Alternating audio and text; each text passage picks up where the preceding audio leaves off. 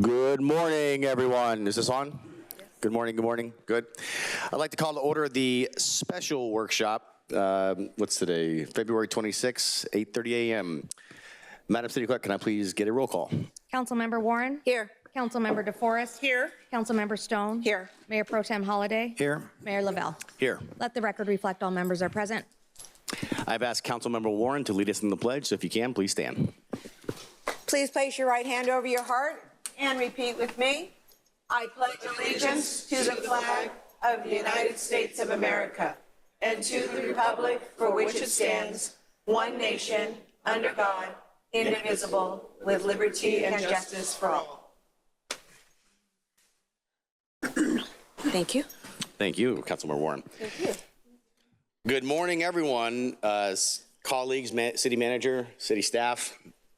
As you know, we do this every single year, and it's a great opportunity for us to sit down as a city and kind of focus in and hone in on what the new priorities or the same priorities are for this city and try to get some more momentum that we already have. So thank you for being here this morning. It's going to be an important day as we try to steer the ship. I want to thank our city manager and staff for their leadership and the work they do every day to turn council to ask council to direct them to action. Murrieta has a strong momentum, and I'm confident that today's discussion will help us stay aligned and keep moving forward. Before we get into the workshop item, we will take public comments on the agenda item only. Since this is a workshop, I will take public comments between the main topics of our discussion. And if there's any public comments that you guys need to say or you have questions on, feel free to look at me, wink at me, raise your hand, whatever happens, and we'll try to get you up as soon as possible. Also, depending on how these discussions are going, it will determine when we recess. With that, I'll turn it over to City Manager Justin Clifton. Thank you very much, Mayor and Council. As you mentioned, this is now a familiar exercise to get together and discuss our priorities. You've heard us say it in the beginning, but this is really done in the spirit of if everything's important, nothing is important. Absent having something like this, what we tend to do is over time, new ideas come up. We are here to serve the public. Often those ideas come from our residents, and we kind of collect them randomly.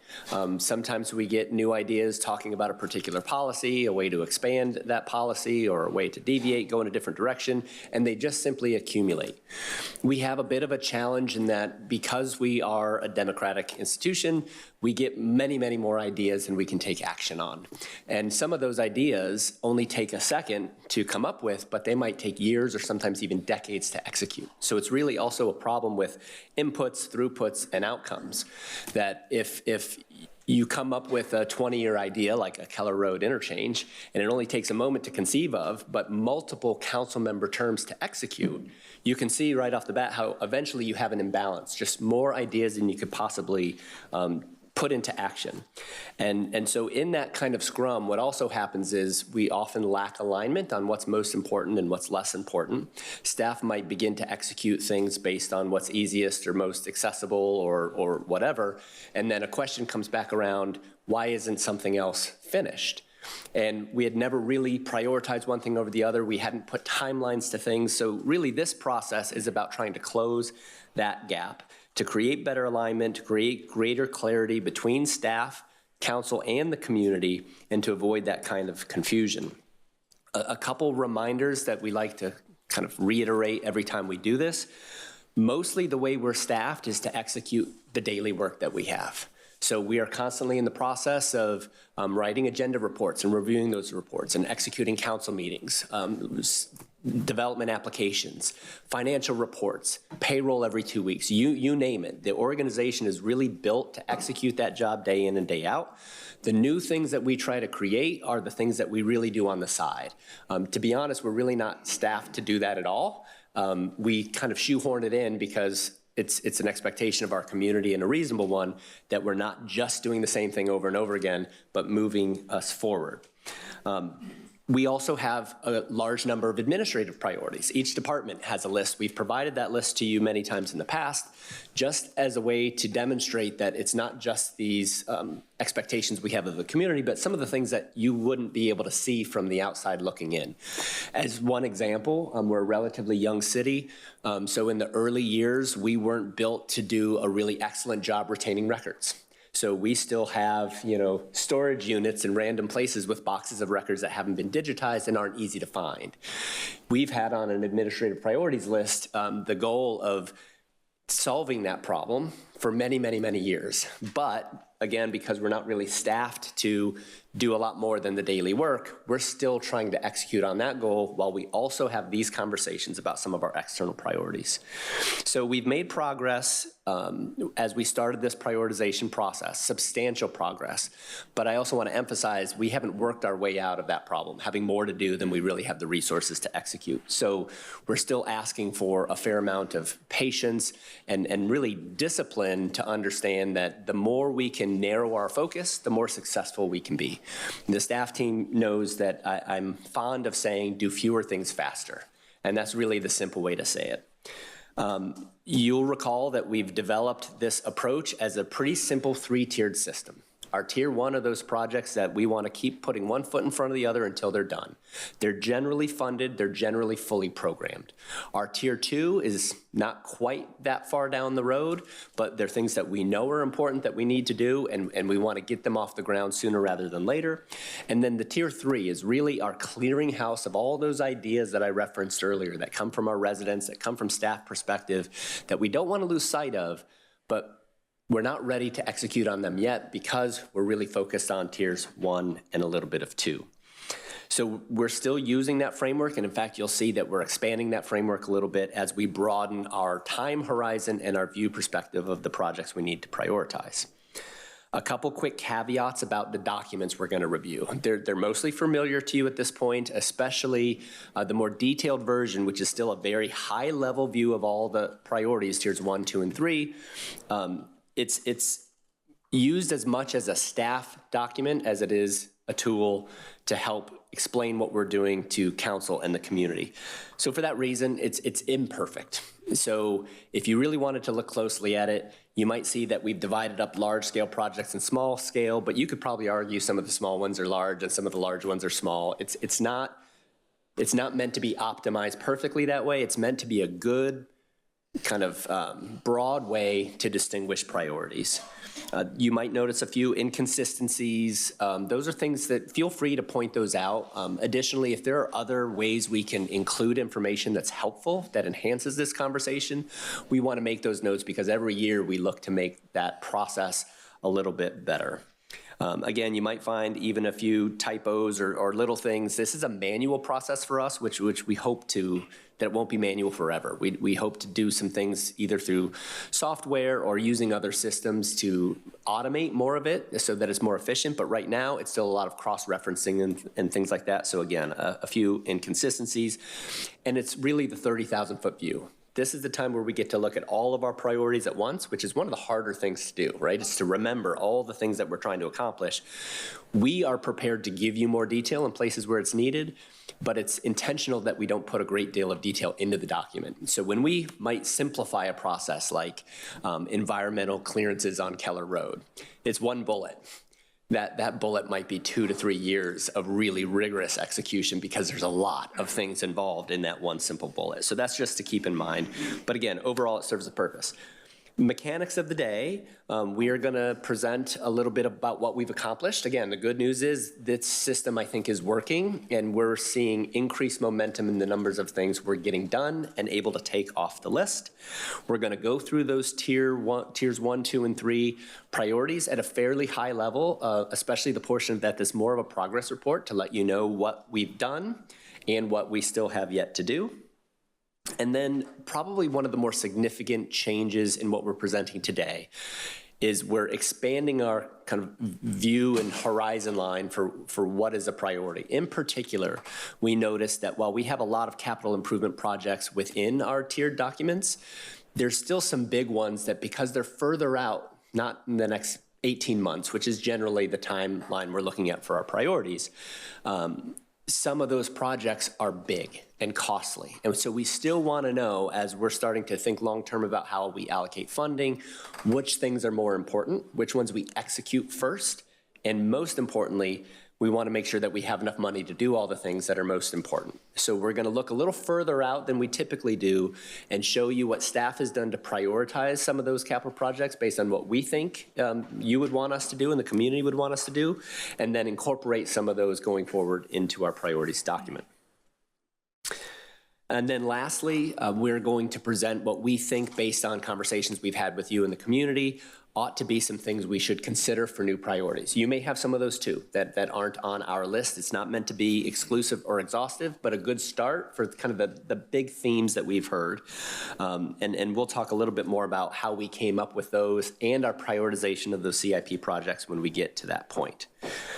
We're not digging in quite so specifically as to the available funding, in part because a lot of these projects are scalable. But once we have a good racked and stacked list of priorities, which we hope to accomplish today, one of the next steps will be to come and do things like allocate portions of our unassigned fund balance to those projects so that we get a much more detailed view of how far the money goes and where we're going to really draw the line between those things we think we can do and those things that we're going to wait to do. Again, the emphasis for today is a little more qualitative. What is higher in terms of importance? What is lower? If we can get those notes, we'll be able to finish the rest, and we'll come back with greater detail. As you know, this is also part of a cycle where approximately 6 months from now, we'll bring back a report and file for the things that, the progress we've made. Kristen's gonna do most of the presenting. Our department heads are here. I'll add a little bit where appropriate. We do have subject matter experts when you have questions to dig in a little deeper. And just lastly, I want to especially thank Kristen, who did a lot of the heavy lifting putting this together. Rosa, also in our office, did a lot, and all of the department heads were asked to update and clarify and clean the information so that it's accurate. So I want to thank the whole team for getting us ready for this. And with that, we're ready to go. Yeah, Justin, I want to add one thing, or one kind of just thought. With the tier 1, 2, and 3s, those aren't necessarily timeline. Those are interest or priority set by council. Is there a way we can, without making it too messy of a look, have in those tiers, those projects, is this a long-term plan? Is this a 1 to 3 year plan? So have it bracketed of, what are we looking at here? So if it's a tier 1 and it's a 20-year strategic plan, that would be important to know, I think, especially with workload for staff. Thank you. Where we're able, we do have broad timelines identified. Sometimes that's difficult because of Fire Station 6 is a really good example. One of the challenges that we have with that project is we need to grow into the operating costs, which is approximately $5 million a year. And it really wouldn't make sense to start construction until we knew we had that money set aside and more or less ready to go. But we do try to otherwise have some broad timelines. So that's a good thing for us to get some input on, if there are ways to kind of enhance that. When we say 18 months, we're really talking about what are the milestones within a project we're going to do within the 18 months. But you're exactly right. Some of those projects take many, many, many years. So in areas where you think we might be lacking that clarity on specific projects, please do point that out, and we can look for ways to kind of enhance or categorize differently to give that more clear picture. Yeah, it was more of like, for the outside looking in of, when they see Keller Road, they understand that it's not a 3-year tiered project or priority for us. It's been something that's been on the burner for a long time, and we really have been chipping away at that. Yeah, and the longer we go down this road, it's a little harder looking backward, but looking forward, we can really do a better job. You get a little bit of that with large scale and small scale projects, but we could probably do more to say, yeah, this is going to be a decade or more versus a couple of few years. Yeah. We can look for opportunities to enhance that information. Awesome. Well, thank you very much for the update. Appreciate all the work. And Kristen, thank you as well. And the floor is yours. Okay, thank you. Just another couple of introductory remarks to build on what Justin was describing. I also want to speak to how this process fits in with our budget process. So we are currently in year 1 of our 2-year budget. And Can I pause you? I'm so sorry. I skipped public comment to start off this thing. So I apologize. You could, Madam City Clerk? Yes, of course. Caston Klein.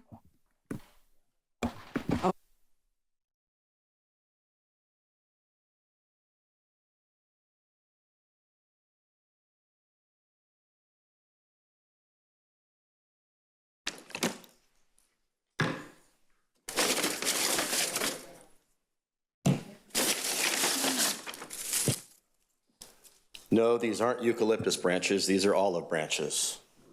And there's 5 of them. And I'm going to talk about a priority that your staff hasn't put on the priorities that I think should be the #1 priority. I usually speak from my heart, and I'm speaking from my heart today, but I usually speak off the cuff, but I've prepared remarks. This is business, this is not personal, and it's not targeted at a single individual. Last week, our outstanding police department gave a certificate of recognition to a young man for demonstrated heroic behavior. You all commended and celebrated the young man, thanking him for being, quote, a good example, stepping up in today's climate, and for being what represents Murrieta. Shortly thereafter, during governing body announcements, the squabbling and political theater erupted. Thankfully, the young man, his family, and friends had already left the chamber.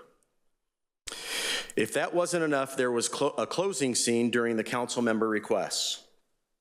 Many of you at some point during your terms have contacted me personally and privately, scolding me about my delivery from the podium. However, there's a distinct difference between me and the 5 of you. I'm not an elected representative. Nevertheless, I'm not expecting anything different of you than what's been asked of me. The 5 of you are representatives, often referred to as leaders, but leadership is not a self-proclamation. It's demonstrated behavior, the example that we set. You not only represent those that voted for you, but every resident, business owner, stakeholder, and even our city staff. And let's touch on our city staff.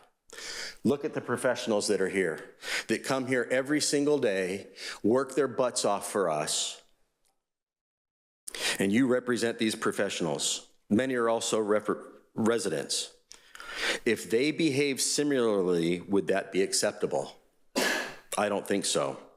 The 5 of you set the tone. You establish the environment.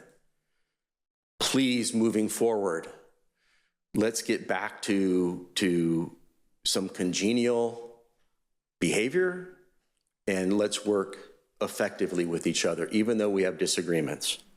Finally, to the formatting of today. Mayor Lavelle, you touched on it. I think that somehow the list needs to correlate not only the tiers and priorities, but short-term goals, mid-range goals, long-term goals. There's NFW that'll ever happen, and I'll let you guys figure out what NFW is the acronym for. Thank you. Thank you, Mr. Klein. Alan Long.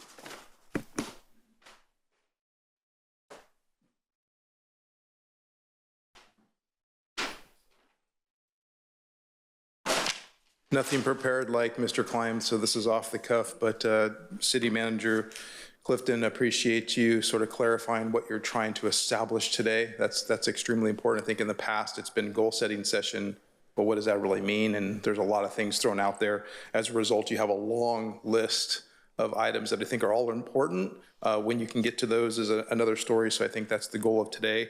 I'm gonna throw an addition. I don't wanna pile anything more than you have here today, but these are overarching things just to think about. Over the last several decades, we've always talked about this, but nothing has really come to fruition, and that's the city's identity. When you say Temecula to anyone from outside the area, they immediately understand and have a thought of what that stands for. When you say Murrieta, it's like, not sure, oh yeah, next to Temecula. So trying to come up with that identity and branding, I think, is a long-term goal. It's really important, but you got to start somewhere. Something that comes to mind that would be very easy to do is build on what's here already, and that's a wellness community. We have a lot of young families. The Murrieta Hot Springs Resort is here. You could point to so many things that supports us being labeled as a wellness community, and that's a marketing tool and a draw to most. The other thing I'd encourage you to do, and anything you come up with here today, is to put some metrics for measurement to it. How do you know you're doing a good job? In the policies that you pass and create, what determines if that's working or not? Someone coming up and telling you it is? Putting a fire station on here, that's easy. You know you're successful if it's built, right? But there's a lot of other different things that you should put measurements to, policies that have been created. The Airbnb policy is a perfect example. What was your goal? Do you even know? Did it work? Did Airbnbs expand? Did they dwindle? What type of income have they brought in? Or was it just to eliminate the few problem children out there that had a few complaints? Maybe that was the goal. My point is, you don't even know. If it was to grow Airbnbs and create TOT tax for the community because you added that tax to it, did it work? There's no metrics to show you even where that's at. So that metrics, the goal is another important part. A perfect example is your finance department goes through a third-party review to show you that they're either doing a great job or not with the certificate. Fire department goes through accreditation process, which is extremely intense, but you know whether your fire department is doing what they say they're going to do because a third party reviews and confirms that. And I think that should be with everything you do, there's got to be some metrics of measurement. So thank you. Thank you, Mr. Long. That's it? All right. Now, I apologize again. Ms. Crane, the floor is now yours. Okay, thank you. So what I wanted to say in terms of building on Justin's introduction is how this process fits within our overall budget process. So we are currently in year one of our 2-year budget. So we did the same process last year. This is actually our 4th time using the same format that you hopefully is starting to look a little bit familiar. Excuse me. So what we'll take away from this, we're updating you on the status of all the different projects, maybe making some adjustments, and if there are budgetary implications associated with some of those things, that's something you'll see as part of the budget process when we do an update for the 2nd year budget or elsewhere in that process. So just want to kind of reiterate how important this is in terms of setting forth our roadmap for the future and then how we plan for it financially as well as part of our work plan. I also, Justin, I thank you for the acknowledgement. This is a really significant lift for our organization. We have the team members here, but there's actually many other employees that participate in this process. We started back in November doing a deep dive through the CIP, which we'll talk about more, and preparing all the documents. And so I know everybody really appreciates hearing the council's discussion today, because this is our focus and clarity of how we go forward, and so we really appreciate that.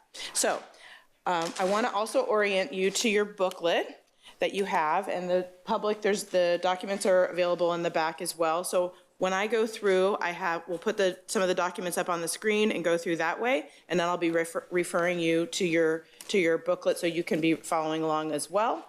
We have the detailed description behind the orange, I guess it's like a golden color, of all the different projects. We have I call this the placemat. So if you ask employees in our team, everybody knows it's the placemat. It's the at-a-glance look at all of our established city council priority projects organized by city council goal. You'll walk around the organization, you'll see this hanging in offices. It's like laser focus on what are we doing and how are we making progress. So that's in your booklet. And then we also have with the yellow tab, I guess it's a lime green, which is going to be actually one of the first documents I refer to. This is the completed projects. And then we have with the blue tab, we have the CIP, which is also kind of not quite a placemat. It didn't fit in one page, so it's a several page placemat, but we'll talk about that as well. So please refer to this as we're going through so you can make notes, and then I'll be having the documents up on the screen as well. So we're going to start with completed projects. So if we could put that on the screen. So this actually, I think, is maybe the most fun part of this day, is to celebrate what we've accomplished. We have 14 projects that are here on this list that we have completed since we last did an update for you. And in addition to these, we actually have another, I actually counted up, I think in the agenda report it says 7, but I was digging through it a little bit more. I think we have 11 more projects in addition to the 14 that are on deck to be completed between now and the first quarter of next fiscal year. So that's 25 projects. And that placemat I showed you has 72 projects on it. So that's about a third that we're making headway. So I feel like that's great. That is really why this process is so helpful, because it does create laser focus and helping us get things helping us get things accomplished. I love getting things accomplished. My husband would say that's my love language. So I love crossing things off my list. So just starting with tier 1. So we did complete the amphitheater parking lot, which is out back, which has been a long time priority for this overall site in terms of how we use it. The sidewalk vendor policy, after going back and digging into this a little bit more, we realized that we actually already have the tools that we need related to the topic of sidewalk vendors. There's been some changes in state law recently, and between that and what's in our municipal code, we put together a kind of a FAQ bulletin that's used by our code enforcement team as well as our police department team, so that when there are sidewalk vendors, we have tools in place to work with them. Unfortunately, like I said, there have been changes in state law that make it a little bit complicated in terms of what we can and can't allow, but we do have much stronger clarity for our team about that, and so we can take action accordingly.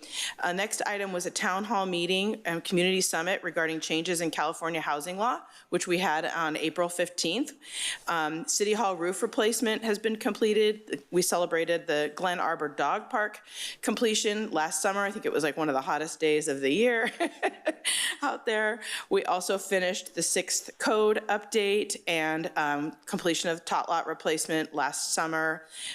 We have had a number of projects related to the police department building were completed. The exterior painting, the locker rooms were redone, and then the traffic bureau was remodeled. So that has been completed.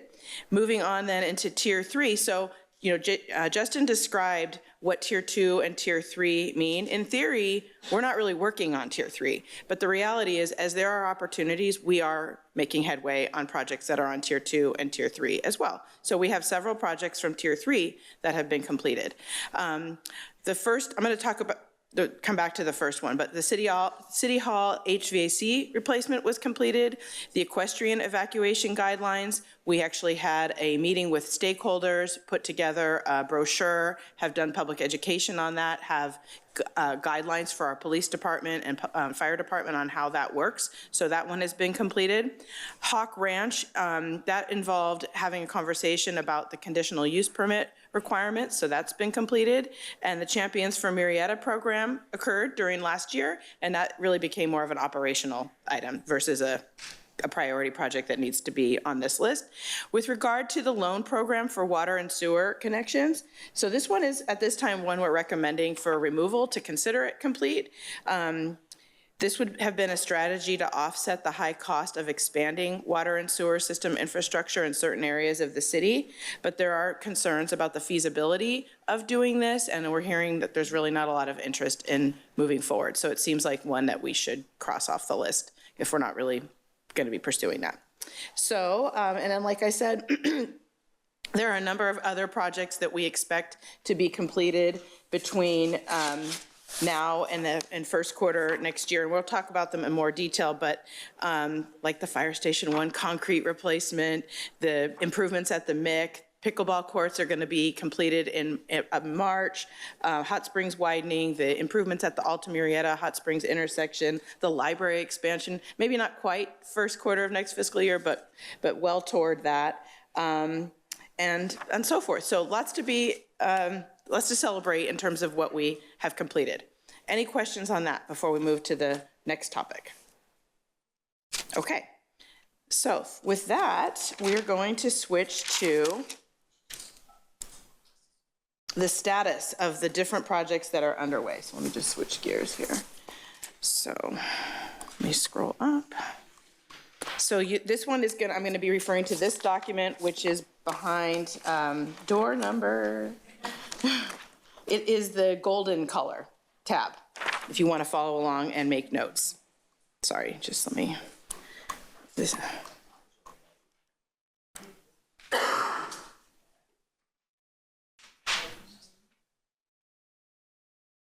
Yes, tier 1. Okay. So this is where I kind of expect we'll spend a chunk of our our time as we go through, but I'm going to try to keep it the overview as of high level. So Fire Station 6. So this is definitely a very high priority project, and we've had some great accomplishments since the last time we had a workshop discussion. We've acquired the property. We've closed escrow. We own that property now. It's fenced off to try to prevent dumping, but we do have the property. In terms of what we're working on for the next steps, we are, Chief Malloy has done a really thorough analysis of what we expect the ongoing operating costs to be for Fire Station 6 once it's constructed. What's it going to cost us year over year with the staffing, equipment, training, all the things? And that is a figure of about $5 million a year. And so we need to make sure that we're ready financially to take on that ongoing operating cost. It's not just the cost to construct the fire station and to outfit it with the equipment that we're going to need, the new fire trucks and things like that, but also are we ready financially to take on the cost of operating it? So we're not quite there yet, is our sense. We have a proposal. Justin and I have been working with Javier and talking with Chief Malloy about starting to discipline ourselves into setting aside money of what it's going to cost us to operate that, to be intentional around growing toward being ready to take on that expense. So we're actively working toward that. Just for comparison, a Home Depot generates about $500,000 in sales tax revenue. So a $5 million expense, incorporating that into our overall operating, it is not insignificant in terms of new revenue to offset that. But again, we know that this is a very high priority project, and we're actively being very intentional around getting ready to take on that expense and what can we be working on related to bringing the fire station to fruition. So a couple of things that we're working on with that.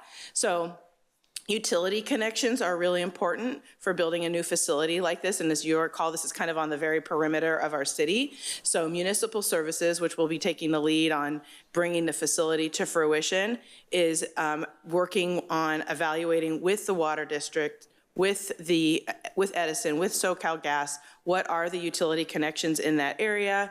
So we have that context heading into a design process, and so we can also be informed if there's any other like long-term improvements from an infrastructure perspective to be able to accommodate those utilities. So that isn't a unexpected road bump for us as we move into the design phase.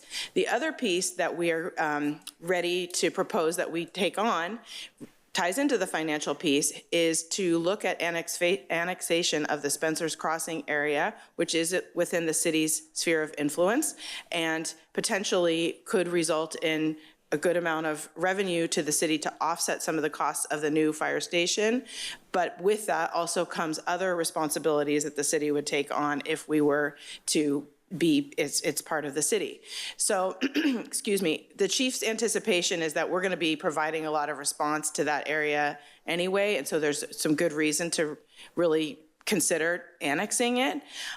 There's a process with LAFCO where you do a municipal service review. It's like a real in-depth study around what the city's responsibilities would be if it were to be part of the city, what are the costs for those services, as well as what are the revenues to the city. We kind of roughly have some ideas, but the reality is it's going to take some deep dive analysis. And I am anticipating that the cost for such a survey, this is just like a rough estimate, is probably about $100,000.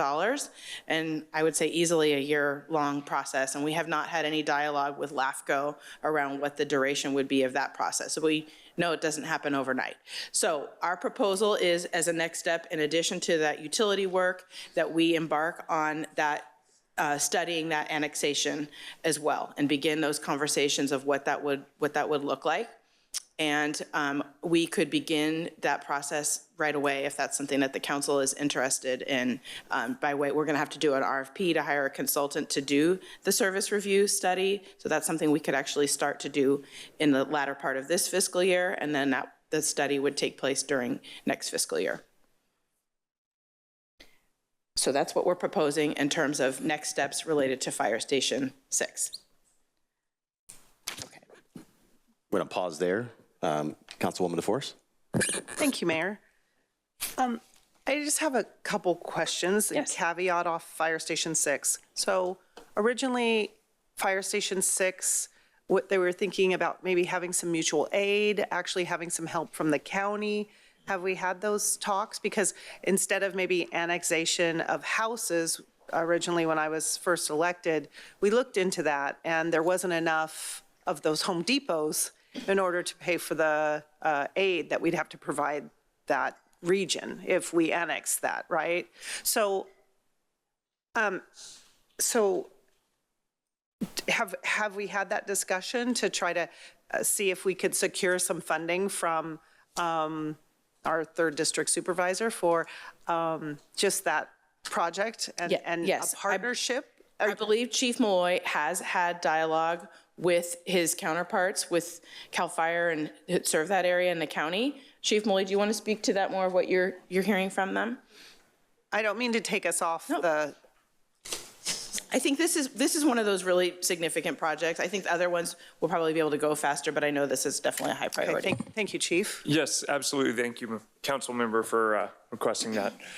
We have had this conversation. So when we met with Supervisor Washington, he asked us to have the conversation with CAL FIRE. There are a couple of different models that exist in the county for unserved areas that are served by municipalities that serve county areas. This area is able to be served by county fire. So they don't have the appetite to go into any sort of agreement with us. They can serve it because they have fire stations in that general area. So it's not like an unserved island that they have some other agreements to serve right now. So at this point, county fire isn't in favor of going into any agreement with Murrieta to serve that area. And just to caveat off that, if I may, so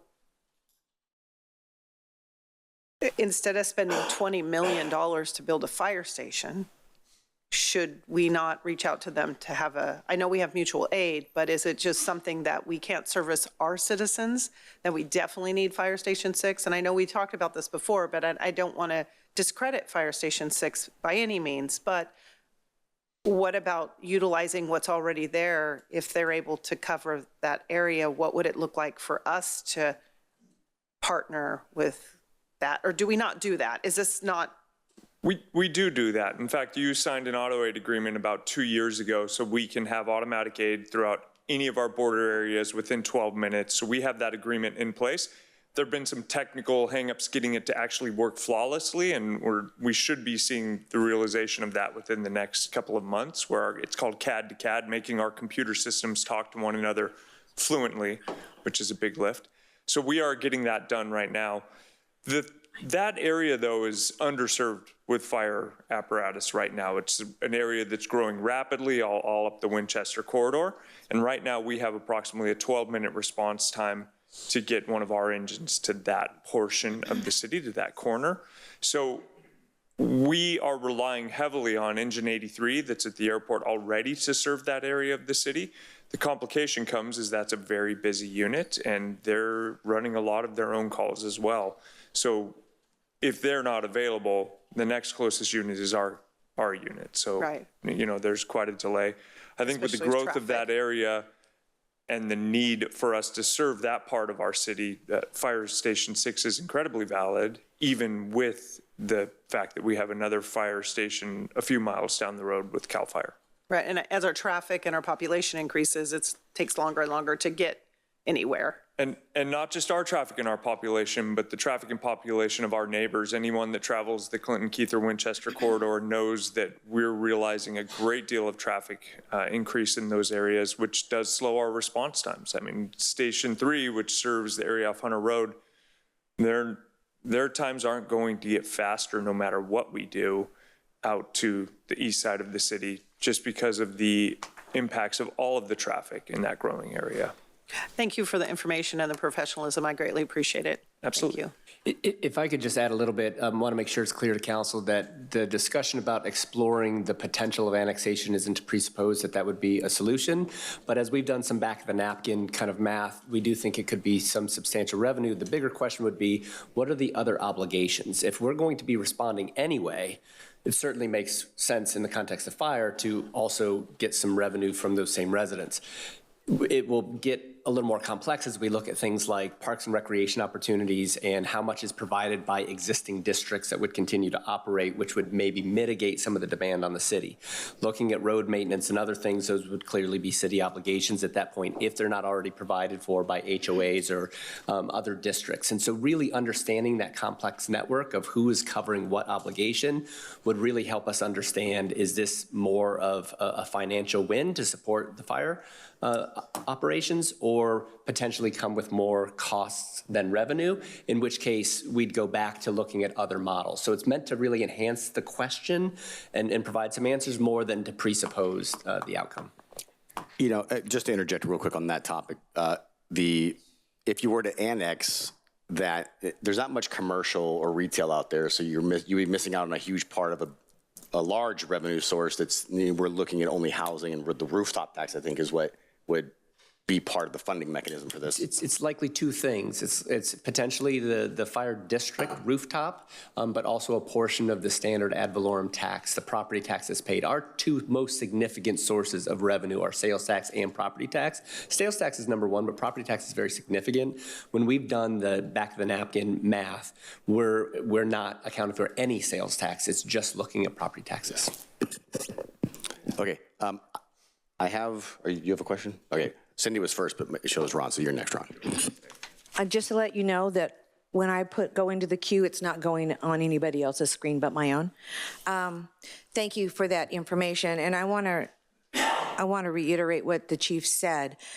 The CAL FIRE station at French Valley Airport runs calls all the way down Winchester.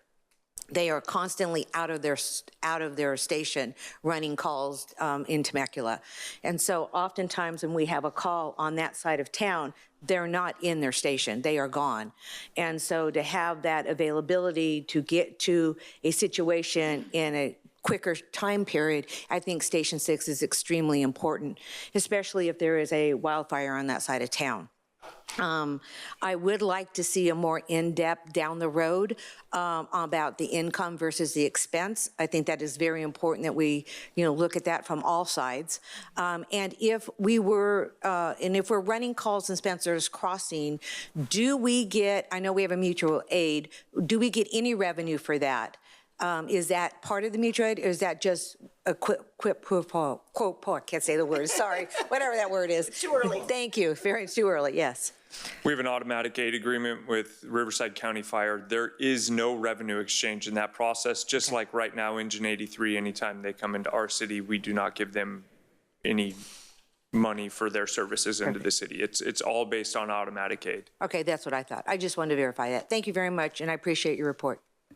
Thank you, Mayor. Of course, Mayor Pro Tem Holliday. Thank you. I'm aware of how the automatic aid works. Is there any analysis done of how many calls they're making for us versus how many we make for them? We do have that. I don't have that number right now, but we do. I don't need it. We're generally on the receiving end more than the giving end in that equation. Yeah, that's what I was looking for. And that's because we don't have a fire station out there to serve that area as well. So if we had Station 6, that metric would change. We would, based on our analysis, we would go into the giving end more than the receiving end on automatic aid. And is there a point when that imbalance is so great that we have a conversation with the county? Absolutely, but I think as fire chiefs, what we use that for is to kind of help us design where we need fire stations based on service demands. In a perfect world, you could look at a map and say we need fire stations here, here, and here. But what we actually do as emergency responders is we do analysis on where the calls actually exist now, where development's coming, where we forecast the calls to be in the future. The area that we're putting a fire station is largely built out. So the call volume metrics will change, but where the calls are not going to change that much because it's built out. So we can do that analysis, and it really, we have a great relationship with our partners in CAL FIRE. We have these conversations. They have another fire station coming out on the east side as well, their Peroy station. So that is, we know that there's a density of call volume that's being addressed, and our station's already built into that equation. Okay, good. What about the CFD tax, property tax that we enacted? Have we have any revenue from that yet? I would let finance speak to that specifically. I think we have 2 projects that are completed, and I don't know that they're at the build-out phase yet. Good morning. In regards to the public safety CFD, so we have completed 3 projects, of which one is in the building process. So they have a couple of units going up. Out of that one property, I think there were about 16, 17 units that we were able to assess. So funding is not coming in yet. And if those 16 properties collections will be shortly coming this year, but certainly not enough to even consider adding positions at this point. As this development project continues to annex into the public safety CFD, we should be able to see more revenues coming through in the next 2-3 years if some of these developments are ready to be built. But the Fire Station 6 isn't up and running yet, so those two may coincide. Correct. Okay, all right, thank you. Thank you, colleagues. The only question, maybe comment I have is, it seems like the hearing that the sales tax is kind of off the list for this area of coverage being the #1 driver for revenue.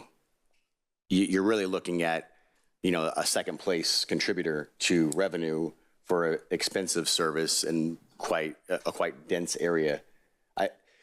Do we need to do a $100,000 study to determine the feasibility, I guess, of this not penciling and really kind of overcommitting ourselves to a budgetary problem, I guess? Yeah, so given the scope of cost and remembering that things like the public safety CFD are for both public safety agencies, and that we really missed a good chunk of our more recent housing boom in creating those assessments, and now we're seeing much flatter growth in things like sales tax, the swing of these questions is probably a couple $1 million a year. In other words, we might find that this helps us to the tune of almost half of our new obligation, or if it turns out there are greater expenses than we anticipate, it may not. That seems like a pretty valuable question to answer for that cost from the staff perspective.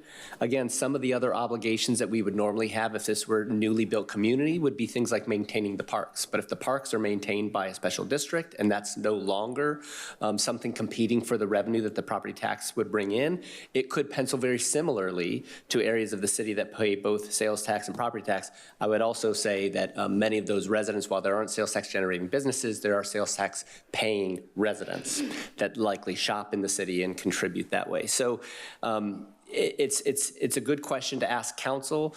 We think a little bit of analysis to help us understand, could this be a solution or millions of dollars toward our solution or something greatly less is a good question to answer. We've done, I think, what we can without the help of some paid consultant and still have more questions than answers in that regard. The sales tax paying residents, those are already captured in our revenue, right? That's just right. an indirect kind of like maybe reason why to continue the conversation. It's just, and again, if the understanding is because of mutual aid that we're going to be going to those calls anyway, then getting some help and support is better than nothing, unless the added other expenses exceed that revenue, right? So that's why looking at the balance of parks that might be maintained, but roads that might be net new cost to the city, how do those things balance once you negotiate the ad valorem share and once you look at things like the fire district tax, which is smaller by household, but still something. And it may be possible to have one of those and not the other. Those are things we haven't explored as much because, frankly, annexation in California is a little bit more complex than in other places, which again, I think speaks to having a little bit of the professional support to just understand what would it look like? What are those, is it net positive or a net negative? We probably have to spend a little money to get an answer we have confidence in. Yeah, I'm kind of with Councilwoman LaForce in this. I really want to be sure we're not overcommitting financially to an area that, is just continuing to grow. And, what happens when the eastern corridor of Dominigoni, then like those that service area then somehow expands to that station being there and no revenue coming from a mutual aid agreement. I mean, that's concerning. But just thoughts. I mean, I don't have an answer. I don't think, and I guess the study probably is the best way forward for that. Okay, I don't see a, okay. Lori, you're up. Thank you, Mr. Mayor. In listening to the questions in the conversation, first of all, I think that the analysis is very, very important. And while we're looking at just Spencer's Crossing, the mayor just suggested about what is happening in French Valley, and from Murrieta Hot Springs all the way to Dominigoni Parkway, we anticipate 75,000 rooftops. You're going to see retail, you're going to see, probably cities even in this region. So why we're looking to annex Spencer's Crossing, I guess my question to you is, can we really look at our sphere widely? Where is it possible? Do you think that our 3rd district supervisor would be at the table to negotiate with us commercial retail centers that are in the future? The short answer is yes. This opens the door to really looking at what geographic area makes sense, what's already in the sphere of influence, what's outside. Are there commercial corridors that we might not have calculated as our analysis but might be available? It is a broader look at what makes sense given the service demand and the potential for revenues. This is no disrespect to our prior council members in the audience, but when I think of our medical corridor, way back when that particular council was looking at our medical corridor, they did not anticipate an off-ramp. We have a beautiful amphitheater, and we don't have a parking structure. So for me, as we do this analysis and we look at our sphere influence, not only do I want to recognize what's going on today, but with the rapid growth that's going to happen in the French Valley area over the next 15 years, I really want to think outside the box and look to the future, making sure that we've dotted all our I's and crossed all our T's as best as we possibly can and looking to the future. Thank you, Mr. Mayor. Thank you, Councilwoman Stone. That is all for council comments. I believe we'll go to public comments now. Is this the end of? I think, Mr. Mayor, if we could let Kristen complete her. Oh, you're not done. I'm sorry. I'm so sorry. Yeah. That was project number 1. Oh, okay. You really So we'll see. We'll see how this goes. That is. I anticipate it's the first one. It's a really significant project, and so it was really good to have that robust conversation. Thank you. Okay, so we're going to continue through our tier 1 list. So the next project on the list is the amphitheater parking lot, which has been completed. We talked about that. And then next up is the Los Alamos Soccer Complex. This is I'm going to have City Manager Clifton speak to this project. Yeah, just broadly, this is one that we've had a variety of conversations over the last number of years, but we're probably at this point getting a little bit far away from the original vision for this. And so I just want to make sure that we're level set. We do have ongoing conversations with the local soccer club. They remain interested in basically paying debt service associated with a roughly $10 million investment in phase 2 of Los Alamos. So we've had, I think, 4 conversations at the staff level examining a bona fide pro forma, looking at historical books. It's a little bit complex in that there's been a merger of soccer clubs, and so there's kind of a variety of things going on, but we're very close to that analysis being refined sufficiently to present to the subcommittee that was also involved in recommending to council that we move forward with the environmental review, which is underway. So we do continue to make progress. Just as a reminder, since it has been some time since the kind of exciting part of the vision, what really is attractive about this, I look at it almost like if we had the opportunity for a $10 million grant. Even if it wasn't the absolute highest thing on the list, what we know is we have substantially more needs in our Parks and Recreation Master Plan than we have available funding. And so I actually think this is potentially a model for future private-public partnerships, even if they're nonprofit or for-profit entities, that we're going to need to partner with more and more of the recreation leagues and things like that in order to build the volume of facilities that we have demand for. So this is one such example that I think could potentially blaze that trail, and it is still moving forward despite the fact that there hasn't been a lot of conversation with council over the last year plus. So that's really where we're at, continuing to proceed. Ideally, we resolve kind of questions about the pro forma, speak with the subcommittee. If there's a recommendation, we come back to council, and we're doing this as we're moving forward with the environmental clearances, so that in an ideal world, we would be ready to commence some sort of design pending approval from council and be ready to construct sometime, when the environmental clearances were done or shortly thereafter or something like that. So we're on those kind of parallel tracks now and making progress. Thank you. And no council questions? All right. I know you. Sorry. Oh, Councilwoman DeForest. Sorry, I just have one question. So we are continuing to move forward the environmentals, and what is the ongoing cost to us to continue with our environmentals? Do we have a... My recollection, and Jarrett might recall better than I, but it was approximately $400,000 in cost for the scope to complete a criteria refinement, which would span approximately 2 years. So that cost is not as much ongoing as kind of through that process. At that point, it would really culminate in a grading permit that would enable us to kind of establish our disturbed area versus our conserved or set-aside area.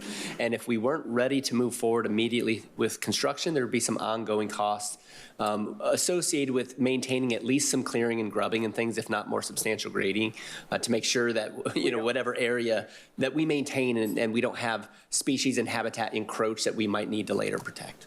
I think as we get more and more species coming onto our endangered list, getting through that environmental as fast as possible seems to be very... That was the basis of the recommendation and council's approval to move forward with that. Is it's not going to get any easier or less expensive if we wait. So we are on that track presently. Thank you. Thank you. Mayor Pro Tem Holliday. I would like to get my microphone on. I would like to get some clarification on the criteria refinement. I thought we got that removed.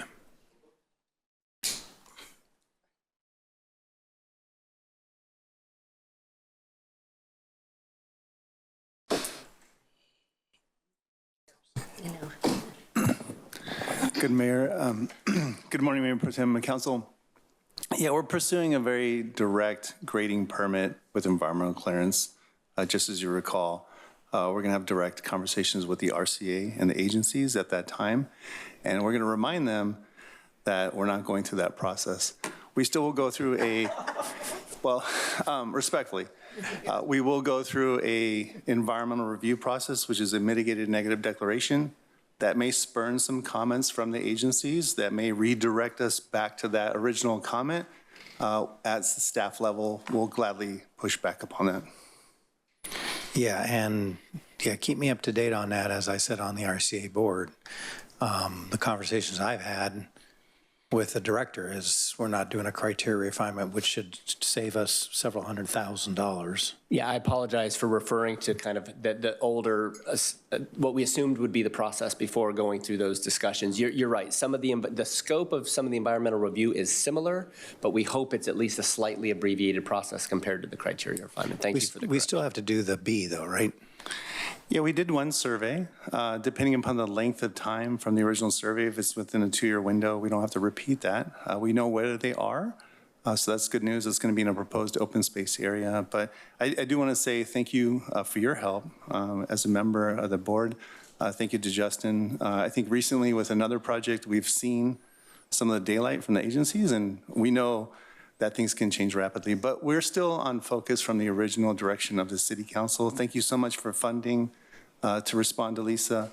We do have adequate funds to take us through this environmental review process, but we can provide check-ins back to you, Mayor Pro Tem, because I think we just have to stay on top of this.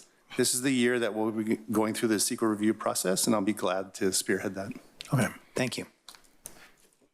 Councilwoman Warren. Thank you, Mayor. A quick question. Will any of these costs be recouped by the end user? I think the basic premise of this is that the participants of the league will likely be paying the kinds of dues and costs that would cover a substantial portion of this debt service. So when we look at the pro forma, we look at things like registration fees. There are other ways that they intend to monetize the site, including hosting tournaments and other things where they might be people from outside the area. We've also emphasized to them the importance of maintaining a focus on serving Murrieta residents and youth soccer, not just the competitive leagues, which is also part of their plan. But really their only revenue source is what they collect through, soccer leagues and training and coaching and games and tournaments. And those would be the same revenues pledged to pay debt service for whatever improvements. So this upfront cost will not be recouped. This is going to be on the back of the cities, correct? No, I'm sorry. By upfront cost, you mean the environmental? I'm talking all of this, the costs that we're outlaying right now. Will that be put into an agreement as part of the repayment? That remains to be seen, but the way we've approached it thus far is that to do anything with the park, we need to get through these environmental clearances, and the idea of them financially sponsoring the improvements has still not been memorialized. Okay. So we are most certainly at risk to cover those costs without any reimbursement. By the time we get to, if we get to an MOU that memorializes the idea of moving forward with construction, we have some discretion to build in terms that could include recouping some of this cost. But since we haven't memorialized that yet, and we're open to the idea that it never happens and that we come up with alternative ways to make use of phase 2, we have not presented that as a term yet. Okay, thank you. Thank you very much. Thank you. Of course. Yeah, it sounds like, spending less than $1 million for an asset of $10 million is really the concept there, right? Yeah. Okay, thank you. Moving on. Okay, next up is Keller Interchange.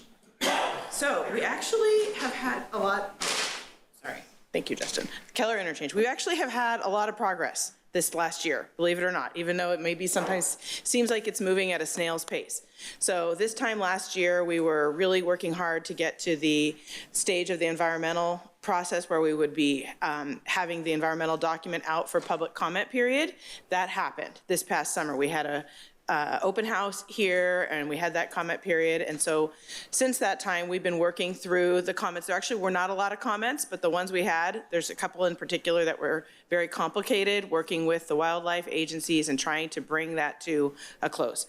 We have a game plan with Caltrans, with the wildlife agencies, and so we are very swiftly working toward wrapping up that stage. And I think, I'm almost embarrassed to say it, but I feel like we are very hopeful that within the next, weeks to a couple months, we're going to be able to say we passed that hurdle. So just keep your fingers crossed, but we're very hopeful, even if we've said that many, many times, that we're getting close. But I think we have had a lot of progress.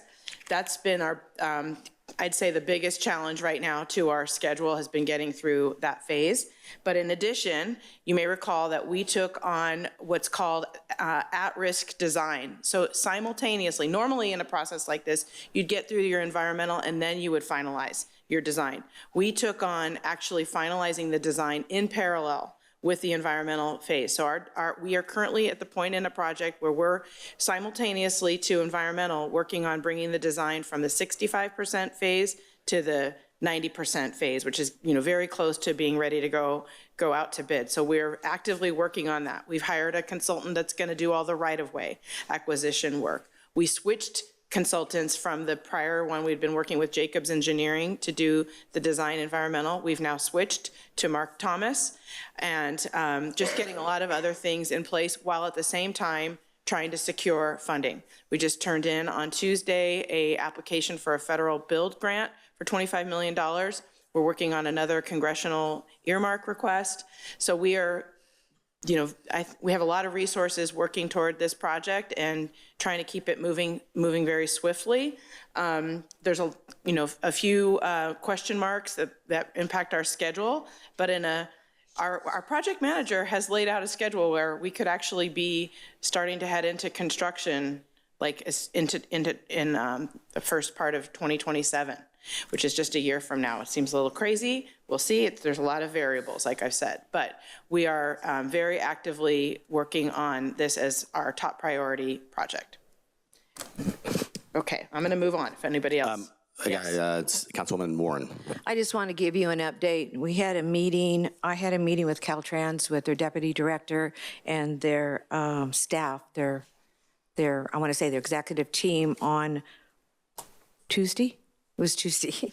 Mr. Mailing and our traffic engineer, Brian Stevenson, was with me. And director said that he provided a date of March 6th, which is next Friday, for the FHWA liaison to provide comments on the NCR and to work and have their team expedite the review and approval times as much as possible. He is very much aware of the lag time that's been going on, and he has promised to stay on top of that. So we are expecting information no later than next Friday, but sooner, I think, is what we were asking for. So I just wanted to give you that update. Thank you so much. We appreciate that. Thank you, Councilman Warren. Mayor Pro Tem Holliday. Thank you, Mr. Mayor. I know we started to have some talks with Menifee about their quarter of that interchange and their involvement in the funding. Has any progress been made on that? Not to my knowledge, but City Manager Clifton? Yeah, we've had internal conversations, and initially the thought was that they really hadn't planned for investment in that area, somewhat similarly to the way we had not planned for investments in some of Scott Road and some of their nearby intersections. That said, staff was open to the potential for an MOU or something that might recoup or reimburse certain costs when development in that area occurs, and they recognize the potential synergy for economic development within a medical corridor and other kind of innovation uses that could bring in revenue. Since then, we have also learned that there may have been some funding sources that originated actually with Scott Road that set aside funds for this intersection, and so we are presently inquiring whether there was some logistical changes of those dollars being collected by the county and then being collected by the city. And now we're asking the city if they have the funds that were supposedly earmarked for the project, and they are looking into that currently. But our expectation is if it was set up that way, that those funds would be available. So we are in very active conversations about those things. Okay, I'm glad that we're continuing to pursue that. Thank you. Thank you. So I hear 2027, we're going to put a shovel in the ground, right? Hashtag Mr. Kristen Crane. No, that's awesome. If that's true, if it's remotely true, that'd be great. Thank you for the update. Moving on. Okay, moving on. So next up, we have the library expansion. Sorry. It's just... Okay, so the library expansion is underway. Construction is underway. We have had some rain delays due to the rain. It's pushing us back about 30 days in that schedule.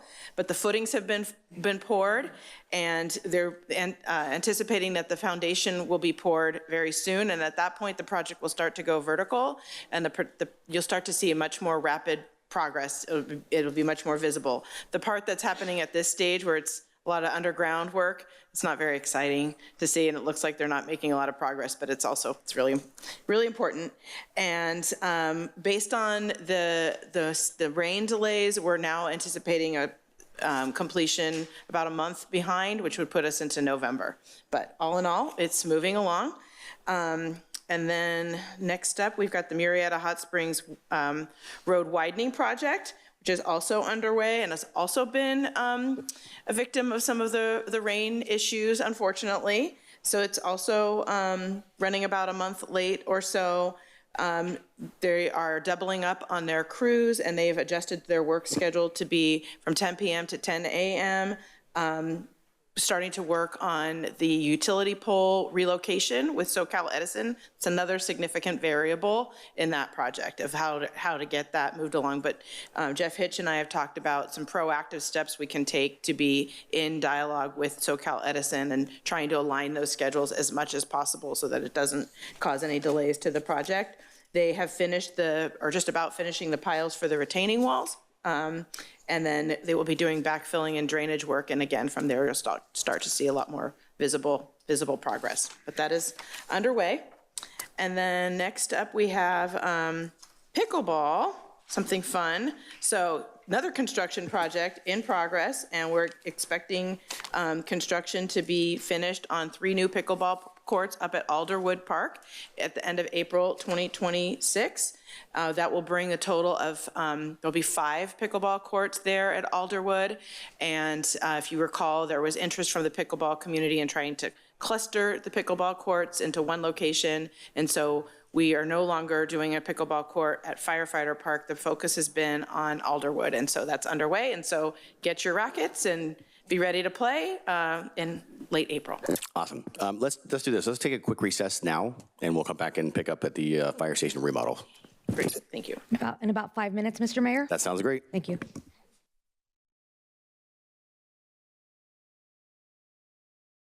Back in session. Mic is hot. If I could have you guys have a seat, find your places, get off TikTok, whatever we're doing. Continuing on. So moving forward, what we're going to do is we're going to, council and anyone in the audience that's going to be speaking, let's try to batch all of our questions for tier 1 items, even in between as we move through. Just jot your question down. We'll do all the questions and comments for tier 1. And then what we're going to do is everything after will bulk. So all the rest of the tiers and then the other items on the agenda, we'll do comments and questions for batching those as well. Sound good? Yeah. Okay, here we go. Okay, so next up we have the fire station remodels. So this is related to 3 of our fire stations, 1, 2, and 3. Currently we are working on the remodel of Station 1, and then next up will be Station 3. This has to do with upgrading the living quarters, the dormitory facilities. They are in need of being modernized and also will enable us to have co-ed facilities as well for our fire stations. So we're in the process of finalizing the design for Station 1 and expect to begin construction this summer, with that to be completed early next year. And then simultaneously, we're working on the design for Station 3. So that is happening, and the next step will be Station 2 after that. Continuing on, the equestrian facility. So this is a topic that was brought up at the last goal-setting workshop in terms of the future of the equestrian facility, and the council asked us to do a couple things. Part of it was to look at what are the immediate needs related to the facility to prevent it from having further deterioration. And the other is related to what are other options for how that facility can be used. So this is one I actually want to talk about a little bit more in depth later, but in a nutshell, we have been working on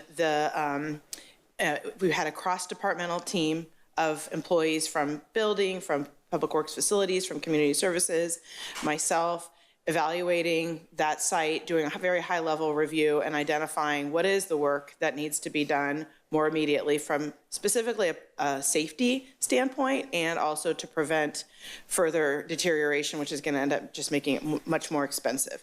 And so based on a preliminary review, we have a dollar figure estimated of what we think we would need to spend to the tune of $500,000 to $750,000, and are seeking council direction of comfort level to proceed with that. And then from there, we would be able to start to move into what are those future uses for the space? What are other ways that it can be used? So we'll come back to that. And like the mayor said, we'll have a more in-depth discussion later. And then general plan cleanup. So this is underway. This is updating the major elements of the general plan, the climate action plan, the traffic model, the safety element, some of the mapping and graphics, and just other miscellaneous aspects of that, updating the noise ordinance, the lighting ordinance. So that is, been doing a lot of the work on that already, and we're expecting public workshops to be coming up on that this winter. So underway.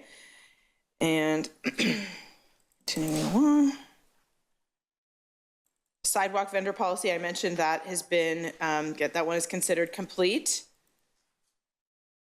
keyhole overlay zone. So this is another area where we have had a lot of activity this year. So the area that we call the keyhole is on the northeast side of the city. Well, I guess it's not quite the east side, kind of in the north middle of the city. But it includes, it's north of Clinton Keith, south of Baxter, east of Whitewood to the city boundary on the east side.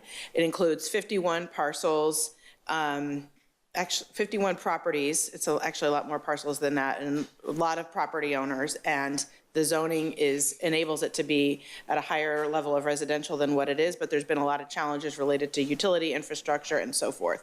So the city has facilitated dialogue between the property owners and Eastern Municipal Water District, and there's been a lot of headway that has been made on that front related to what the long-term infrastructure needs are for water and sewer, how to bring that to fruition.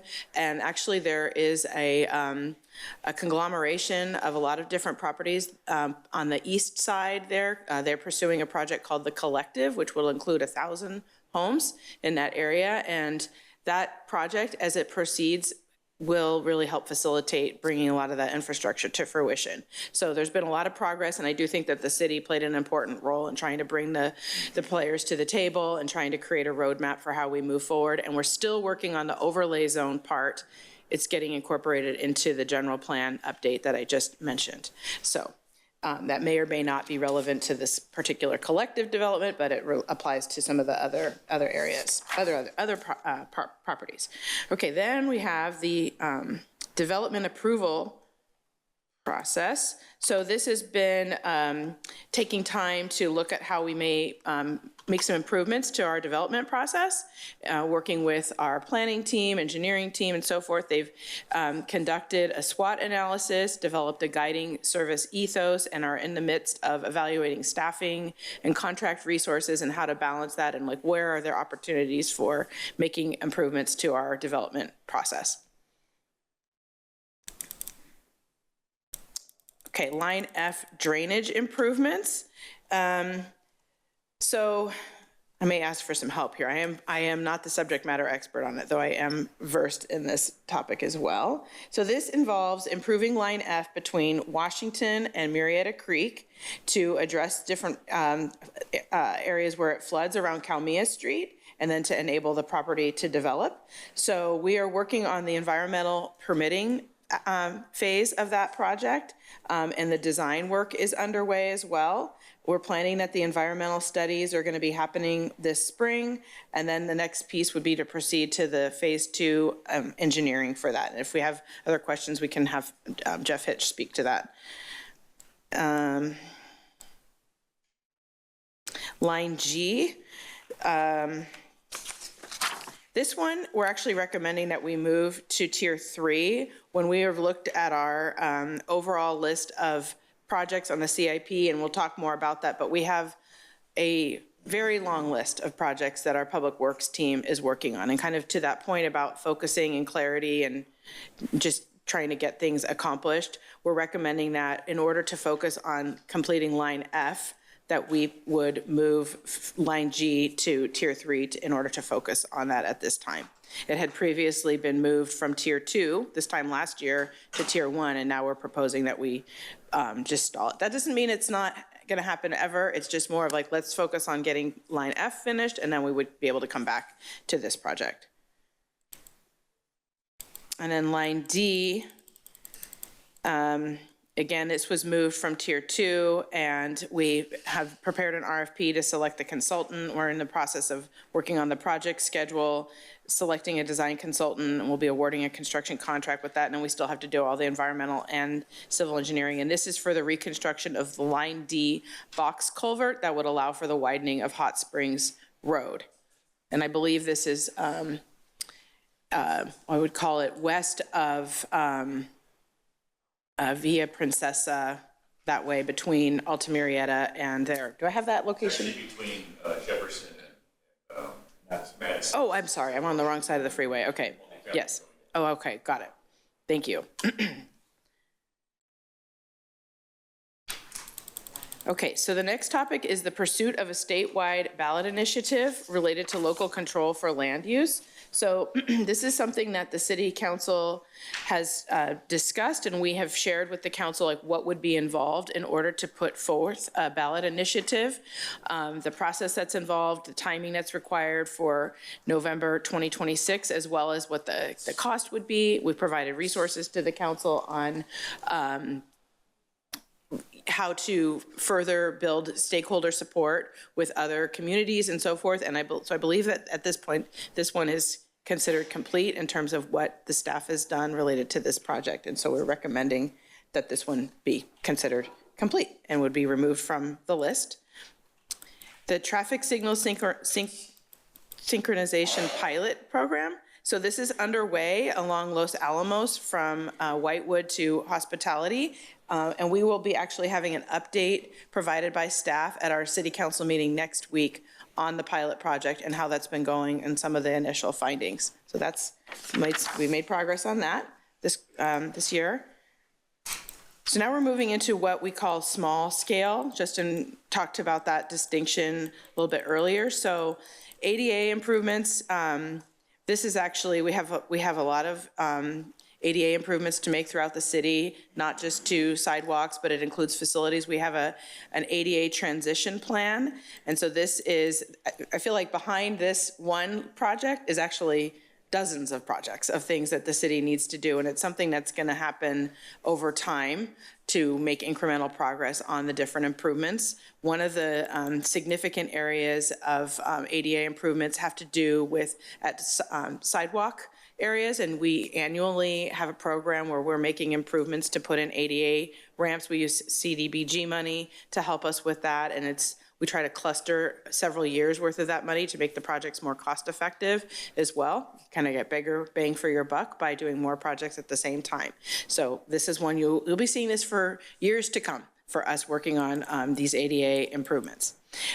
Improvements at the Murrieta Innovation Center. Again, this is on the list as small scale, but in reality, this is a big undertaking and it's almost finished and it's going to mean great things for our economic development efforts. And we're looking forward to a ribbon cutting in May.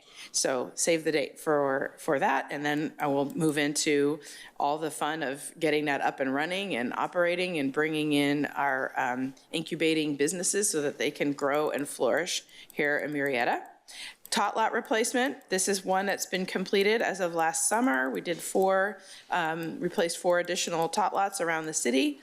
City Hall roof replacement is considered complete.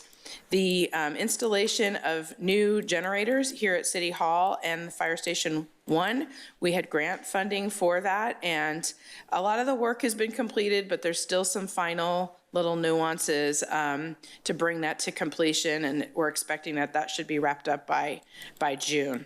And again, if you recall, for this facility, the purpose was that the original smaller generator only actually serviced a portion of the building, and so this took us to having a generator that's able to service more of the building. Municipal Services Yard, this one we're going to come back to and talk about at length, but it has to do with our, formerly Public Works Yard down off of Jefferson and Fig, and creating more of what's the long-term plan for housing this team that's currently spread between multiple different locations and working out of modular buildings that are not big enough and not having water and sewer connections. And so we've actually got that part approved. It had to be annexed into the water district. That's been completed, but we need to take some steps in terms of a long-term home for our municipal services team that accommodates all of the different operations that they are responsible for. Fire Station 1 concrete replacement. So yes, this is underway. And yesterday, I saw I guess it was Monday, the demo was happening on the driveway that's on the east side of the building, and that's very exciting. It's also like a lot more complicated than just replacing the driveway. There was a lot that had to be incorporated, connecting to sewer and taking care of some drainage issues there, but we're expecting construction to be completed by May. So very, very excited about that. Town hall meeting, we did have the town hall meeting back in April of 2025 to talk about changes in the state law related to housing here in this council chamber. Library flooring and soundproofing the walls, we're planning to incorporate this into the library expansion project. It's part of that project. And then the Glen Arbor Dog Park, as we talked about already, was completed last summer. The Murrieta Hot Springs and Alta Murrieta intersection. So this is the right turn pocket into the Murrieta Plaza coming off of the 215. So construction is in progress. It's been a bit delayed, but last night there was actually a big milestone. They relocated the pressure reducing station. So we're making headway on that project, and I believe we are hoping to see it be completed in the next couple of months as well. Various storm drain trash interceptors. This is where actually you're installing something to prevent trash from going into the storm drain, and it is something that is required by way of the National Pollutant Discharge Elimination System, our permit, to prevent pollution and trash from going into our storm drains. So we've identified locations where we're going to be putting those in as a part of a pilot and coming up with a schedule for when those would be being installed. So that is underway as well. Traffic signal synchronization. So this just has a very small nutshell here, but I think that's something that is a priority in order to optimize traffic flow throughout the city. And we're actually going to be working as part of a broader study with WRCOG, something we've been actively working on in other fronts. I'm smiling at Councilmember Stone and Councilmember Warren, but working collectively with our partners from Temecula and Wildemar and Menifee and Caltrans, hopefully, right, to look at synchronization, not just within our city, but how our cities are synchronized together to help facilitate the flow of traffic and create and maybe encourage folks to get off the freeways, which are already impacted, to try to move efficiently through our city. So this is something I think we'll be hearing a lot more about in the coming months, but WRCOG is actually going to be leading the study on this project, and we will be participating in that project. Hillside ordinance, so we've wrapped up our workshops on the Hillside ordinance. And, and we're getting ready to be bringing that back to present an ordinance to the city council on that. 6 code update has been completed and code enforcement revision. So the city council had established the ad hoc subcommittee to look at code enforcement, and they have been working very diligently and have identified recommendations, and we will be reporting back to city council as a whole to talk about what the recommendations are for consideration. And Surplus Lands Act. So this has been an ongoing topic. This has to do, for those who may be not as familiar with it, there are some state requirements whenever we try to sell city property that maybe we don't need anymore for the city. You have to go through a process called the Surplus Lands Act, which is heavily regulated by the state of California Housing and Community Development Department. Which makes it challenging for us to sell property, even if we have like visions of other uses of what that could be or different things like that. So we've been actively trying to work through the process for some pieces of city property that the city has determined they could be used in another way to better serve the community than through city ownership. Creation of public safety community financing districts. So this is another one where Javier, finance team, we've made a lot of headway on this. We've established now several public safety CFDs, and I would say at this point, this is going to move into more of an ongoing operational item as new developments come forward, getting those set up. There was the initial heavy lift of creating the framework and structure for what that would look like, and that's where I think it fit as a city priority, but now I think it starts to move into just more of an operational topic for new development. So I'm actually thinking this one could come off this list as well. And then widening of Whitewood from Hunter to Clinton Keith. So this is one you may recall we've had a couple of city council agenda items have come forward related to moving forward this project. We've hired the company that's doing the design work. We're going to be working on the environmental review and then proceeding to be ready to move forward with construction of that in the future. replacing the kitchen at the community center. So this is important in order to bring it into compliance with different health code requirements and upgrading the kitchen appliances and some other renovations. The design has been complete, and we're expecting the construction is going to be starting in the next quarter of the fiscal year. And that concludes the list for Tier 1. You guys got all that? Okay, gonna bring it back to council.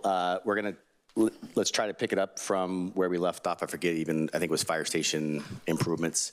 So if you have questions on those, we can go, and then we'll do public comment. Councilmember Warren. Thank you so very much, Mayor.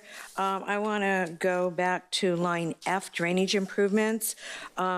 In this proposal, will we have a funding aspect for maintaining the species growing in this line F so that it is continually cleared and doesn't run into any more environmental issues?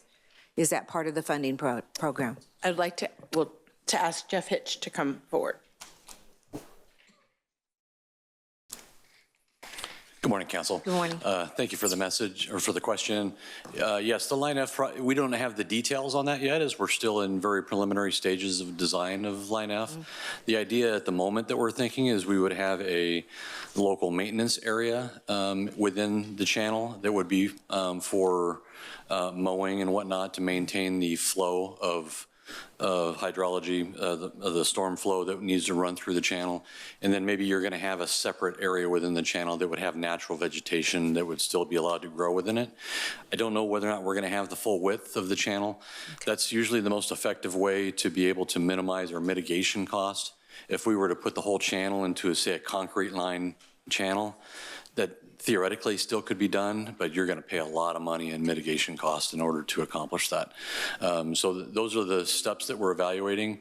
Once we get to a point within that project where we have options and we see kind of what the cost scenarios are with the various options, we may be presenting some of that information to your council when that time comes and do a further evaluation. We are in phase 1 of the project. The next phase of the project, once we have all of the options, will be to do a design contract once we decide on the final design for Line F, and then we'll have another contract to finalize the construction plans and advance the project forward. Great, thank you very much for answering that question. Councilmember Warren, if I may, while Jeff is here, if anyone else has questions on this particular, we can let him stay there for just a quick second. That's all right? That's fine. Just stay there. Okay. Sure. Mr. Holliday? Yes. How much funding do we have of the $9 million so far allocated? We currently have just over $1 million allocated from, I believe it's area drainage fees, if I remember correctly. That's our local money that we have allocated to that. We were also successful in securing Zone 7 funding from Riverside County Flood Control. They allocated $4 million. We do not have an agreement yet for that money, but this last meeting that we had in December, that board elected to allocate $4 million to this project.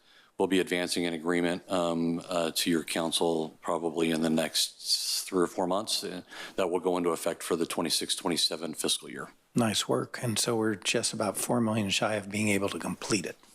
That's our current thought, unless the estimates that we come up with were too short, but we'll see more as we get into design. Okay, thank you. Thank you for allowing that. No problem. That makes sense. Yeah, you're good to go. Okay, I'm moving on to the tot lot replacement section. Do we have plans for other improvements to other neighborhood parks now that we've completed what our game plan was? Are we also doing a upgrade schedule for other parks that have not had an upgrade? Specifically for tot lots? Or tot lots, is neighborhood parks, do we have anything in the works for looking at all and putting a plan together for those revisions? Okay, I'm going to phone a friend. Phone a friend. Brian Crawford or Community Services? Ring, ring. I'm next up. So we are going to be, we're going to be selecting our next tot lot replacements based upon inspections that we have to do on a regular basis. So we do have that preliminary list. We haven't put that into the hopper yet and suggested the plans, but we will be making those selections soon. Thank you. Does anybody else on council have a question before I move on? Real quick, what about shading? I keep getting questions about shading, more shading, if we're doing more, like, I know that's very expensive and It is very expensive. If I can shade the world, I would. But, you know, it really does come down to, we have a finite amount of resources and a long list of priorities that we have to get done. So however we can maximize that funding to, you know, when we're doing tot lot replacements, I can put up shade. The shade is only going to work for a certain portion of the day, and then it's going to go away. So it's just depends on the project and if we have funding in that zone at LLD. Fair enough. Thank you. Councilwoman DeForest. Thanks, Mayor. I was just looking at tot lot replacements. That's just removing old tot lots, putting in a new tot lot, right? Right. Okay. So my thought is maybe we should utilize a small fund that would allow us to concurrently replace these tot lots, like a deferred maintenance account specifically for this, because we do realize that this is an ongoing issue. And we do get emails, I'm sure all of us have gotten emails about something broken or the swing doesn't go around anymore or something. And shouldn't we maybe use our policy of utilizing our Parks and Rec? We have Parks and Rec directors, or not directors, commissioners. Thank you. Thank you. Our Parks and Recs commissioners, shouldn't we use them to go out and I know they're going to all fight for their little zone, which like we all do up here, but at the same note though, I'm sure that they could come to consensus of what's needed and what they're hearing from the community, right? Because those are our feet on the ground in the community. So could we not maybe put something together? Because although I love the tot lots and I love the parks and I love the rocket ship one, that one's amazing.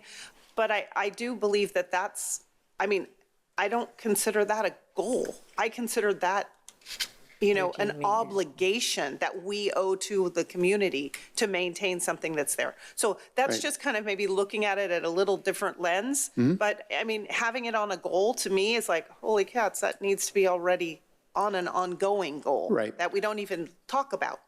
Yeah, I think you raised some really great points. I think what we're trying to do with municipal services, while we were created, is to look into the future and determine what needs to be done, what are our priorities, what are our resources, how could we maybe better plan those things in a long term. So based upon the inspections that we have, the age of the equipment, you know, it's a great thing that we have 53 parks. It's also it's an obligation that we have to maintain 53 parks, and we have over 30 parks with playground equipment. That's a lot of parks with playground equipment. Is looking at those, how old are they, how safe are they, and when can we replace them, and what our funding sources are, and looking at that in long term so we can schedule those things out so we're not just going, oh my gosh, that thing needs to be replaced. Where are we going to find the money? We need to programmatically approach that. So that's why municipal services exists, and that's one of the things that we're going to be doing. Well, I love that. Thank you for that. Thanks for that little insight to what you're already doing. Sure. So like always, our amazing staff is always one step ahead of us. So I appreciate that, and thanks for entertaining my question. And thank you for the question. Yeah. Councilmember Warren. Okay, continuing on, I want to go to this is a great way of going through them as someone calls one out. The Murrieta Hot Springs and Alta Murrieta Pocket Lane, with the delay in construction, thank you, Mr. Crawford. With the delay in construction, is your completion date of April 26th realistic, or should that be moved out more?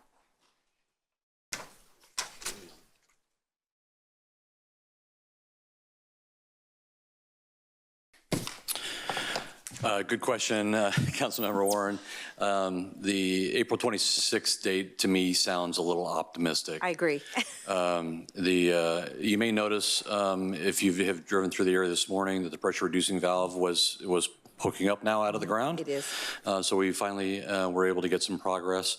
We have been working diligently with the contractor. The city attorney's office has been helping us. The contractor has just been deficient in their progress of the project, which unfortunately led to us having the city attorney's office assist us with that and sending out some letters. We met with the contractor this week. They're committed to getting the pressure reducing valve done this week. So that was the start of it last night, and that should be finished this week. The next step is figuring out how they are going to finish the driveway without completely disrupting traffic going into the Sam's Club shopping center. So those are the details that we're currently working out. Our inspector will be meeting with them on Monday. We are going to continue to push them, and I know the contractor wants to get the project done, at least they're claiming they are, but we're moving hesitantly given their past performance on this project. And so I'm not going to sit here and say that we're going to have it done by April 26th. We're going to try. Okay, thank you very much. You might be the next one on this next question. Does anybody else have a question regarding that? Okay. The various storm drain and trash inceptors, how are you selecting those? Are you looking at flooded areas first that are already a problem, or how are we going about that? It's a good question. It's not the requirement that came out of the code is the purpose of that program is it's not for flood control purposes, it's for trash collection. Okay. It's to try to keep trash out of the waterways that are downstream, or the MS4s, our MS4 system, or the open stream channels, curb and gutters, and our storm drain system is all part of our MS4 that's regulated under our MPDS, as Kristen had identified earlier, the MPDS program and the permits that we have. So effectively, we are doing some pilot programs right now on different type of trash. We have 2 vendors that we're currently looking at. We have one that's scheduled to install a sample so that we can evaluate it. We've been watching what Temecula has done. They've installed several within their city already. We're not too excited about what they've done. We've seen what Riverside County has done, county transportation, and we've seen some of the ones that they've done. So we're evaluating the options to try to figure out what's the most effective for us. And then our idea is to blanket the installation of those. We have a CIP project that's been being funded. Mm-hmm. We just haven't made a final decision on which ones that we want to do. And it's not all catch basins in town. It's catch basins in highly dense areas, multifamily communities, commercial centers, places where you might expect to see more trash accumulate into the storm drain system. That's where we're supposed to be installing these filters per the permit. Great, thank you very much. Anybody else have a question on that? My last question is actually, sorry. How many of those are there in the city? Well, right now we don't have any how many trash capture needed? devices, and I don't know that we actually have an exact number of how many that's going to be. We're probably looking at over 1,000 of them. Wow. All right, thanks. The last question I think is for our city manager. When is the appropriate time to ask for something to be added to lists that I don't see on here anywhere? So toward the end of today's conversation, we intend to queue up what from the staff level we see as some potential new projects, so that would be a great time. Okay. But even now, if you wanted to throw it out there and we could make a note of it so that we're sure to return to it at the end, that would be appropriate. Okay, I would like to bring to the attention that I do not see a design standards for our downtown. With development going in the downtown area sooner rather than later, I do believe that we need to discuss the design standards for our downtown area. Thank you. And that concludes my questions. Thank you, Mayor. Okay, moving on to Councilwoman DeForest. Thank you so much. I appreciate being able to answer those questions. This question is on page 5 on the general plan cleanup. And it kind of piggybacks on design standards. So I know that we did our multifamily design standards, and I want to know that as part of this general plan cleanup, can we also talk about commercial and housing design standards? Nobody get up so fast, right? Anyone? Yeah. Mr. Chantarangsu. Yeah, I guess, David, you got the short straw this morning, didn't you? Sorry. Thank you. Morning, Mayor and council members. So the general plan cleanup is much more of a strategic document for us. So we're addressing things like updates to the safety element, doing some mapping improvements as a result of the Murrieta Hills specific plan that was approved a few years back. So if we want to consider having commercial design guidelines and other design guidelines, then that would probably be a budget item that we would bring forward to you in the next budget cycle, or maybe the mid-year cycle, and ask you to fund that, or you could direct us to complete that project and then fund that for us as well. Thank you. So this would be something just to add on into future goals then? Correct. Okay, all right. I'll make sure that I make note of it when we get to that point. The other question, you can stay there if you wouldn't mind. So I just wanted to say thank you for the sidewalk vendor policy. I know that has cleaned up things. But moving on to page 7, developmental approval process, the deep dive. Just a kind of an overview of that. Is our program that gosh, I think Councilmember Stone and I were on council when the new program first kind of started getting some traction and then rolled out.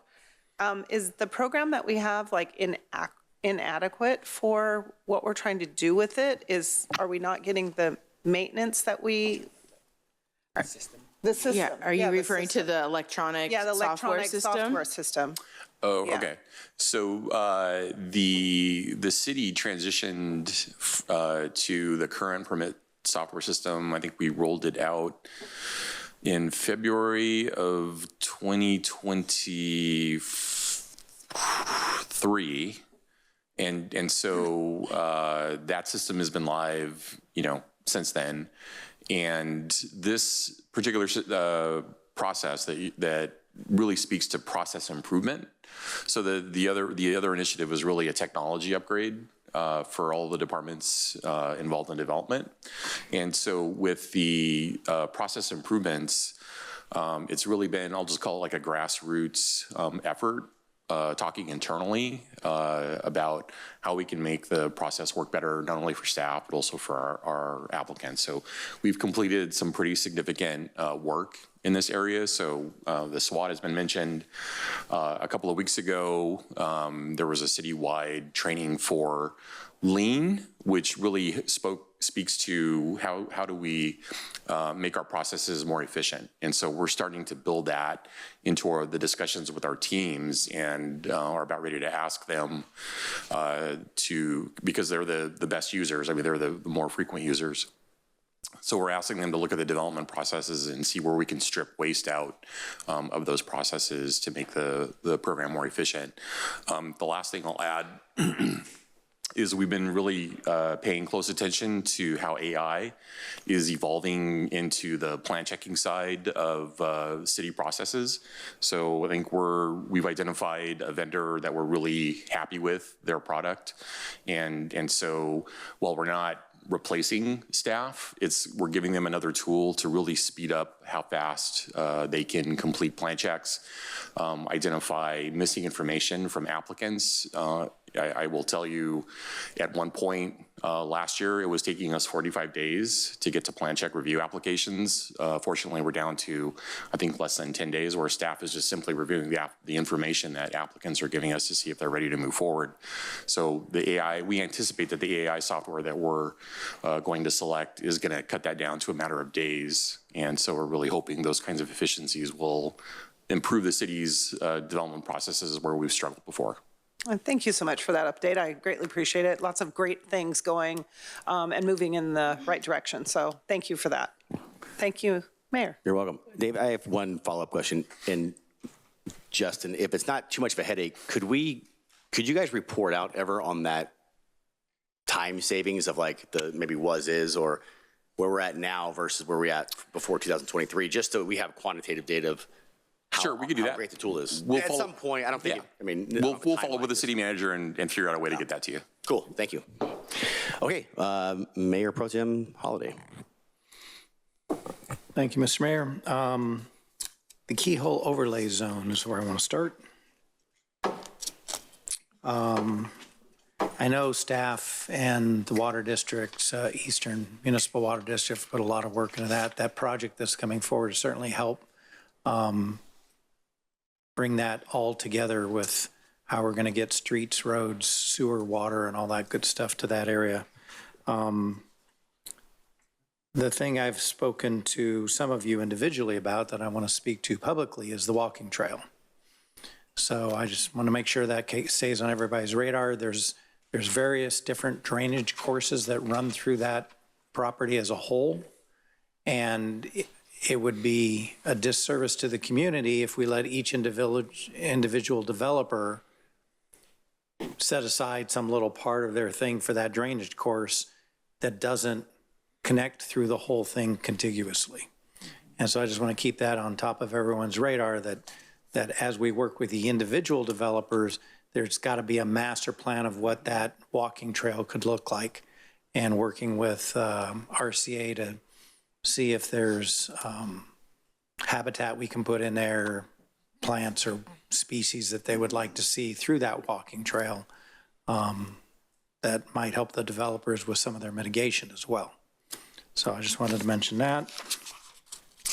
Then page 9, the statewide ballot initiative. It was my understanding that this was targeted for a 28 ballot, not a 26 ballot. We had determined that the 26 ballot wasn't feasible. And I wouldn't like to see this go off the list because I know the city attorney has been working with someone up in the state assembly office. If we could get an update, if any, with what's going on with that. Mr. Bravo took that project over. Do you know any updates on that? No, I don't have any updates on whether or not that's making additional progress. If we could get an update on that in the near future, because I don't want to run out of time for the 28 ballot as well. I know that the 26 ballot work that Carl DeMaio was working on is almost completed. It's done. You got the signatures. Yeah, he's got the signatures. He's still got to promote it and other stuff, but whatever connection we have with his group to start moving this forward, now is probably be the time. So I would like to keep that on the list. Thank you. And then the Whitewood widening, Hunter to Clinton Keith. The environmental review, that might be Jarrett. Nope, Jeff.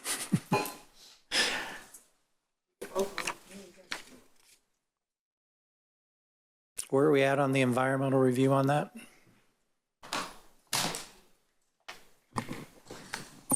So that project, Whitewood widening from Hunter to Clinton Keith, we're actually planning on doing a CEQA exemption for that project is the current plan. We do have to do the appropriate environmental reviews, the biology and those different reviews that need to be done, bumblebee survey. That window, of course, is coming up here in April is when that would be starting. So that's when we would be advancing those studies. And we are prepared, our consultant is prepared to have all that stuff completed in that time period.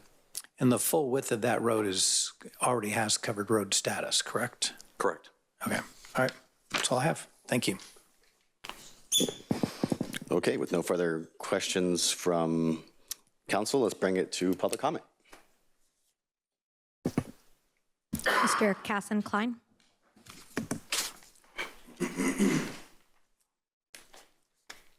Thank you. And before I start, I have a request. If you guys could remember to speak into your microphones, sometimes it's very difficult to hear some of you when you're speaking. And I've even started to wear my hearing aid. I'll try to be brief and go through. I'm not even going to touch on Fire Station 6. I'll talk with Justin online on that. On the Los Alamos Hills Sports Complex, to Councilmember Warren's question about an MOU, As I recall, in the very beginning, there was an MOU with the original city council, and then there was, I think, an amended MOU, and there were, one thing that was discussed quite a bit were off-ramps. So while we have a new staff and a whole new council with that, I would encourage you to go ahead and review those things and the original MOU that was entered into with this same group, because it seems to me that we keep changing and changing, and it has, from what I recall, it has really become more of a responsibility for the city than what was originally presented to the city council and went into their consideration and approval, if you will, of that. Moving on to the Keller Road interchange. As some of you know, I have an interest in a piece of property that will be required to be taken on that. So I have a question about right-of-way acquisition. Says that it's in process because we have not been approached or reached out to by whoever is going to handle that acquisition. And my understanding, because I've been talking about this for years, trying to be on the front end, being a good participant and not wanting to hold up things in the negotiation process, it's my understanding that those negotiations can't even start until the environmental document has completed the public review process. So that calls into question kind of the accuracy of what, at least on this item, talks about in process. Next item. The equestrian facility. I don't know if Crystal gave you the handout. So I sat on that community group, spent a lot of my time, donated a lot of my time on that. And so I have a question with the first bullet point where we're talking about concepts for potential long-range plan. It seems to me like we've already done that. We've gotten community input, spent a lot of money. So if I'm understanding that correctly, I don't know why we're doing that. Has staff reviewed that? Are we going to deviate from that and kind of reinvent the wheel? Or is that what we're talking about?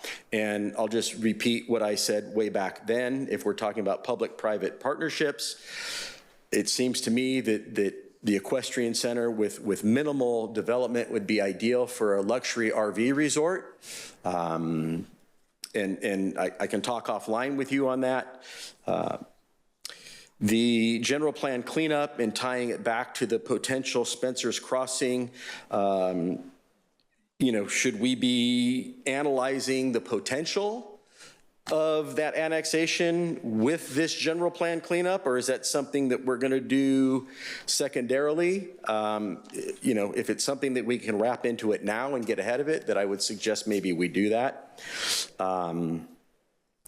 Sidewalk vendor policy. If I understood Kristen in her opening remarks, she said that there were changes in state law that maybe made our municipal code inconsistent, yet it says here on the first bullet point, preparing revisions to the municipal code, it says not recommended. So I would just suggest that if our municipal code and ability to enforce the sidewalk vendor policy is in conflict with state law, that we need to codify that and make sure that we have the ability to do that.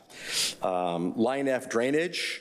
I'm probably splitting hairs here, as I've done for many years, but under the description, talks about address flooding in and around Calmia Street to enable property development. So let's really talk about, it's not just in and around Calmia, and the city has the 100-year floodplain that JLC did for the Wyndham project, and that's probably what Joe Cassidy is.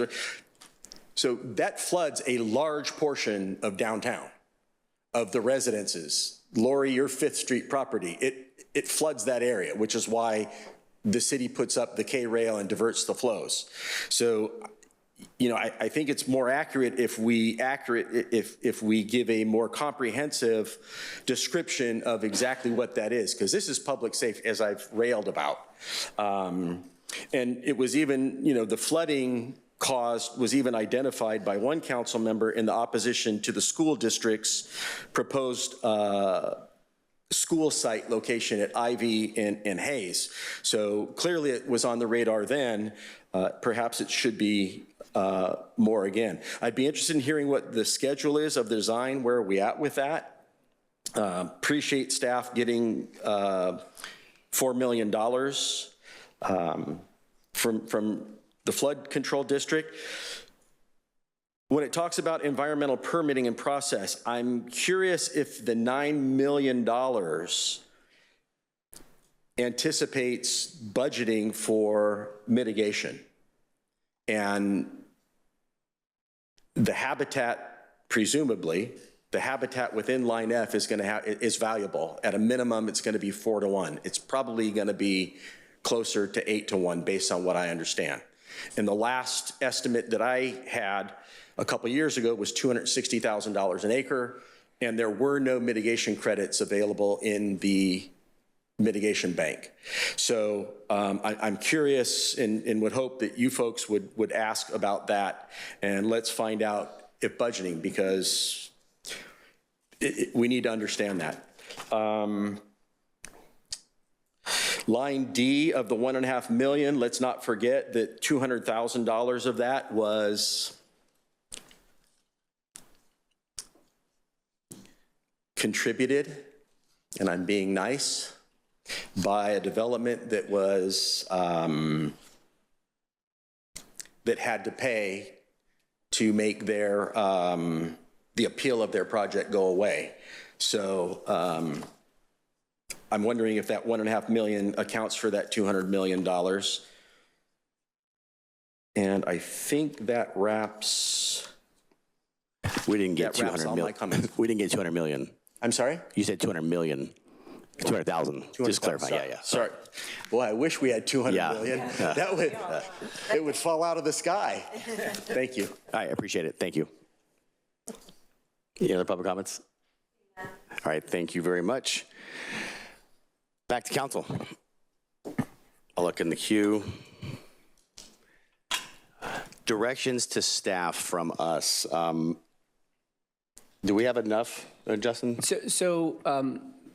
Toward the end of our session today, we'll circle back on presenting some projects that we think should be introduced to the tiers. We've gotten some other suggestions that we're going to make sure we circle back on, primarily the design standards so far, and some input on keeping the ballot measure item on the priorities list so that we can follow up on that. That's all the direction we have for now. Again, I think it is best to kind of go through the entirety of this, get the CIP projects in scope before we suggest, or at least solidify the list of new priorities, which is why we have that slated for last in the day. Otherwise, I think we've had great feedback and understand the input from council.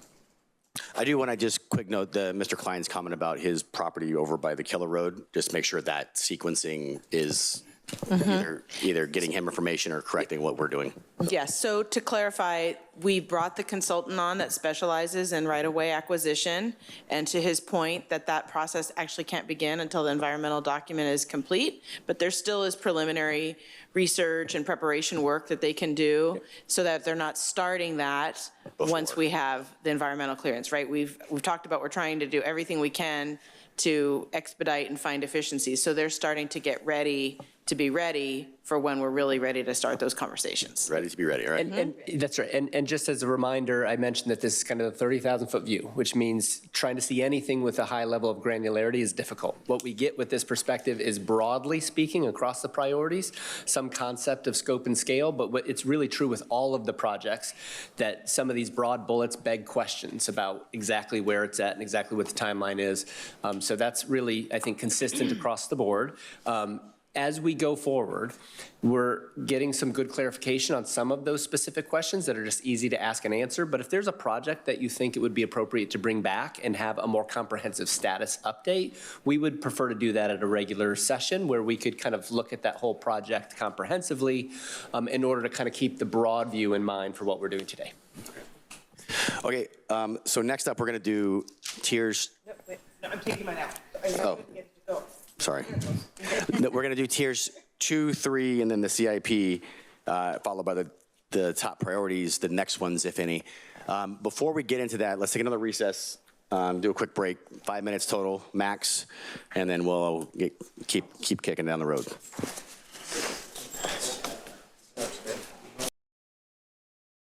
We're back. Yes, back to you, Ms. Crane. Okay, Mrs. Crane. thank you so much. So this is going and flowing very smoothly.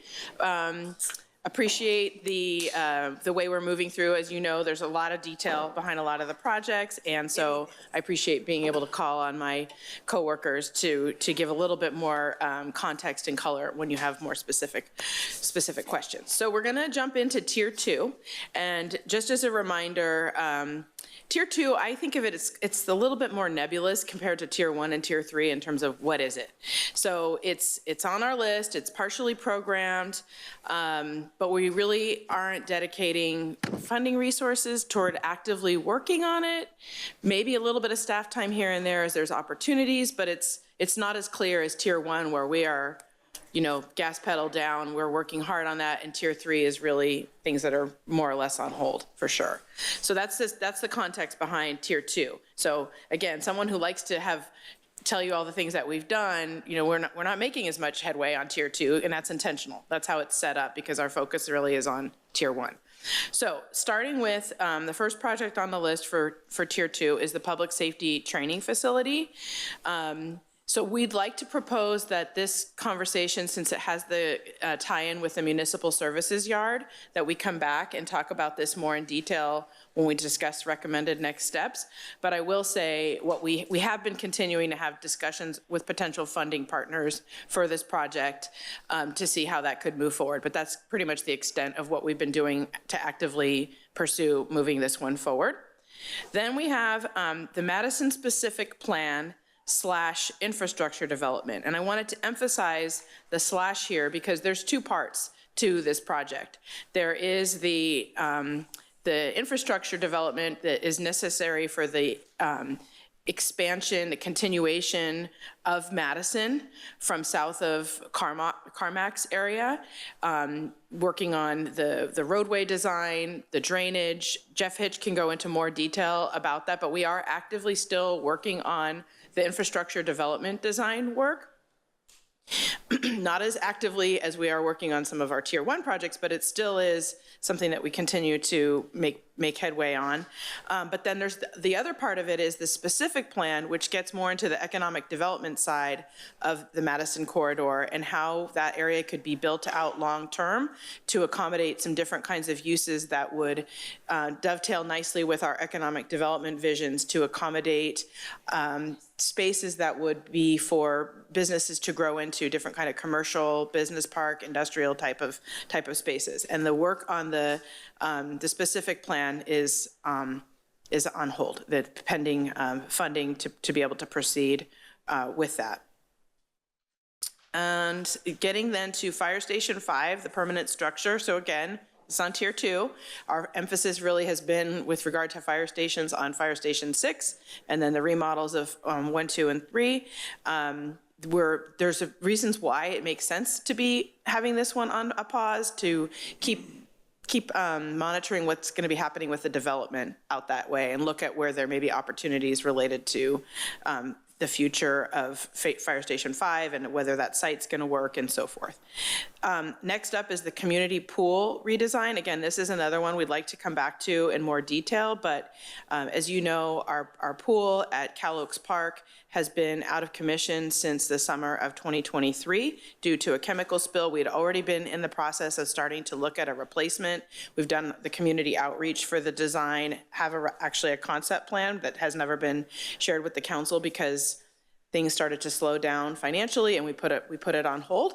We have provided pool services with our partner, the Murrieta Valley Unified School District up at Vista Murrieta High School, and we're already working on plans for that partnership and maybe even expanding it a little bit for this coming summer as well. So we'll come back to this project a little later.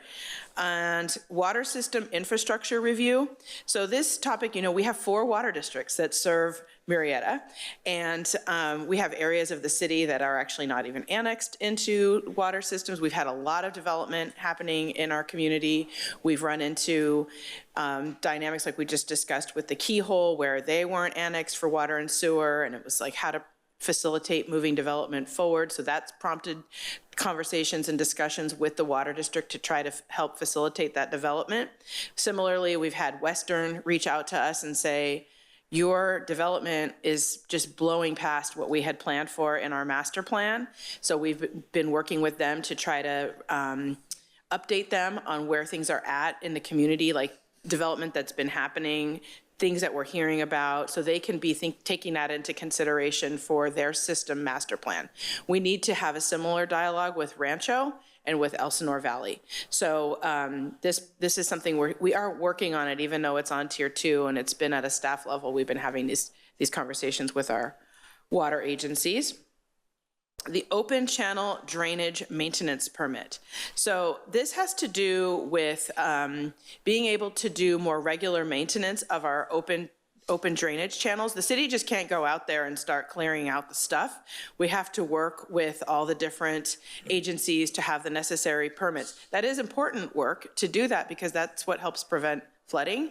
And so the vision here is to, rather than have to go on a project by project basis of where cleanup work is needed in the drainage area, to create a citywide permit, so that we would like kind of have like a blanket permission to be able to go out and do that. So that takes time and effort to get that established and put into place. And so again, it's been on tier 2, but it is something where we are trying to work on bringing on the right consultant to help us navigate that process so that we can do the environmental work. Because it is also, even though it's on tier 2, it's important to do that kind of proactive work to prevent some kind of flooding situations and things like that. So, okay, continuing on, Jefferson Street and Magnolia traffic signal. So this is on deck for construction this summer, that we will be putting in a new traffic signal there. We're going to be going out to bid soon and awarding that construction project, and plan to do the installation during the summer school break. Tour de Murrieta. So this has come up from the council. This is one of our signature events for the city. We've had discussions about what that event looks like, how it serves the city, how that partnership works between us and Tour de Murrieta, and the costs that are involved. And so we have, not me personally, but I believe Justin and Councilmember Stone went on a field trip to Redlands. They have the Tour to Redlands there, met with their team to learn about how that works in their community, came back with some good ideas, which has prompted us to take a look at, well, how can we make this more of a broader community event that's not just the bicycle race component. So our team, our community services team, is always, raising the bar. They are going to be incorporating a concert into this year's event, and I think that there's even some plans for a partnership with another community partner for a pancake breakfast. So just trying to expand what the scope is of that in terms of making it more a community event, which is a little bit more modeled on how they do it in Redlands, where it's like all the different community groups are getting involved and tapping into that event happening in their city. So moving on to the small scale projects for tier 2. I kind of highlighted this earlier. Another complete project are some of the incremental improvements to the PD building. We finished the exterior painting. We've finished the locker room remodel, the traffic bureau remodel. So we're at this point considering that project complete. Murrieta Creek drainage improvements. To Justin's point from earlier, I'm like, this is on small scale. Well, the reality is this is actually a major project that I've heard multiple people say may or may not happen in various lifetimes of us working for the city, because we're kind of at the mercy of what's happening downstream from us. That's where the Army Corps is doing a lot of their their first work, because you can't really fix the problem upstream if you don't fix the problem downstream. So they're trying to work backwards up the creek stream in order to address the different drainage issues. But it's very expensive, and our City of Murrieta sections are on phase 4. So we're quite a ways out before that's going to be coming into our area, but it is on our radar, and we do continue to advocate about the importance of that project for our community. Various traffic signal upgrades. So this is just ongoing program to be able to modify our existing traffic signals. We use Measure A and gas tax for maintenance and operations of those traffic signals. The storm drain master plan.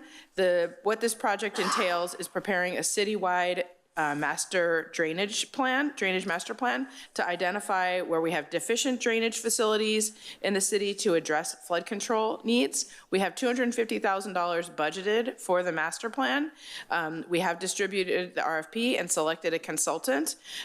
So we need to award the contract for the consultant and start with the design. So again, it's on tier 2, but we are kind of looking at how do we keep trying to make headway on some of these projects, because that's another one where it really helps set the stage for what your CIPs are related to drainage, where you have to replace pipes that may be at risk of failing or other things. So it's important to be proactive about this kind of work as well. And Vintage Reserve restroom. So this is a project where we've heard requests to install a restroom at Vintage Reserve Park. It was moved from tier 3 to tier 2. Our team has been working on this and looking at that. We have some challenges because of where we would want to put the restroom. There's no water and sewer service there. So it actually starts to make it a very expensive restroom project. And so we haven't gotten beyond that phase right now. I actually have a thought about how we might address that, but that's another topic. Okay, so that's tier 2. Do you want me to continue on to tier 3 or? Okay, all right, so tier 3. So again, reminding of the definition, these are more or less things that are on our radar, our wish list, but they're not things that we're actively programming into our work plan or from a funding standpoint. So more or less wish list, on hold. Would love to do this in the future, but it's not something we're really working on right now. So one of the topics here is a parking structure. So this has to do with assessing the need, identifying a site, and constructing a parking lot or a parking structure to support the downtown area. As we want to continue to see our downtown grow and improve, parking can be a barrier for new businesses. And so sometimes a community will do that where they'll actually create a parking lot or a parking structure, and then the developers pay an in lieu fee that helps offset the cost of that rather than having to accommodate that on their site. But that is on hold right now. We're not working on that. Civic center development. So here around our site, we have these vacant dirt parcels. So there's a vision of what's the ultimate build out going to look like for this property. There are some thoughts and ideas, but we're really not doing active work on planning for that. That also includes future expansion of City Hall. So we, as you know, have staff working over across the street in the annex space, which is meant to be temporary. We're gonna, over time, start to need to plan for long-term, what does that look like? And there is a lead time from when we say, okay, let's go forward to actually having it done and having people be able to move in. I would say potentially 5 years, just from the time we say, yeah, we should proceed with that to people actually sitting at cubicles and doing work there. So that's on our radar, but that would involve space planning out, what's the long-term need for the City Hall, and then going through the whole architecture phase and so forth. Murrieta Youth Center Phase 2. So this is the youth center as we know it today is considered phase 1, and so there was a vision to have a phase 2, which would include a gymnasium, and so it is on our list. And keep in mind, we have our park development impact fees as well, which when we establish the development impact fees, you have a whole series of projects that's sort of on our future list. So as you're collecting the development impact fees, those monies are getting saved up for projects. So this is an example of a future project that's on the community center list of what that might be used for, but we're not actively doing any work on planning for that, that youth center expansion. Development of Pioneer Park. So this is this site that the city owns that's nearby downtown and the mill, and there is a vision for that to be a park someday. It is not annexed in the water system, so that's something that will need to happen, and to do further planning out of what that would look like, which is a pretty big undertaking, and so it's not something that we're actively working on right now because we have a lot of other park-related priority projects, and so our interpretation has been that this one is lesser important, and that's what we've heard from the council. It's on tier 3. Yes, we would like to do it, but we're not currently actively working on this. Murrieta Creek Regional Trail. So this is part of the vision of the Murrieta Creek extending from Temecula up to Lake Elsinore, this intercity regional trail. It's actually been completed in some of our neighboring cities, and there is a rough plan for what that would look like going through Murrieta. It does dovetail into our trails master plan, but the next steps of work that are involved, there's some more precise planning that has to happen. There is some environmental work that has to happen. There has been grant opportunities that are out there, but we're not far enough along to be able to even go after the grant opportunities. But this is on our radar of a project as a priority for the community. The loan program for water and sewer connections.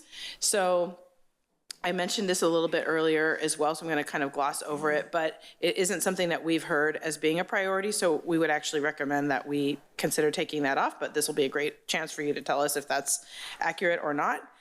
Creating a public art program. So we have spent some staff time in the past working on this, and we actually kind of have a proposal for you of what it could look like to embark on that. Not necessarily a public art policy, but a program to start to facilitate art in some public spaces downtown at our city parks. But again, this has been on hold. It would take staff time and a dedication of some funding to sort of kickstart that. And again, it is currently on our tier 3 list. Regular community cleanup events.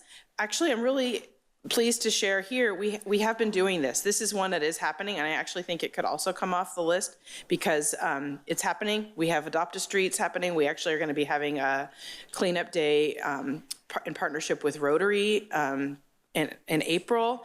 And also, I believe Loma Linda just recently did a cleanup day. So I feel like we've got a good network, and Pedro Savalos and our city manager's office is overseeing that. And I think this one we've got to making it work.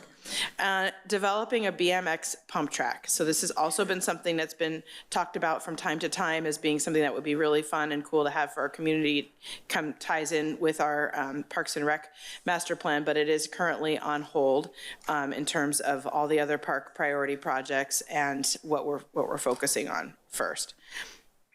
And then small scale, so Alderwood Park splash pad, it's kind of in the same bucket as the pump track. And right now, as we've been focusing on pickleball, that's been our focus at the Alderwood Park. Vacant land planning, addressing the needs and potential opportunities with city-owned land. So that ties in with some of the work we've done related to the Surplus Land Act, but also related to this site here at our City Hall complex. Roadside memorial policy was requested by some residents to create a policy governing how we handle roadside memorials. The City Hall HVAC replacement is complete.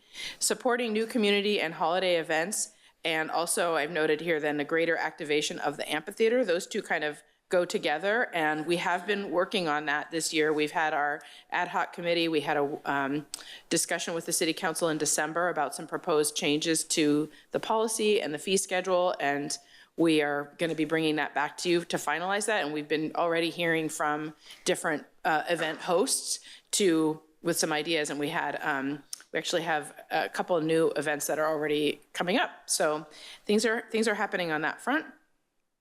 Revamping the PEG channel and the equestrian evacuation guidelines. I spoke to that. Hawk Ranch, I mentioned about that. Those ones are both considering as complete as the Champions for Murrieta we would propose as being a operational item at this point. And then citywide drainage improvements project plan. So this has to do, again, with having a work plan for moving forward with drainage projects around the city that are funded or partially funded in a CIP. So we've even experienced it a little bit today. We have a bunch of different things going on related to drainage and kind of stepping back and looking at that more comprehensively as a plan about how do all those things fit together, and like what's a realistic schedule of when we're going to be able to bite all that off and how we're going to pay for that. So that's on our list. So that concludes the Tier 3 list.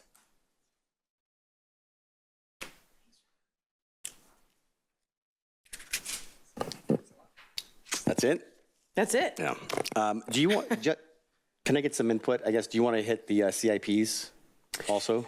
Yeah, I think up to council, if you have pressing questions on tiers 2 and 1, it really might serve as kind of a little distinct from the capital projects. But if you'd like, we can go into the capital projects. I guess I'll look to council. Do you guys have anything pressing for 2 and 3? Yeah. You want to go ahead? All right.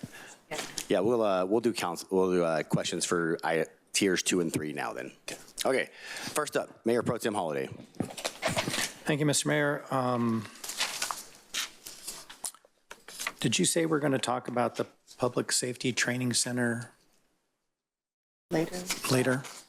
So because of the nexus to the municipal services yard discussion, and we've kind of alluded to, as we get to the end of, after this section and the CIP, we have I'm going to call it like some recommended next steps on some of these projects. And that, I think, would be a good time to talk about that. Okay.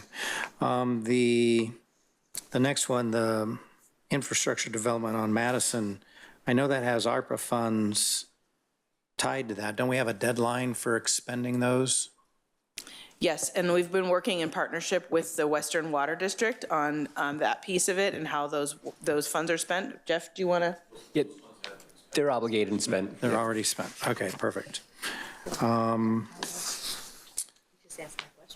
The community pool redesign, did you have a question on that previous one?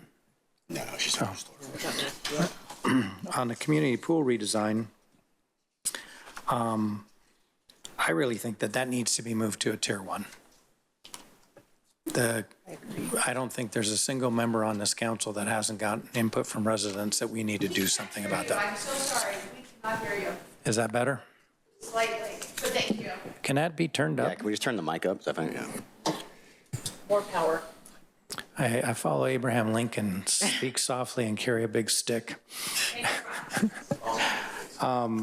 Community pool redesign, I think every member on council has gotten comments about the fact that we don't have the pool. And I know that the partnership with the school district has been decent.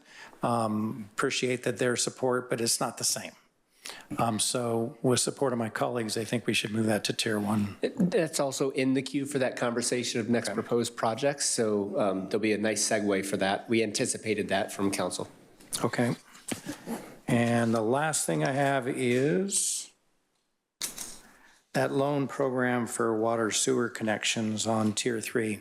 That can be removed. I think I was the one that brought that forward a few years ago. And it was for a couple businesses in the downtown area, and they decided not to use it, not to pursue it, so that can be removed as far as I'm concerned, if I have consensus from my colleagues. I think you're going to have consensus there. Okay, thank you, Mr. Holliday. Councilwoman Stone.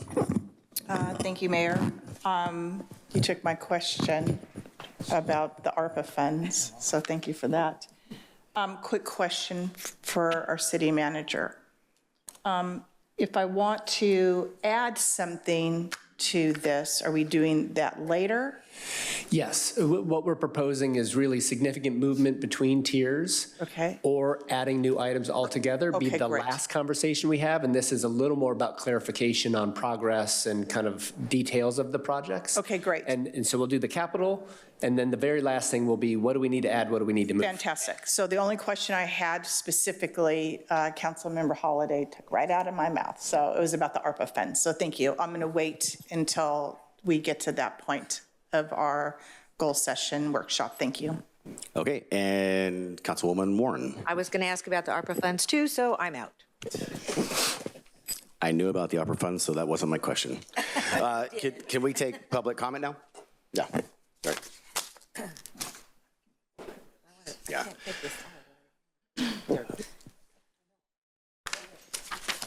I'm not going to time cap you, but 5 or less. Thank you. Yeah, it's going to be real Cool. quick. All right.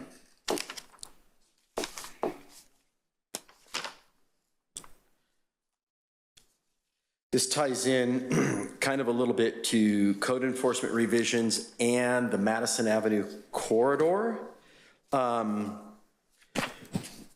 as an example, I'll tell you, Commerce Point and Menifee, they're right at our city border.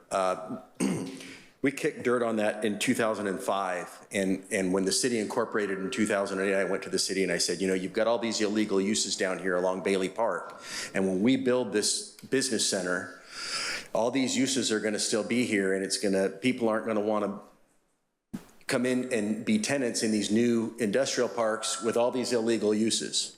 And I've been saying this about Madison Avenue for the years that I've been talking about the need for the infrastructure. And I know we don't like doing proactive code enforcement, and it takes a long time to eradicate illegal uses. If you haven't driven down there along Old Monroe, the dirt road, Hoover Street, Elm Street, I would suggest you do so, and you might want to give direction for code enforcement to start being proactive and start that, because it will literally, I mean, here we are 14 years later is the example I used in Menifee, and they're still dealing with illegal uses along Bailey Park, and the infrastructure's come in.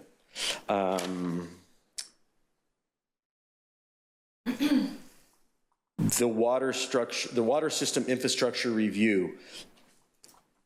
This is more a comment than anything. You know, Western, since they took over from Murrieta County Water District, which I served on that Blue Ribbon Committee back in '05, has been saying that they can't keep up with the pace of our infrastructure. I don't know that there's anything we can do about it, but I'm gonna call it it's an excuse. I mean, Western has not kept up with their infrastructure. And so to the extent that staff knows that and that the council knows that is an excuse, and at some point it is going to hold up development in the area. Fortunately, we got the area south to deal with kind of the wheeling agreement and things that some of you are familiar with. On the open channel drainage permit, I would suggest that you move that to tier 1. And here's the reason why. Deferred maintenance increases the costs. And I'll use the example, I see you shaking your head up now. Ron, you know, as we experienced with Los Alamos Hills Sports Park, right? We didn't maintain it, and here we are today, and what are we gonna be dealing with? So there are several soft bottom channels. Lori, I know that before Ivan retired, you went and toured, I think it's line D, the channel that's north upstream from Lincoln Avenue, Bob? You know, there's so many of these that there's so much habitat. If we don't get started on it, we defer the maintenance, as it appears should be a tier 3. In decades down the road, it's just going to be that much more money. So not that I want that to compete with some of the higher priority items, in my opinion, on tier 1. I think if we're looking long range and at the financial impact of it, that we probably should look into that. That concludes my comments. Thank you. Thank you, Mr. Klein. Any others? No? All right. Bring it back to council. Anybody? Going once? Going twice, and CIP it is. If you don't mind, I just want to say a couple things to set up this conversation. I mentioned in the beginning that one of the things we wanted to do is make sure that while we're focused on the projects that are already on our list and the next 6 to 18 months of progress milestones, we are also aware that there are things, a really good example is PD expansion, which sits on tier 3, or I think we might have had a conversation to elevate it at least to tier 2. That's one of those, unlike some of those projects that may never get done, that's one that has to get done. It's simply a matter of when. And so that really begs the question, how many projects do we have on our CIP? How many of them have funding set aside for those projects so that we have confidence funding will be there? How many of them are competing for funds? And what is our capacity to execute on those projects over time, even as we work towards centralizing a capital projects management program in municipal services? So we thought it was a good idea to do something very similar to what we've done with the priorities, which is start to put them into tiers to better understand what are higher and lower priorities. As we get comments, and frankly, as we've gone through the whole list of these 3 tiers, we see the fundamental problem that we described in the beginning. There's just too many things to do. When you look at what Kristen described as not quite a placemat, this is like, maybe a series of placemats across a large table, you get another perspective of just how much there is to do. Some of these are already on the priorities, some of them are not. Some of them are really more like part of our operations when we look at some of the things that are funded from our CIP, but they are nevertheless workload items that are competing for scarce resources, time and money. So that's why we did this. Now, just to give you a little more insight, I always want to clarify when we bring something like this to you that this is not staff's analysis of what's important presented to you. This is staff's analysis of what we think is important to council and what we hear is important to our community.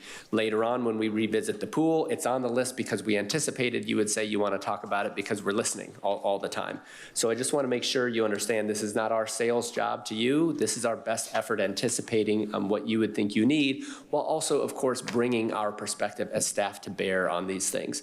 So you'll see on the placemat all of the variety of projects. Just real quick before we dive into specifics, you'll notice what stands out to you and probably stands out to me, which is a column in the middle under the title engineering. So as we talk about even the recent public comment on maintaining drainage areas and not deferring maintenance, which I couldn't agree more, we also recognize that department more than any other is just absolutely loaded. I think the staff team there would agree that we frankly struggle to even put these into tiers because at some point they're all important. Through the lens of looking at any one of these projects, it has to be done, it should be done, it's valuable. And yet we have a lot of references to 2005, 2010, 2000, whatever, when ideas were hatched and we're still not there. These things are related. And so I still don't know what to do except recommend do fewer things faster, as much as that means making hard decisions. We came up with this list in addition to kind of anticipating council thinking about a few other things, like we need to balance our focus on internal needs with a focus on external. It wouldn't make any sense to present to you all the PD departments and other things that we need that serve the community, but maybe not in the same way that a pool does, as an example. We wanted to really start to work toward, in light of this concept of deferred maintenance, how do we improve what we have as much or more than really creating new maintenance obligations, right? And so you'll see some of that sprinkled in here. We want to be cognizant of those issues that relate to compliance, where we have mandates or where we have kind of public safety type obligations versus the things that are nice to have. So we don't have a perfect scoring or weighting system to balance all those things. I just want you to know we were thinking about all of that as we put this information together so that we think it's fairly rational, gives you something to respond to. That said, of course, we're always open to maneuver things so that we can ensure we're getting the most important things done first. As we go through these, Justin, is there a certain type of direction you're looking for? Like, first and foremost, did we get most of it right? If you have clarification on what a project means, we don't want to go too deep into details, but we want you to know what it is. And then, again, if you see something that's at the bottom somewhere that you think, boy, this is important, this should be at the top, let's at least introduce that conversation. Our hope is that if we get pretty good racked and stacked priorities here. Again, we can go back and do some of the money piece and bring that back to you at a later date. So it's a little more like looking for fatal flaws than it is trying to optimize this order, if that makes sense. Anything that's on tier 3 that you think should be 1, let's identify that. The order between the tiers, and Kristen can explain some of the color coding to help understand emphasis within the tiers, et cetera. We probably don't need as much of that direction at this point as we do big picture, are we on track? Okay. And I would say too that I think that the work we've done with this list is also really important in terms of providing context for the city council in terms of the overall breadth of our work plan and how that even ties into other things that we look at taking on as part of our other CIP prioritization. So it's just like further context of what exactly is on our work plan. Okay. And so unlike the other placemat, which is organized by council value or council goal, right? We put the projects into those council goals. This is organized by our department, so you can kind of see the impact of the different projects on different teams. And some teams have a bunch of CIPs and some don't. But it just kind of helps to see it in that area. So the color coding, it's kind of hard to tell based on the resolution here, but it's more of, I'm gonna call it like the apple green here, is what we identified as the high priority. Then this more minty green is medium priority, and then the light blue is low priority. And this is based on, again, working with each department, the folks that are working on these projects and kind of living and breathing CIP. We started this exercise back around Thanksgiving. I want to thank, RN from finance. He plays a big role, and all of the departments were involved in this effort. So, and it's really based on, frankly, how are we spending the money today? So things that we're spending money on that are actively funded in the CIP, we said, okay, well, those are tier 1. We have other projects that are identified in the CIP that are more long range, but we have to capture them somewhere because that does become the backbone of our development impact fees and things, but we're not actually working on it right now. We know we want to do it in the future, and we're basically saving our money to get to that point to be able to do it. But those things are in tier 3. So of this list, I just want to give some context that many of these things we already talked about in the CIP, any other prioritization. There are 19 projects on this list that we did not talk about that are not public works related. So they're things that the different departments are doing. So like, for example, under the finance tier, there's a couple. The ongoing Central Square refinement, which is our financial system, and then looking at a whole new citywide enterprise finance system there. So those are not on the city council priority list, but those are big projects. It's expensive. It's going to take staff from many departments to work on. It's going to happen over a long period of time. And it is, we fund something like that through our capital program because it's a multi-year investment. Even though it's software infrastructure, it's not physical infrastructure, we still fund it by way of our capital improvement program. For public works, there are 33 projects in their column that aren't on the priority list. But of those, there are 13 that I would describe as more like annual, ongoing, recurring. Things like, that's kind of like the biggest rocks that we put in the jar. Things like slurry seal, sidewalk, the sidewalk improvements, the ADA improvements, the traffic signal improvements. Those are like bread and butter. They have to do those annually type of commitments. And then beyond that, we have 20 other projects that are not annual. They are not on your other list that they are working on. 7 of which are on tier 1. So you can see where we have, our public works team is really pulled in a lot of different directions. The other exercise that we did, because we now have our municipal services department, which is a new development since our last workshop, and municipal services will be taking on a responsibility for maintenance of parks and landscaping and facilities and some of the street maintenance and those kinds of things.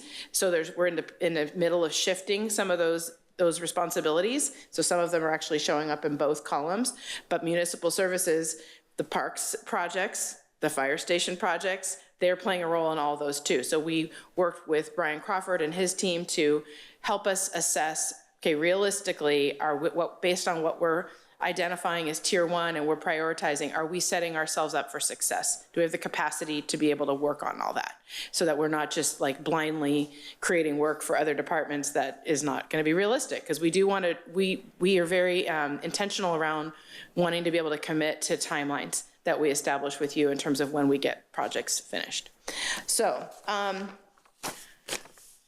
let's see, I'll just highlight some of the ones that are on this list that are not on the other list that you discussed as CIPs, just for context. So under community services, the tier 1, making security system improvements to Alderwood Community Center. Let me just zoom in a little bit so you can see it better. Sorry, this is challenging here.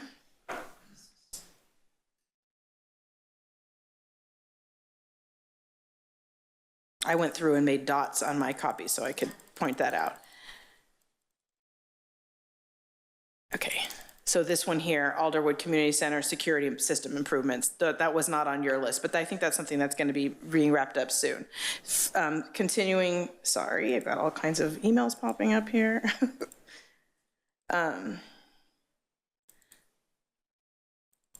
Under tier 3, we have at Cal Oaks Park, the need to do skate park fencing, the Mapleton Park shade cover, Veterans Memorial. There's actually a vision, and this is in our CIP, that there would be another couple of those large panels as part of the Veterans Memorial. So it is in our CIP, but it's not something that we've been actively working on. And then signage for Town Square. And then looking at tier 1 under the city manager's office, the freeway overpass signage. You may recall from a few years ago, we were looking at doing some kind of branding signage for the city on some of our freeway overpasses. So hasn't been on another list, but it is something that's been elsewhere captured as a project. And then scrolling over to engineering.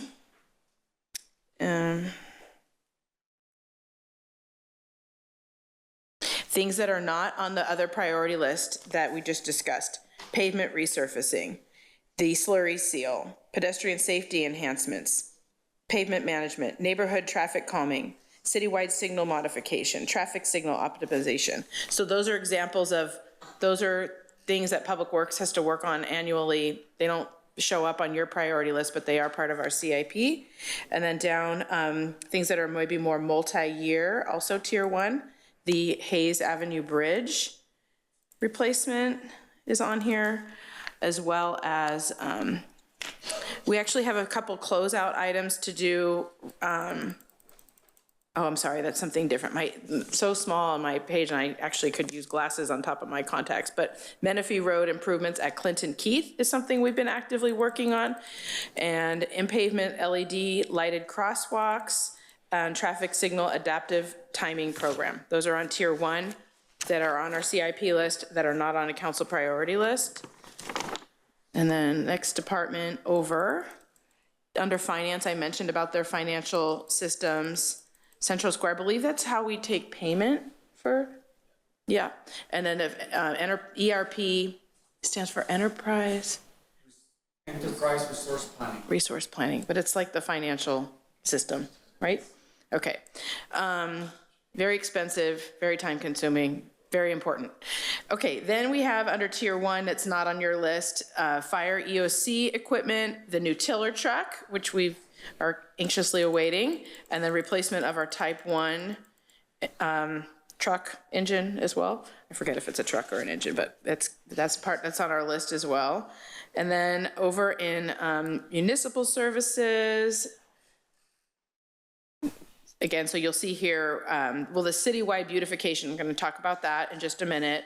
But again, we have some overlap with Public Works, pedestrian safety improvements, street name, sign replacement, sidewalk replacement. So this is sort of like where we're seeing this transitioning from the one department to the other. And then a little bit further down, we have downtown traffic signals, historic downtown traffic signals is on tier 3, and then some improvements to our traffic management center. And then the last one is the new mobile command center, which is it's a CIP because it's a big piece of equipment that we buy. You don't just budget for that in 1 year in our operating budget, but it's not a priority, but it is a CIP project. Oh, actually, there were other parts. Is this helpful to go through it this way, or I can stop? Yes? Okay. I think, I mean, the context, so the only thing else left to go over is the middle of engineering, correct? Right, exactly. I mean, there's so much granularity and all that. What do you think? Yeah, so I think it might be a good opportunity if you have questions about particular projects or clarification. Again, it is a little bit overwhelming, which is why we kind of set this up as, do you see any fatal flaws or things that give you concern? A lot of this is already in the priorities, and the last conversation of the day about what new things we might want to do or movement between tiers will identify some of the big ones that we know are top of mind for you. So at this point, it's probably just clarification if you have any questions. Yeah, I think we'll just, if council has any specific questions on the remainder of these, we can take those. Looks like Mr. Holliday is in the queue. Thank you, Mr. Mayor.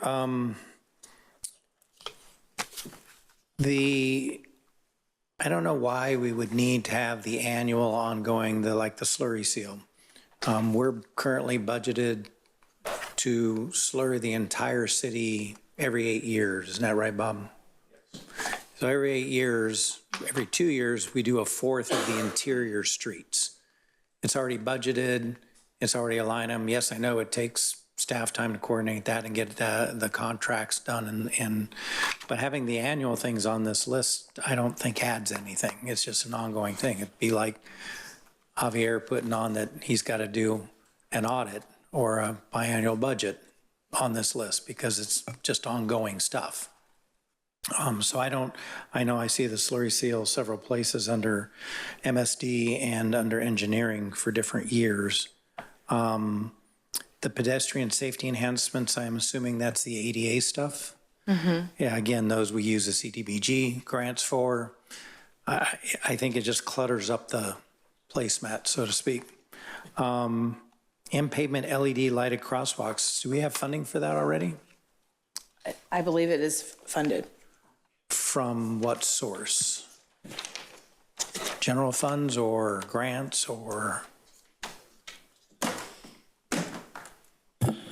It's a combination, actually, of funding. We have an HSIP grant, a Highway Safety Improvement Program grant for $250,000 approximately. And I think the remainder of that is using gas tax. And it is funded. And what's the remainder cost? Actually, now that they say that it's funded, now I just told you it's funded, I believe it is probably going to be short once we get the final estimates done. I think the total project, I think we have around $250,000 in the existing budget of gas tax, and we're probably going to need to add another $400,000 probably is my guess. Because to me, I think that'd be something we need to discuss of if that's a worthwhile expenditure of money on considering all the projects that we have. I'm not aware of any safety issues that we've had with pedestrians being struck in crosswalks throughout the city unless the chief, nope, he's shaking his head no. I understand I don't want to lose grant money. Right. So if we can use that to spend to get it to a certain stage, but I wouldn't advocate for putting $400,000 more of general funds towards that when we have so many other places for it to go. Yeah, these would not be general fund money. We'd be utilizing gas tax or one of the transportation funds for that purpose. The reason these particular locations were selected is because they are located near schools and they're mid-block crosswalks without any other protection. Okay. That was the reason why those particular locations were selected. What were the competing projects be for the gas tax money? Well, we have lots of projects that need funding, so that's an unending list. Yeah, so that analysis needs to be looked at. And like I said, I'm not aware of any issues at those existing crosswalks, but that analysis needs to be done. I can have our traffic department take a look and see if there's any known elements of pedestrian incidents. We're not aware of any, and when we applied for this particular grant, it was not based on incidents per se. It was just to increase visual perception of drivers. People are, traffic around our schools seems to get busier and busier. And people are more distracted than ever. People seem to get more distracted. So having the visual lighting at those locations that don't have somebody manning a crosswalk, so to speak, that was the intent behind it. There is a big cost that's associated with it. So we're certainly open to discussing whether or not we want to cancel that project. That is definitely a possibility. Okay. And then on the engineering side, in the middle tier is I-215 in Clinton Keith. What needs to be done there?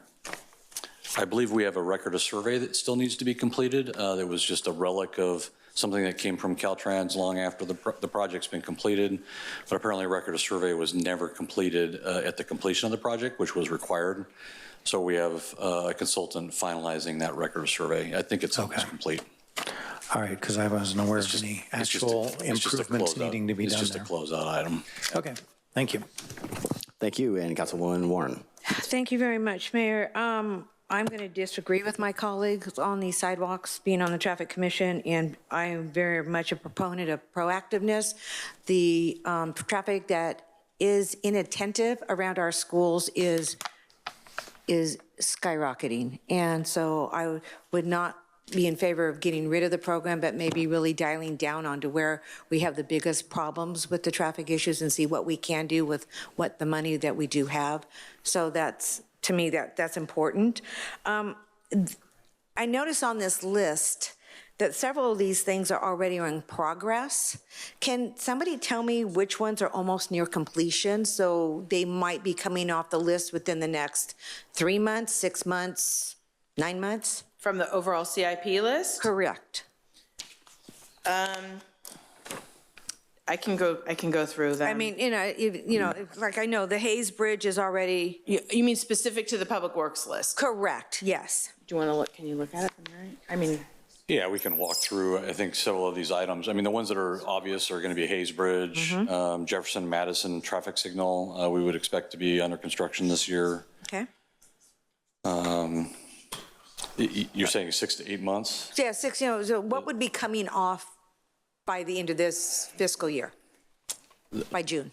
Oh, by this June? By this June. Yeah, really, it'd probably only be Hayes Bridge, maybe I-15, I-250, I'm sorry, that's not on that list. The Alta Murrieta intersection turn pocket? Alta Murrieta intersection turn pocket should be completed. I can hope. Hot Springs widening will almost be complete, but it'll probably go past the end of this fiscal year. Okay. I was just trying to get a better idea of what might be coming off.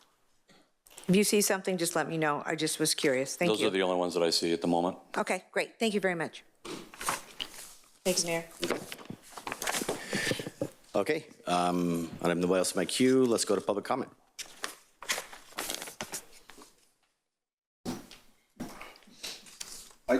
Ron, you just brought up a very good point, right? I think formatting going forward on some of these, especially CIP, we need to know what the funding sources are because, and Cindy, your comment, while we don't want to sacrifice or compromise safety on the crosswalks, we don't know what those gas tax dollars are competing for. So how can you prioritize where that money goes? So a lot of this is formatting. I'm not finding fault with staff. It's learn as we go. But that's it. And maybe just to mention, to totally agree that this is a little bit out of, perhaps out of true context. So a couple of things. One, at least initially, we wanted to prioritize our entire CIP, and that does include some of these projects that are funded this way. Agree totally that it's really not a matter of competing for prioritization because they're things we committed to do and they're part of our annual operating program. They do give some context for the overall workload. Moving forward, we could pull those things off. And then similarly, one of the reasons that this is kind of a first cut of looking at this is, again, to kind of look at, does there appear to be some big questions or imbalances between things at the bottom of the list you think should be at the top. The much longer and more complex thing is how do you fund these? So we just really didn't have time to do all of that in one day. But if this list looks pretty good, or after a couple of changes, then the very next step would be how do we look at restricted sources, discretionary sources, availability of unspent, unassigned fund balances, and come up with a funding plan that will almost certainly cause us to revise what is a priority, because that money might not go as far as we think it will over the next number of years. I also want to add that the exercise of doing this involved directly looking at each CIP from your book, the CIP book that we bring you for adoption, project by project. What's the funding? What's the level? Are there projects that could be closed out that they actually, well, there's a teensy bit of money left, but they were done? Those are not on this list. We took those all off. So these are things that are this apple green. They're funded. They've been from your prior CIP. We're actively working on them. That's the dynamic. So we've already kind of, maybe not all of them are 100% funded, but we're on our way toward that. So it's just kind of capturing what you've kind of already identified as prioritization by way of that CIP process into an at-a-glance version to mirror what Justin's saying about appreciating the context and the capacity for the bigger question around what else, or why do things like a line F take so long, or this takes so long, because it's kind of how does that fit in with the overall volume of work that the team is doing, to see it from that perspective. So it's almost more informational piece too, of just kind of adding that context, because without that, it's almost like you're making other decisions in a vacuum of not appreciating the bigger picture of all the things that we're doing. Yeah, completely agree. Go ahead, Ms. Warren. Thank you. Is the Warm Spring Parkway doesn't that have something to do with Keller Roads needs to go through in order for their expansion of the hospitals? Is that something is that the right area I'm thinking of? I believe yes. That is the general location. The CIP project for Warm Springs Parkway is actually a relic of the completed improvements in front of Costco and the Vineyard project that leads up to Costco. We still have some cleanup work that still needs to be done within that roadway element to complete the element of that project. Thank you. I just want to make sure I had the right area. Thank you so much. Correct. Appreciate it. Just to clarify, the hospital's expanding have nothing to do with that portion. Okay. Yeah. I wasn't sure where it was, so thank you. Okay. No more queued council members. Cindy got her. Directions to staff. Justin, do we have enough from those? Yeah, we do, and we're at a pretty convenient breaking point. I think food is either here or close to here, so this would be a great time to take lunch. Council's discretion, whether we shoot for maybe 45 minutes or an hour to reconvene, and then the bulk of the rest of our conversation will be the most substantive piece, which is out of these big projects, which come first and second, how do we handle some of those, like the pools and the muni services, public safety training, and then we'll be wrapping up with this portion. Okay, I say 45 unless someone disagrees. Okay, 45 minutes it is. We'll be back here at 12:30. We're adjourned or recessed.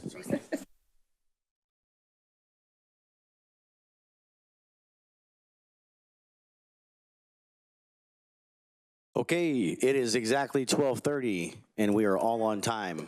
That's how we do it. All right, welcome back. How we roll. Picking up from, we just finished IPs, possible next top priorities. So how would you like to, do we have a presentation on this? We're going to go through similarly. There is a document that's in your little binder behind the purple tab. Purple tab. It is labeled possible next top priorities. So this is going to be what I use as a visual aid as we walk through. So everything we've talked about so far really sets the stage for this next conversation. As we opened, we have made great progress. We have crossed some things off the list. We have, on the near-term horizon, we have more things that we're going to be crossing off the list.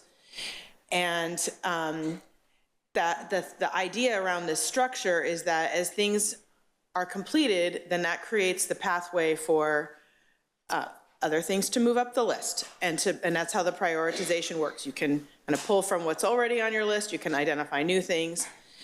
But we also have to take into consideration the fact that We do have a lot of projects on the list that take many, many years to bring to fruition, and they're always at different stages in the process. They're sort of staggered, and also balancing staff capacity, funding capacity, and also wanting to be realistic with you around what can we take on.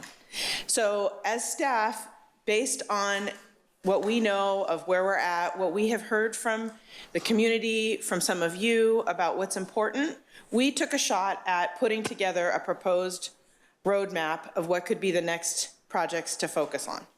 It's something for you to respond to. We're not trying to say this is the way it needs to be, but it just creates a framework for you then to say, do you like this? Do you not like it? What do you think? A conversation starter. So I will walk through that. So the first project that we have on the list as a next top priority is Cal Oaks Park revitalization and pool replacement. We talked about the pool earlier, the fact that that has been on our list, that we've actually made some progress on that project already, that it was put on hold 2 years ago when we started to see sales tax softening a little bit. Even though we'd already done the community outreach process, we actually have like a high-level concept already for that, but we put it on hold. You've never seen that concept because that's where we were at in the process. Would have been kind of time to bring that back. So we know that's been a priority. We've continued to hear from the community about the pool. But meanwhile, we do have some other projects on our list, like the Cal Oaks Park skate park fencing.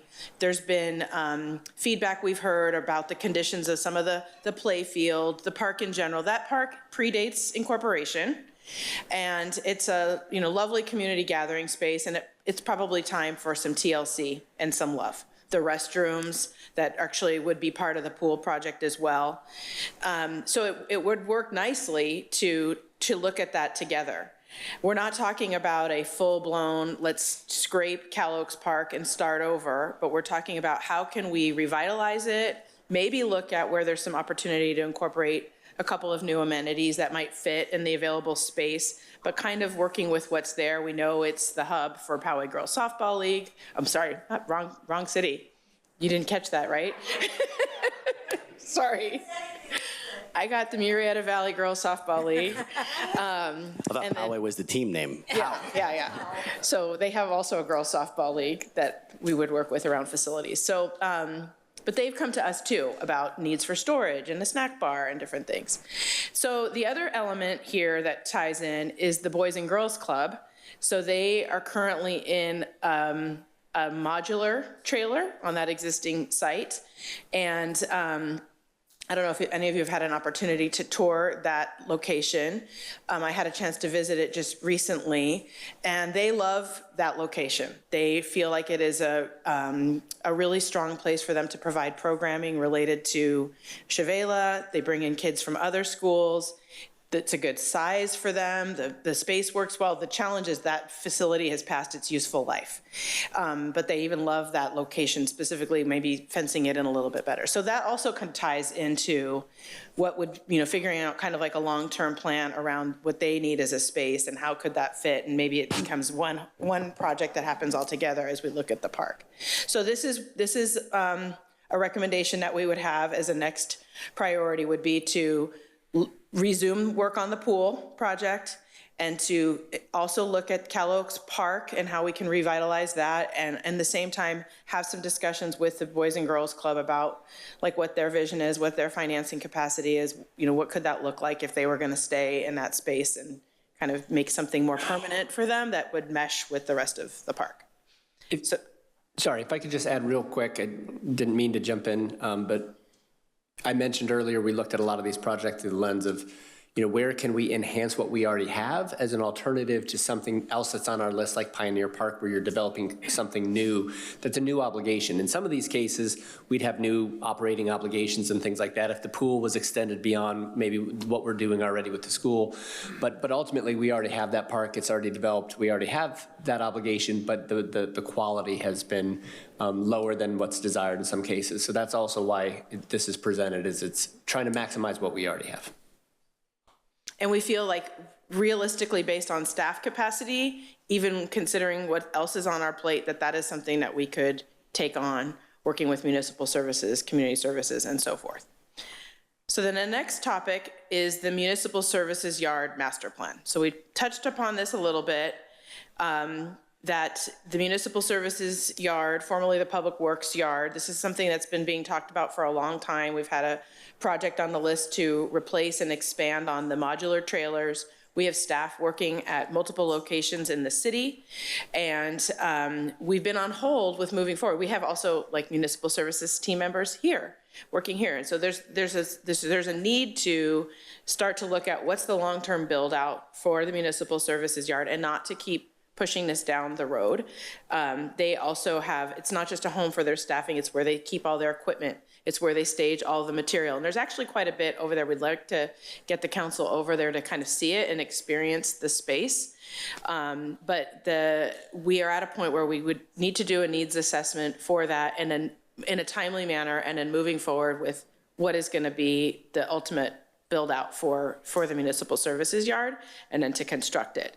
And this is where there is a connection to the public safety training facility, because that's also the site that we've been considering for the public safety training facility. So we've kind of been on hold with moving forward with the Municipal Services Yard discussion while we've been figuring out what's going to happen with the public services training facility. We've been out looking for funding for the public services training facility, which is an amazing project. It would be an amazing resource for the community, and trying to juggle that. But we're at a point where we also need to, we need to make a plan to move forward with what's going to happen with municipal services. That's been on hold while we've been kind of waiting. I don't know if Justin wants to add on to that. Yeah, just want to point out, you saw earlier in the tiered documents that at one point we had contemplated adding another modular unit to the site.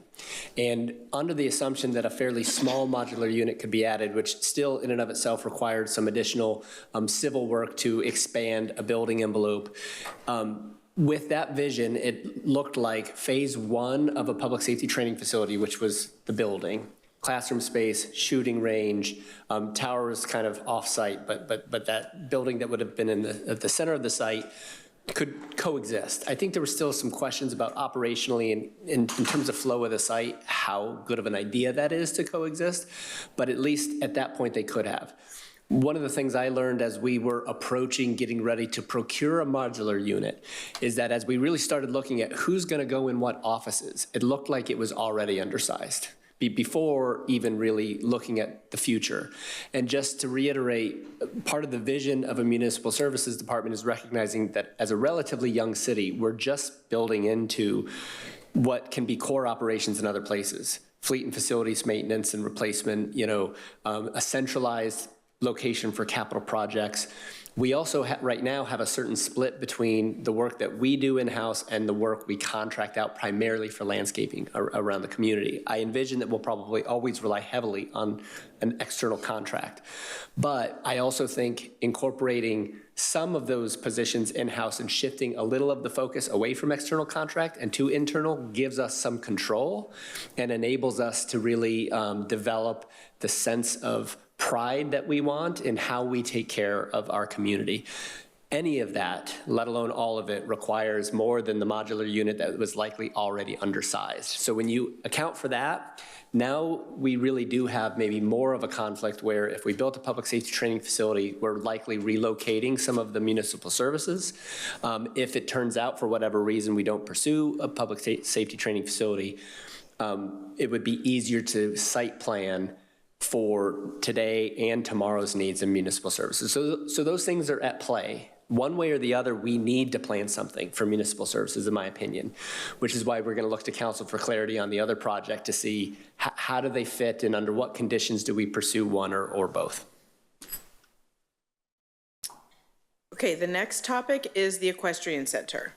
As I mentioned earlier when we were going through the list, this is one where the council gave us direction last year to look more at what the facility needs in terms of preventing further deterioration. And then also, what are we going to do with that property long term? Like, what are some different models of how that could be operated? What could that look like? There was a master plan that was done, I believe back in 2017. And at that time, the estimated cost for that project was about $10 million.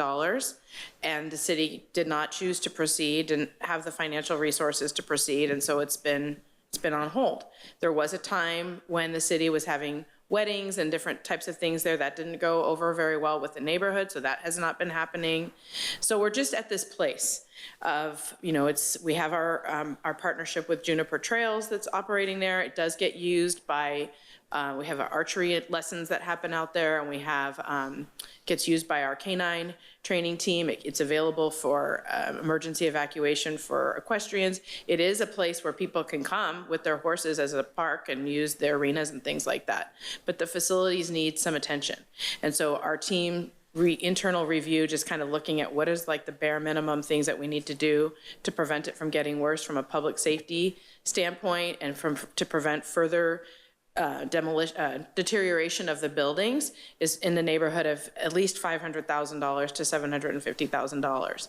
It's things like the roof repairs. We actually do need to bring in someone to do a more proper assessment of the adobe. We looking at it just kind of at a surface level, it looks pretty good, as long as nobody's like living in it, but if for like normal operations, it probably is pretty good. But to be safe, we should make sure of that before we go spend the money on the roofs, which are going to be between the I call it the U-shaped barn and the stud barn combined, probably about $300,000 for those roofs. There's a lot of important tree trimming work that needs to happen. That's pretty critical, frankly.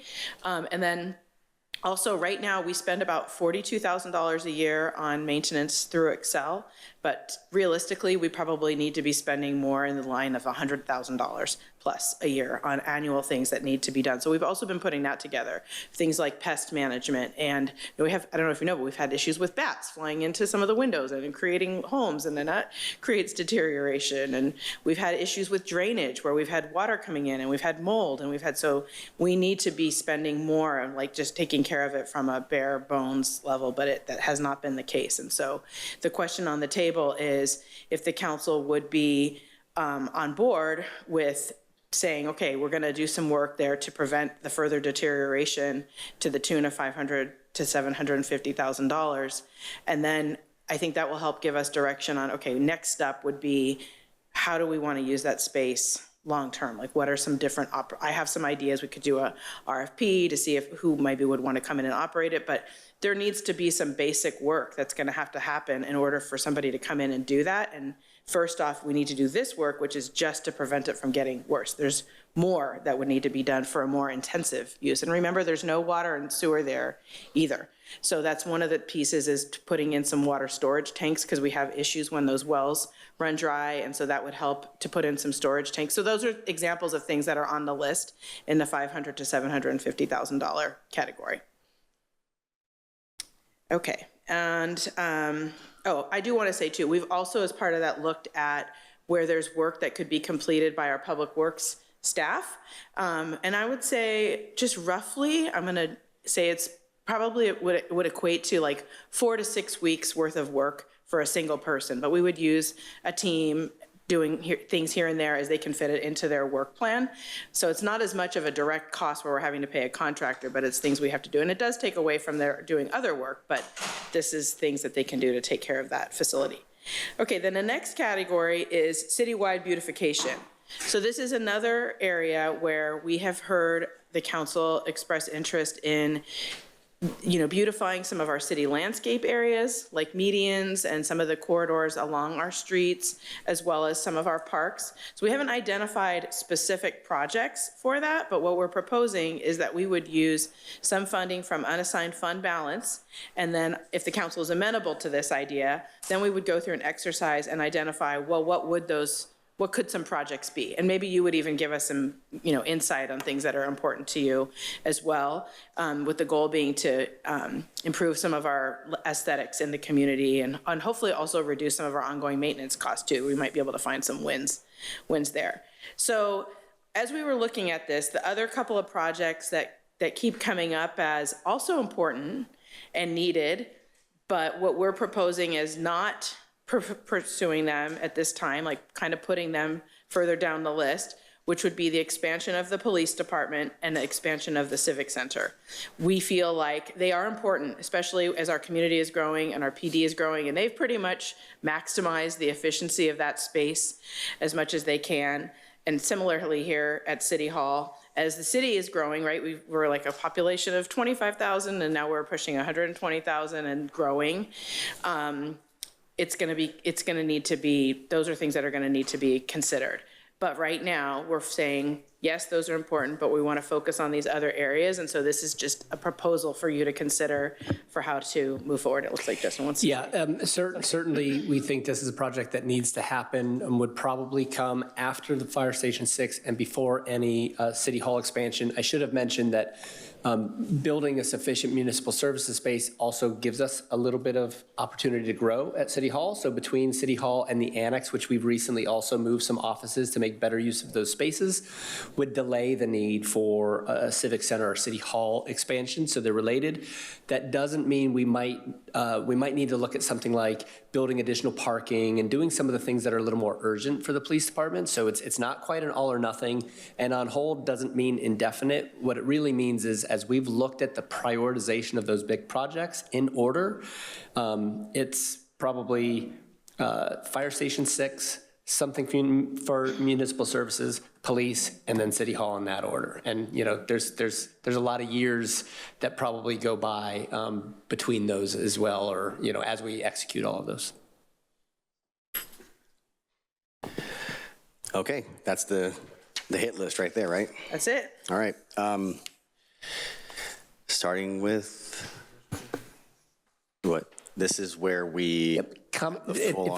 Comments, questions about what we've presented, and anything else you would like to introduce to these tiers. And again, we didn't call out the public safety training facility, but it is kind of tied to that context of municipal services. Councilwoman Warren.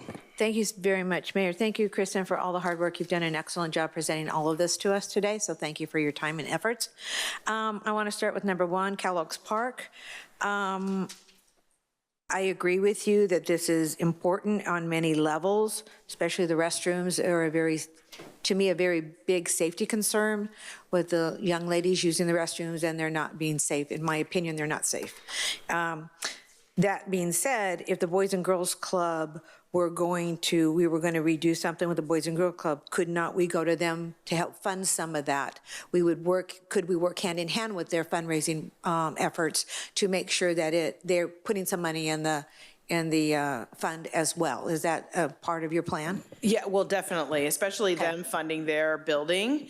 That's been something that I've been hearing about since I came to work here, was that there was like a vision for them elsewhere, but I don't think that's realistic. That building something elsewhere, as I understand it, isn't really in the cards for them. They're super excited about what's opening down at Ivy Oakview Terrace, right?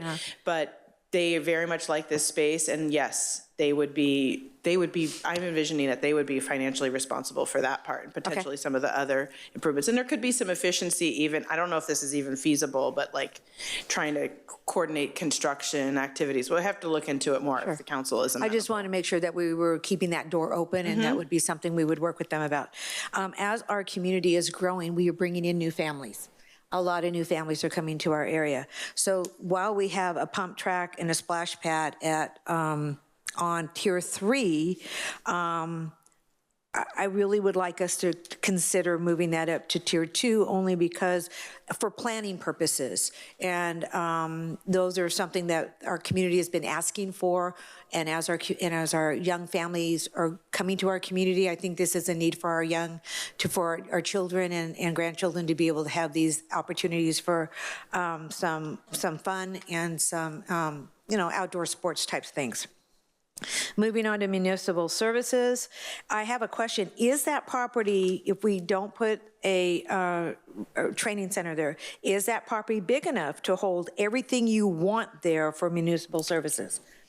Yes. So it is. But if we combine it with a training center, then we split up municipal services, and we're going to have to put something here and something over there. Is that what I'm understanding? Even the original vision for 2 phases. So the public safety training facility initially envisioned the building and then some other drive aprons and things that are used to train.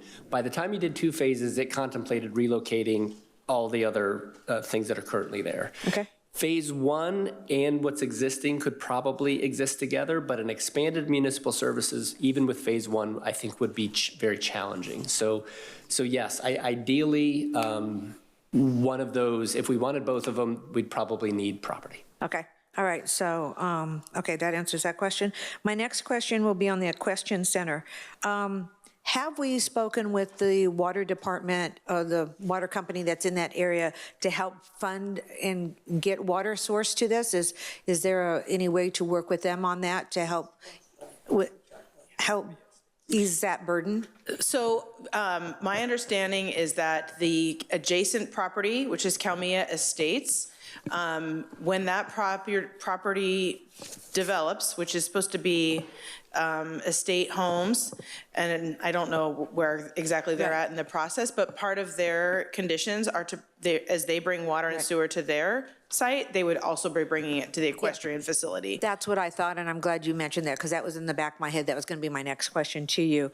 Mr. Klein handed out a handout to us, and I think it would be really good for us to take a look at that, not saying that we're going to, utilize it or anything, but I think it's a nice starting point to just review it. So I don't know if you've taken a look at it. I did briefly. It has some interesting concept. I really feel that the Equestrian Center could be a nice asset if it is developed properly, where we can also derive some income for it to maintain it. So I think that's very important. Besides the parking lot, what is the police department in need of? Are we thinking 2 stories? Are we thinking branching out, sideways? Well, what is the need there? The vision is to expand the square footage outward, not 2-story, to accommodate their growing department and the different bureaus, I believe dispatch. I was going to say the communication center needs to be enlarged. So I don't know if we want more detail. No, I just wanted, I understand. I believe it's the communication center, just kind of on top of each other right now. So that is something that you would need to expand down the road. Not. We'll do a full needs assessment. Okay. Personnel, detective personnel, officer personnel. Perfect. I just didn't know what that entailed. My last question is, when is the lease up for renewal, or when does it expire on the property across the street? I don't know when it's up or when it expires. I think the original intent was that it would be fairly short term, but at this point, I think we contemplate utilizing that a little longer. Javier, I don't know if you know off the top of your head. I want to say, I think it's a 5-year lease. I thought it was a 5 and a 5. Extensions. Could that be with a 5-year extension? Okay, that's what I thought it was. All right, those, you answered my questions. Thank you very much. Thank you, Mayor. Yeah, Councilwoman DeForest. Thank you, Mayor. Starting out from the top, I do think that the Cal Oaks Sports Park needs some quality improvements. I would agree with Councilwoman Warren. The one thing that I'd be concerned of with the Boys and Girls Club is would they be, a concurrent partner with our youth center? It's really close to our Los Alamos Park, so I'd want to make sure that we had really good relationship there. I am a little concerned about a $10 million price tag for a pool. I know our pool was utilized, but I'd like to look at that $10 million and be able to say, okay, $10 million gets us the pool, and if we spreadsheet it or, put it in a document so we could see, or we could get a pump track, a pickleball court, so we could really look at that and do the analysis, because I know that if we get more for our money, not everyone are swimmers. Lots of people have pools in this area. We do have the relationship with the school district. I know I've gotten lots of emails, and I will probably get a lot more emails now, because I said maybe that is just a lot of money for a pool. I would love to have a pool. I think it's amazing. We could offer a lot of things too through to our community with a pool, but I wonder if we couldn't look at what else that we as a council decide what we would like to do for that money. So that's my only comment there. I love the thought of a public training safety facility. I think that has always been something that I've been very passionate about driving forward with this previous council as well as this one. I do understand that we do need to put our municipal services somewhere, but it does seem like that area is very remote, and we're going to need a tower for fire anyway. I mean, taking the Fire Citizens Academy and seeing what our firemen train with, it is not, shall I say, the best. And it is also right next toward, right by an elementary school. So we need a tower. I don't think we'd get a lot of community complaints if we put it over there. You know, it does have the wash, and we do have the creek running right there, and it is an industrial area. So I think if we could find another place to put our municipal services and possibly do even phase one where it could be the tower for our fire, I do believe that we, even if we don't have the money to put it on phase 1 or 2, I do believe we need to keep it on our future projects, because we could partner with that with MSJC due to the educational piece that the relationship is there. MSJC is possibly going out maybe for some bonding, or we could be, you know, we could be privy to some money like Menifee has with their stadium. And MSJC's legacy project here is, you know, for expansion throughout the area. We have the University Center coming, 4-year university offerings at Temecula, right? We're sitting here in Murrieta. We have nothing that really coordinates or connects us with the college. And that is kind of maybe one of the goals, is to actually have each city that is really influenced and connected to a beautiful college to have that connection. So I think that that's kind of where I sit with that. I understand that we don't have any other property, but maybe we could do an analysis to see if maybe there is another piece of property that we could utilize for that, because we do seem to have a lot of property, and since we can't sell it because, you know, we can't seem to get rid of any of our property or trade our property or do anything like that, or they're going to put, you know, multifamily homes on our property. Vertical, yes, 18 stories tall. But just so we could, you know, maybe facilitate looking at some of our other properties for municipal services. Moving on to the Equestrian Center. Sorry for being so verbacious, colleagues. The Equestrian Center, I think that there's a lot to say for that, and I would agree with allocating money. It has been completely neglected for a long time. I do believe that it has a historical element. I believe we have lost a lot of our open space, and we're complaining about, you know, that our city of Murrieta is going up. Well, that is not going up out there, and we might be able to really control that. And it might be just a nice area. Even if it was equestrian based, they could certainly use it for other things. If you look at Temecula, there's a huge equestrian piece of Temecula trying to push for a covered arena, right?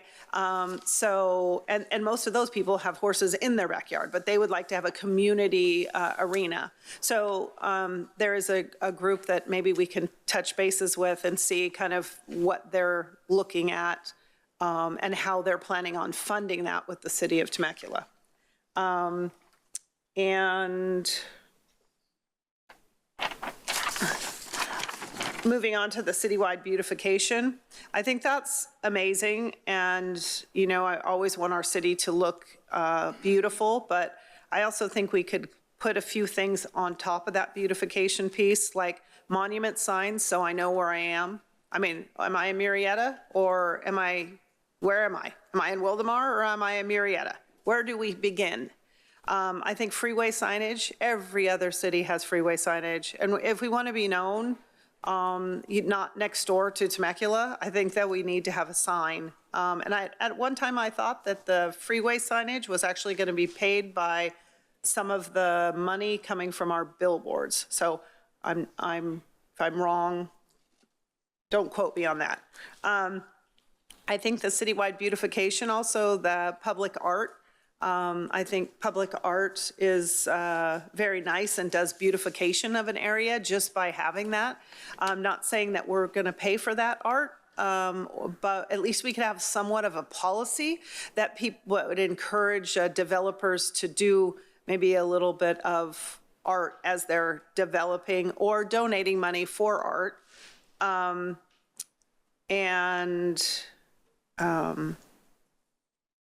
think that whole citywide beautification could be lumped into a few things. And I'm not saying that we need to have a crazy policy like what was coming out, like a 50-page document on art in public places. I mean, I don't think we got design standards that look that good. I mean, that thing was insane. But I mean, to look at it and to get approval, I mean, we have some amazing people on staff that could look at that, and maybe if it went to planning commission or came up to us for a stamp of approval, something like that, you know, that we could utilize some art in public. So I just want to say thank you to staff for all your hard work and diligence. I was here on, I think it was Tuesday, and you guys were running around like chickens with your head cut off back and forth between and talking nothing but this. And, you know, I don't know, we sit up here and it's all nice and put in categories for us, but I know it takes a lot of work from everyone. So I really appreciate you all for everything that you did. And Kristen, you're doing an outstanding job. It's not easy being the facilitator and you're rocking it. So thank you. Thank you, Mayor. Yeah. Mayor Pro Tem Holliday. Thank you, Mr. Mayor. Yeah, I think the Cal Oaks Park and pool need to be a tier 1, as I mentioned earlier. Have we done cost engineering on the design that was settled upon that we haven't seen? Well, I would say it was quite settled upon. It was a concept that captured what we were hearing. And do we have a cost estimate from it? We talking the pool? Okay. And keep in mind too that it does include, you know, there's demolition costs. We were looking at those perimeter buildings as well, and everything is very expensive. Our library expansion is almost $9 million for 4,500 square feet of you know, an add-on. So. Yes. Yeah, so we're looking at the total project cost, and that included design, construction, and all of the other soft costs that come with all of that. And we're roughly in the ballpark of $15 million, like $12 to $15 million. Yeah. Those are variables. So this is a concept design. That's one architect's estimate. We don't really know what that number is going to end on, though, but I think we would want to constrain it to the point that we could. And what would that constrained number be? $2 million? Not $2 million. It's not going to be $2 million. It's probably going to I'm thinking 10 to $15 million. Minimum of 10, yeah, right? Fully burdened, minimum 10, 15. Yeah. She suggested a doughboy. What about a doughboy? Can we do an above Little ground? pools at Walmart. We could just put them all together. That could be the Murrieta identity, just above ground pools. I don't know, just saying. I think That might be good highway overpass art as well. You know? other cities, I think, already have that reputation, so we'll leave that with them. Okay. And I agree with Councilmember DeForest. Is, you know, a lot of people have pools, but it's been in existence before the city was a community gathering place to be able to go swim there. We all have no shortage of people bugging us to put the pool in place, which we had said was going to be back in 23, 24, that we would have it replaced. I still think it's one of those things we got to move forward with. We can't leave it as a tier 2 or 3. I think we need to address it. Or if we're not going to do it, go a different direction entirely. I was thinking instead of doing a full-blown pool, maybe do like a little lap pool and a splash pad and something the kids would enjoy that might help reduce some of that cost. I know you've got all that community input, and I'd love to see that thing, but I definitely think we need to advance that. I don't think we can sit back and say someday any longer. Some days here. Yeah, some days here. I appreciate the fact that you're working with the Boys and Girls Club. That's good. And certainly Cal Oaks and Town Square Park, specifically, I think Los Alamos Park too, do need some attention. Mapleton Park, I know you've communicated with residents over the past year about that, which most people aren't aware. It's a drainage detention basin. Yes. that we use when it doesn't rain, which is most of the year. But it still needs some attention. That basketball court is cracked, it's below grade. I mean, there's some things we need done. That needs to be put in a list somewhere, even if it's not a tier 2, it might, at least tier 2 or 3, it should be put on the list so that we're not losing sight of that. The municipal services yard, municipal services has really been trying to think of a nice way to say this, the stepchild of Murrieta for so long. The what? They're due. They're due, yeah, way overdue. This has been talked about since, 10 years at least. Way back when? Way back in the day. When he was 7. 5. And so I know horse and buggy. So I know the Public Safety Training Center, which is a great idea and has been on our list for a bit, but funding and a push to get that move forward hasn't existed. And I was kind of hoping that Roger was going to make that his legacy project, which he did not. He chose to go another route. And so while that may be something in the future, I think we need to use the property we have now. And if I'm correct, we can fit a fire tower, training tower, all the building and municipal services would need, and is it a general purpose training classroom type thing, facility, building?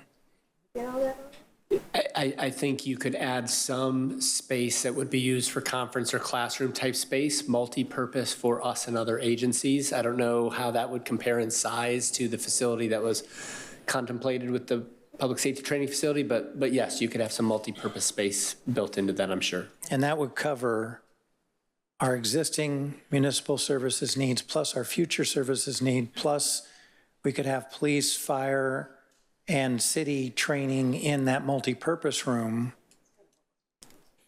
Maybe not the specialized training that would accommodate academies, but general types of training. We would always look for how many needs could we meet with one facility. To be honest, even right now, besides the briefing room we have at PD, we don't really have a large space where we can just put tables and even eat. So when we have a training, we had lean training recently in this room, we can't eat in this room.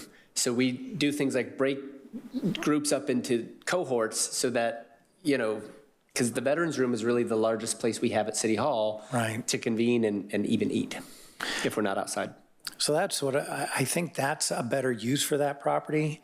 And if in the future we find funding from San Jacinto or others, or we can complement what we could be doing here, I think it's a better use for this property, and I would make that a tier 1 and get that underway immediately. Do we have a cost estimate for what those facilities would be? The fire tower. I think you have a cost estimate for the training tower, right, Chief? Everybody's looking for this stuff to get up.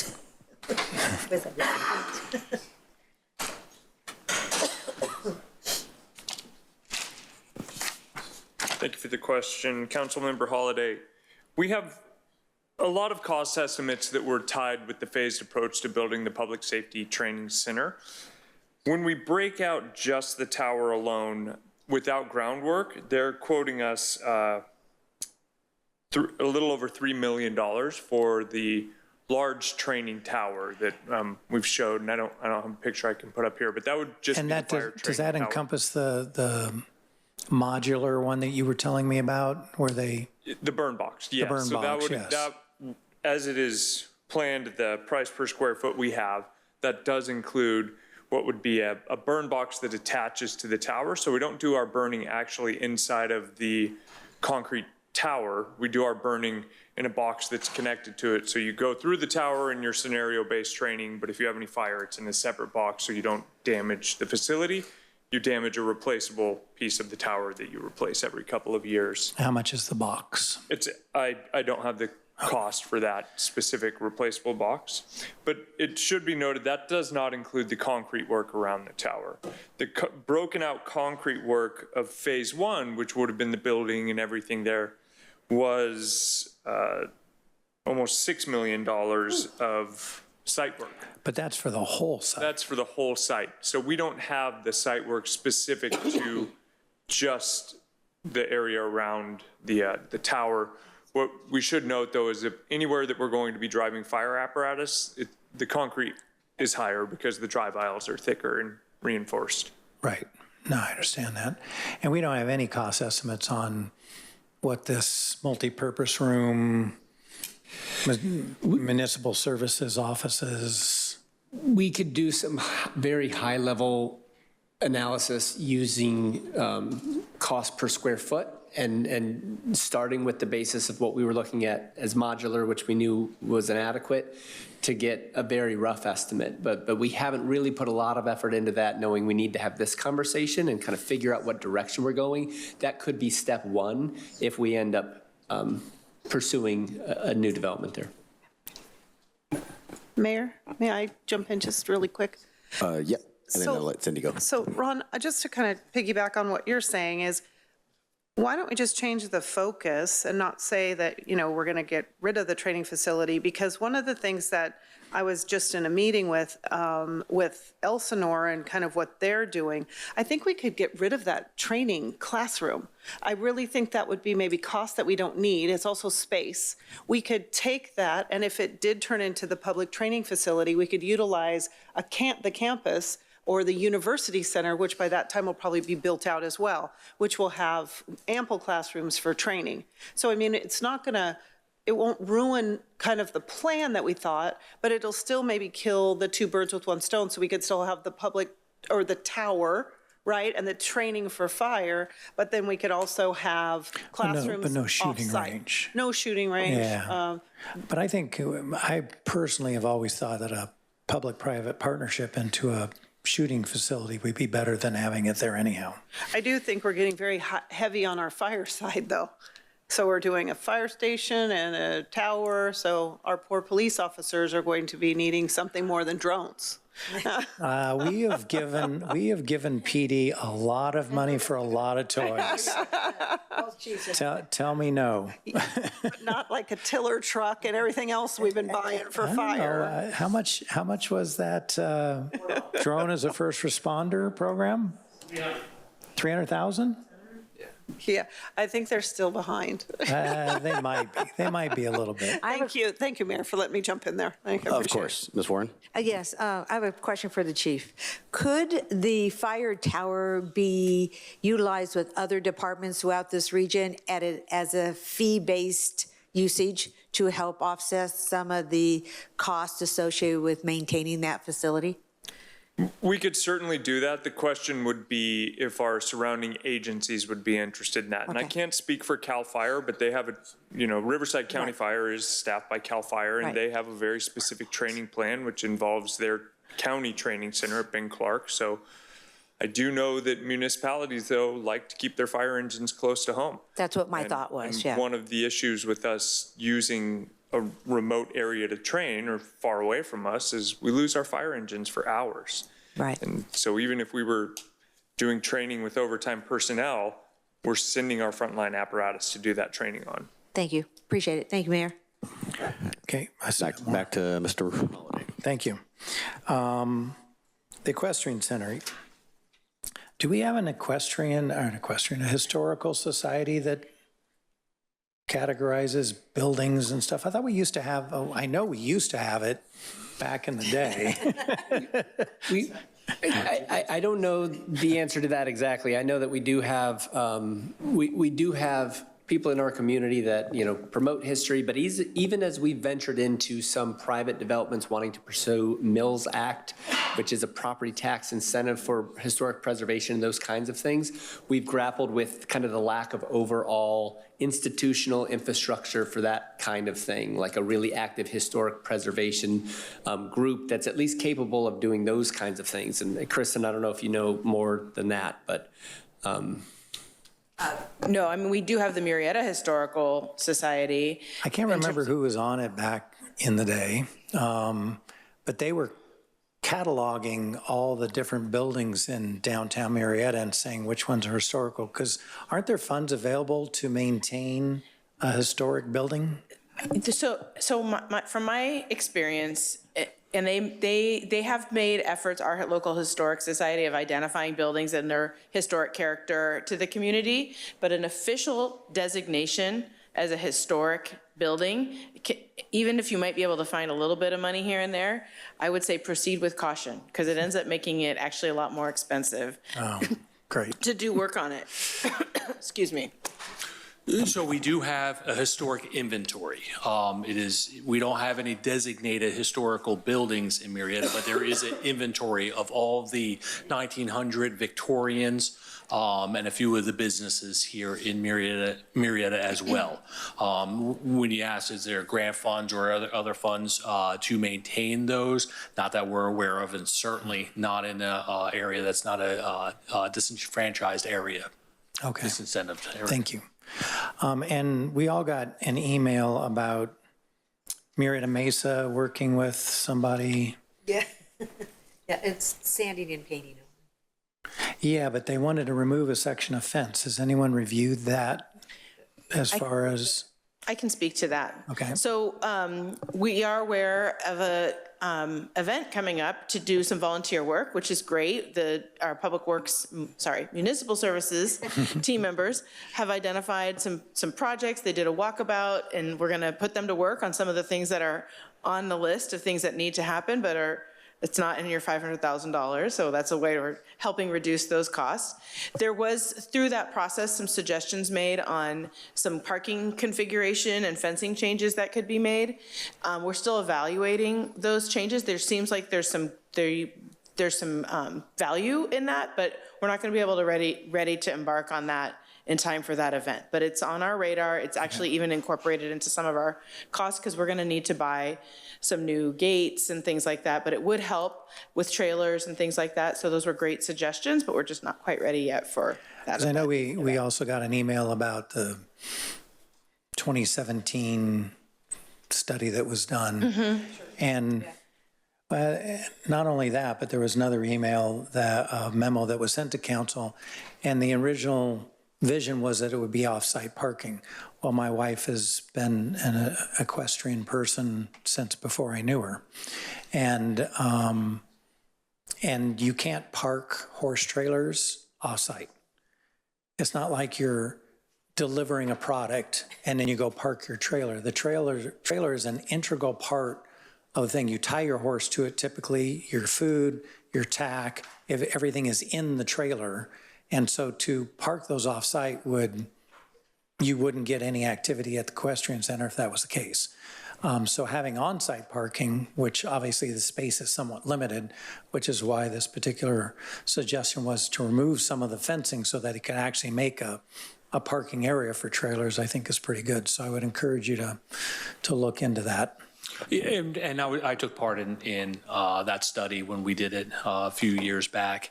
The intention for the off-site parking was solely for the large scale, because this was supposed to be a regional facility. It wasn't supposed to be just a city-specific facility. And so we're talking a few larger events per year where cars would have to, just like a satellite parking. If somebody came into Town Square Park and they were going to do an event for 7,000 people, we would ask them to send us a parking plan that included satellite parking. Same thing there. Now, the vast majority of events that would have been held at the equestrian park, if it was redesigned, would have been able to accommodate the parking and the trailers. Perfect. But I also want to clarify that what we're talking about right now as a recommended next steps is money just to help us address immediate needs. We're not at all contemplating, yes, there's a beautiful long-term master plan from 2017. We haven't been able to move forward with that. I don't really know where we're going to get the money to move forward with that. We may need to evaluate what could we do that would be a lesser version of that. But for right now, we're just saying, council, we have some work to do over there, and we would like your approval to spend some money to make sure it doesn't get into worse shape. Yeah, and I absolutely think it's worthwhile to preserve. I think Councilmember DeForest agrees with me on that. We'd hate to lose that, even if it's not considered a historic building. It's been around longer than I have. That's not. and I think we should preserve it. So I'm all in favor of not letting it get in further disrepair after it's been disregarded so long. Is this a time to bring up new things too? So, you didn't realize that? Sneak away. I thought we were doing this first and then we were doing that next. So I know Warm Springs Parkway was on the CIP list, wasn't in the other tier, I don't believe, the regular Right, that's tiers. right. And I want to bring up a couple things. So Keller Road has been probably our number one priority for quite a while. And I'm thankful that I heard shovel might be in going into dirt. Hopefully that's not an estimate like January 20th.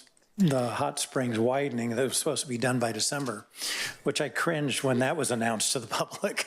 It's like, oh. I've had a lot of explaining.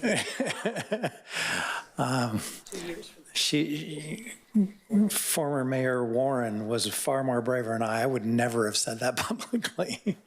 But in our negotiations with the agencies, wildlife agencies, to get the Keller Road interchange past that step, it was always intended that Antelope Road would not connect into Keller Road any longer from either side, from the north Kaiser side or from the southern side. And in looking at having the ability for Loma Linda to be a level 1 trauma center, you have to be within a minute and a half of an off-ramp, which is why they can't be one today. Now that we lose Antelope Road, when Keller Road is built, the only way to get a minute and a half from Keller Road to the hospital is Warm Springs Parkway. And Warm Springs Parkway has got challenges because it goes right through some serious habitat. And one of the things that RCA and the agencies wanted was I've been told it was a mistake, but we have a section of covered road right through the heart of habitat for Warm Springs Parkway. And we'll have to do some mitigation, hopefully not a land bridge, maybe a land tunnel. I'm not sure what to be required. Did Jarrett not here? He would know. But we might have to do something to mitigate for that, but it is a covered road status across the worst part of the habitat. Now, north and south of that, we don't have covered road status. But that's a lot easier to obtain by swapping other covered road that we have, like on Los Alamos Road that was supposed to be a 4-lane road and is now will never be wider than 2. It's the habitat that's a bigger concern. So we fought to not give up that covered road status so Warm Springs Parkway could go through. And we really need it to be a tier 1 project if we're breaking ground in January of 27, Warm Springs Parkway has to follow really closely behind, and we need to start working on it now with the agencies to be able to get the covered road status, figure out what we're going to need to do with the covered road status we already have that has all the biology around it. I think we need to let staff know that that's a tier 1 project from council so that can tie in shortly thereafter so we can have another level 1 trauma, because the only level 1 trauma center, if I'm correct, is in Wildemar. Yeah, that's not a level 1 either. That's a level 2. Oh, so it's a level 2. Yeah. So we have no level 1 trauma centers in this area. It would be amazing for our city if Loma Linda could be the first. So I'm encouraging my colleagues to agree with me on that.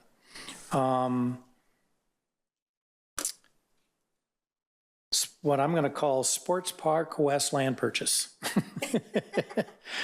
We have Los Alamos and we have Cal Oaks, one on the east side, one in the middle. We need one on the west side. We have a property that we were approached with. I don't know what the price is. Do you know what the price is on that? Sorry, on what? The Sour project, Sour property. We had ranges of cost during different conversations, but that was one of them. 15 million? Yes. I not that I'm saying we should spend 15 million on it, but I really think we need to be serious about that because land is a diminishing commodity.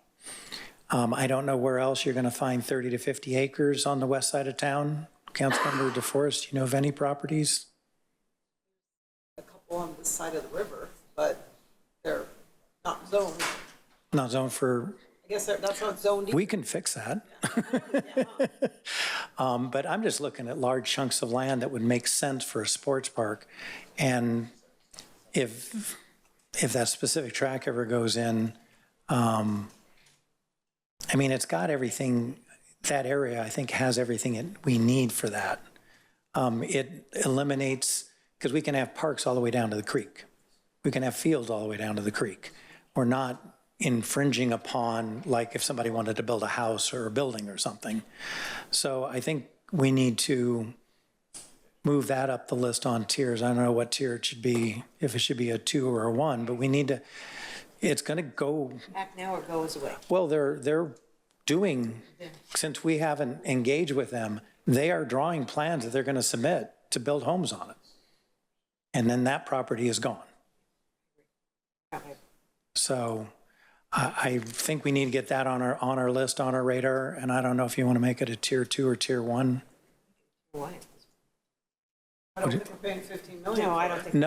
No. I think we need to negotiate that. We've talked, and we can't. Yeah, we can't talk about that in open session because we don't want to hurt our negotiating position. But I do think we need to be in negotiations for it. So just to level set, we are already engaged in general conversations with the one opportunity that we know about.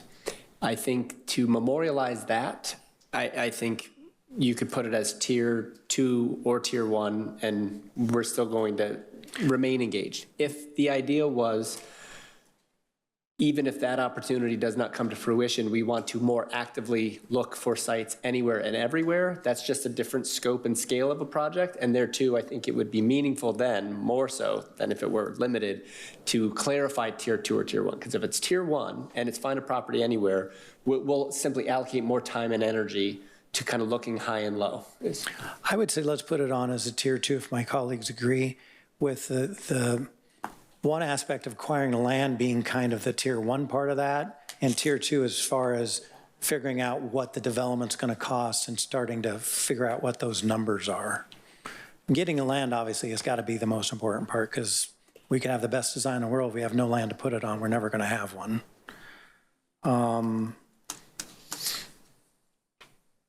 The other thing we got an email on was the mill beautification mural thing. Did anyone have a chance to read that? There was an email a guy sent out. Yeah, with a proposal. With a proposal. And it was supposed to be funded by grants and wasn't supposed to cost the city a bunch of money. Sure. But they did want our participation. Well, then, do we own the mill? Mm-hmm. We own that structure, right? We're talking the mill in Pioneer Park. Is that in the park? Yeah, it's across the street from. Across the street. Immediately adjacent then. Yeah. Yeah, he was talking about doing big murals on it. Pretty much at no cost to the city, but obviously since we own the property, we have to be on board with it. I think that probably needs to be on the list as well as a tier 3 probably. We probably need to notify the residents around too, because. Well, we got to do some outreach. We got to do a lot of things. If you get a chance to look at the email, he gave some renditions of what it might look like.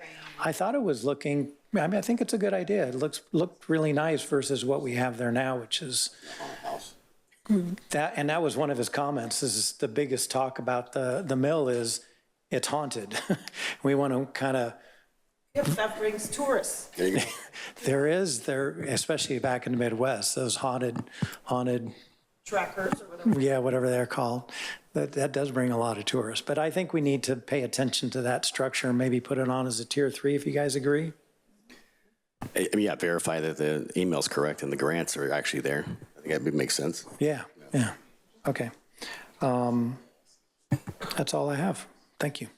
Ron, can you reiterate all the ones that you just said to make sure that I have them written down or that we have them written down? Warm Springs Parkway. Tier 1. Tier 1. Land for sports park. Land for sports park would be tier 1. And development be tier 2. Development tier 2. Okay. Maybe even a tier 3 for the development. The equestrian center. What tier is that currently? Is that a tier 3? If we're talking about the, Not the fixing of it, the overall. Grandiose. yeah, I think we've kind of left it a little bit combined right now. So based on what you're saying, we might separate kind of some of the more urgent maintenance and a longer term. Yeah, we need to definitely not go backwards. Right. So if it costs us, $500,000 to bring it up to where it's not deteriorating anymore, and then allocate some ongoing funding to make sure it stays that way, that's a high priority. What to do with it in the future, I think we need to, well, not only RFP it, but just have a discussion, either an ad hoc committee or something, to figure out, are we doing the plan that was done in 2017, or is that too big? What does the community need? I think we need to basically review that plan and say, yeah, this is what our target is. Because right now, I don't think we have a target. Does that make sense? Yeah, so just refocus on what could be done or what should be done. I love a plan, and I think this is absolutely gorgeous. Oh, yeah. Yeah. Is that what the community needs? But if we go back to the community, the community is going to say they want this, right? I want this. I'm going to say that. But I think that we don't have the money to do that. No. So I don't think that we should keep revisiting it until it becomes the next tier, right? But what to do with it now? Do we just maintain it and leave it as it is? Is that your suggestion? You get it ready so Yeah. if you get it to the point that if an opportunity presented itself, you can start talking about it. Yeah, we could pivot. If there's someone came in with a public-private partnership or something, Right. that we'd be ready to go. We'd be ready to go. Okay. Can I offer a thought on this topic? So we actually have, it was this part you're describing about what do we do with the space long-term was part 2 of the work that we were charged with as a team. And so for me, it was important to hear from you, is the council is there consensus to even spend money on kind of these immediate needs? Because if you said something different, then it was going to prompt a different conversation. But I'm hearing that there is a recognition of that. Well, the only other different route is to start up the bulldozer, I assume, right? Yes. Okay. Yeah. Well, no, I think there could be other possibilities. That's maybe more extreme, but there could be other thoughts, which we would come to you with what those are. But I'm not hearing that. So then knowing that, okay, we're going to put some money into taking care of it so it doesn't get worse. Then I think there's a conversation to have around, so now what? Like, we don't really have the money to do the build out, the master plan. There's been different entities that have come to us along the way that have had some ideas. I'd love to kind of hear more from the council, not today, but at another time around, like, what would be some ideas we might be open to?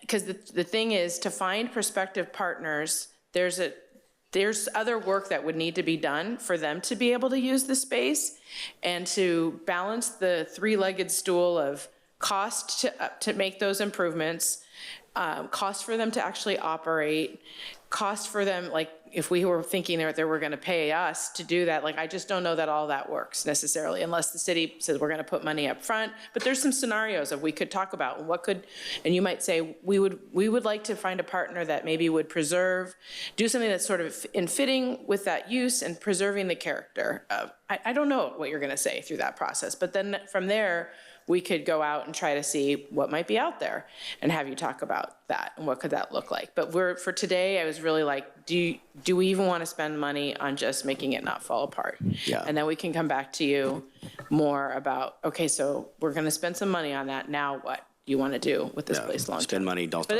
that is also recognizing that takes staff time and effort to dedicate to that process that then pulls us away from maybe other projects on your list, but if that's the priority, that's what we want to do. So that's what we're trying to get clarity around, that's what we want to focus on.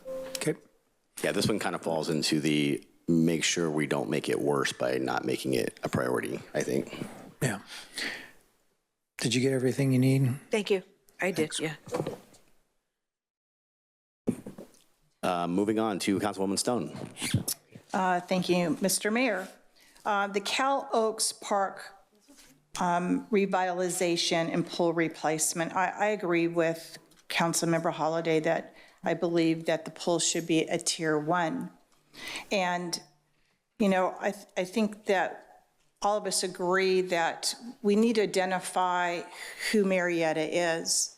And I think we all have consensus that we would like to be a wellness community.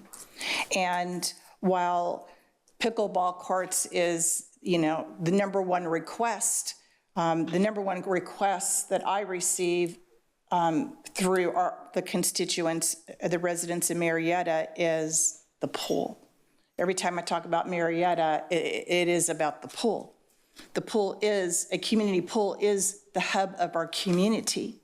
In addition, the residents adjacent across the street, the colony, and why they have their own pools, a lot of the residents did utilize our community pool, and it's something that is greatly missed. I've been working with Isaac Bravo, Ken Calvert, and Daryl Isa on federal community grants, and we're hoping through the cycle that something will come to fruition. That will be amazing if that does happen. I'm very excited for even a revitalization of the park, being that it is more than, you know, 34, 35 years old. It is a utilized park, and I think it's time for us to revitalize it. So I also agree with the Boys and Girls Club. They obviously should have their fair share, and partnering with the city and making sure that we have a beautiful brick and mortar Boys and Girls Club would be absolutely amazing. The municipal service yard master plan, I want to thank Councilmember Holliday and our chiefs for having a meeting with us and answering all of our questions. I do agree with Councilmember Holliday that the training tower should be a priority, and it should be tier 1. And when we talked about the multi-purpose room, City Manager Clifton, we had talked about the adjacent property that had buildings and maybe utilizing those buildings for instruction, right? If I remember correctly, if that's a possibility, at least for now. It's just not something we looked into. So my recollection is in the context of, again, the kind of classes that might be associated with an academy, those probably just wouldn't work because that's such specialized activity. And if we were able to build in our own kind of multi-use facility, which is essentially a large room that could probably be broken at least in half with open floor space for tables and chairs. If we had that, we also probably wouldn't need space adjacent. But if there was a need that we couldn't meet on site, absolutely, it would be feasible to look nearby or in other locations of the city for that kind of space. So when you're talking about a full-blown public safety training center, I don't need to reiterate where I stand on that. I think I've made myself really clear, but definitely a training tower is necessary, and again, I would support that on tier 1. The equestrian center, I have a couple questions with regards to the equestrian center. Have we actually done an analysis on the barn, on the buildings? And I know that this is a tough position to be in, but financially, is it really worth saving these buildings, or should we just demolish them? And then I was thinking, I think it would be fantastic if Councilmember DeForest, if we could do an ad hoc committee and have her be on the ad hoc committee, knowing that she has the experience with equestrian and coming up with a desire plan of what the future looks like for that piece of property. I know that the residents were very unhappy when we did have events out there, even though it is a great source of income. It's something that I would like to see as an event center when it comes to our animals, you know, dogs, competition, there you go, camel, horses. But again, we are really restricted with the property, and especially what Councilmember Holliday had said about the horse trailers. And so why we keep adding conversation to this, I think it's really important that we really identify, is it financially viable for us to save these buildings? Should we tear them down? Should we have a brand new type of concept with regards to the equestrian center? Are there federal community grants available to assist us with this? And I think having an ad hoc committee would be very viable. And that's just my opinion. With regards to the citywide beautification, I'm so happy to see this on this list. I have been advocating for a citywide beautification since I was elected. And we really need some tender, loving care across the board. In my district, the off-ramp of Los Alamos in the 215 freeway, as you know, there's glass everywhere. I get complaints all the time. It looks absolutely awful. We have old signs that are faded.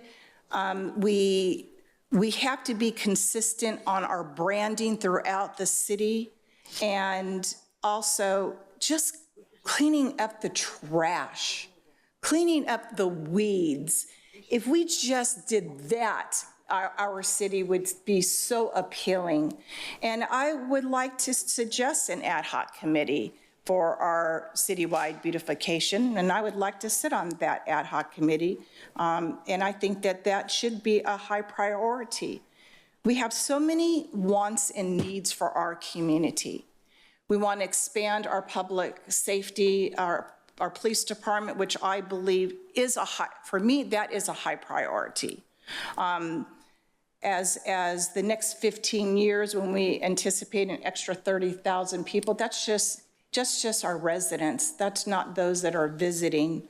And also City Hall. I think it's really important that we expand City Hall as well. That could be tier 3, and I'd like to see our future police department expansion to tier 2.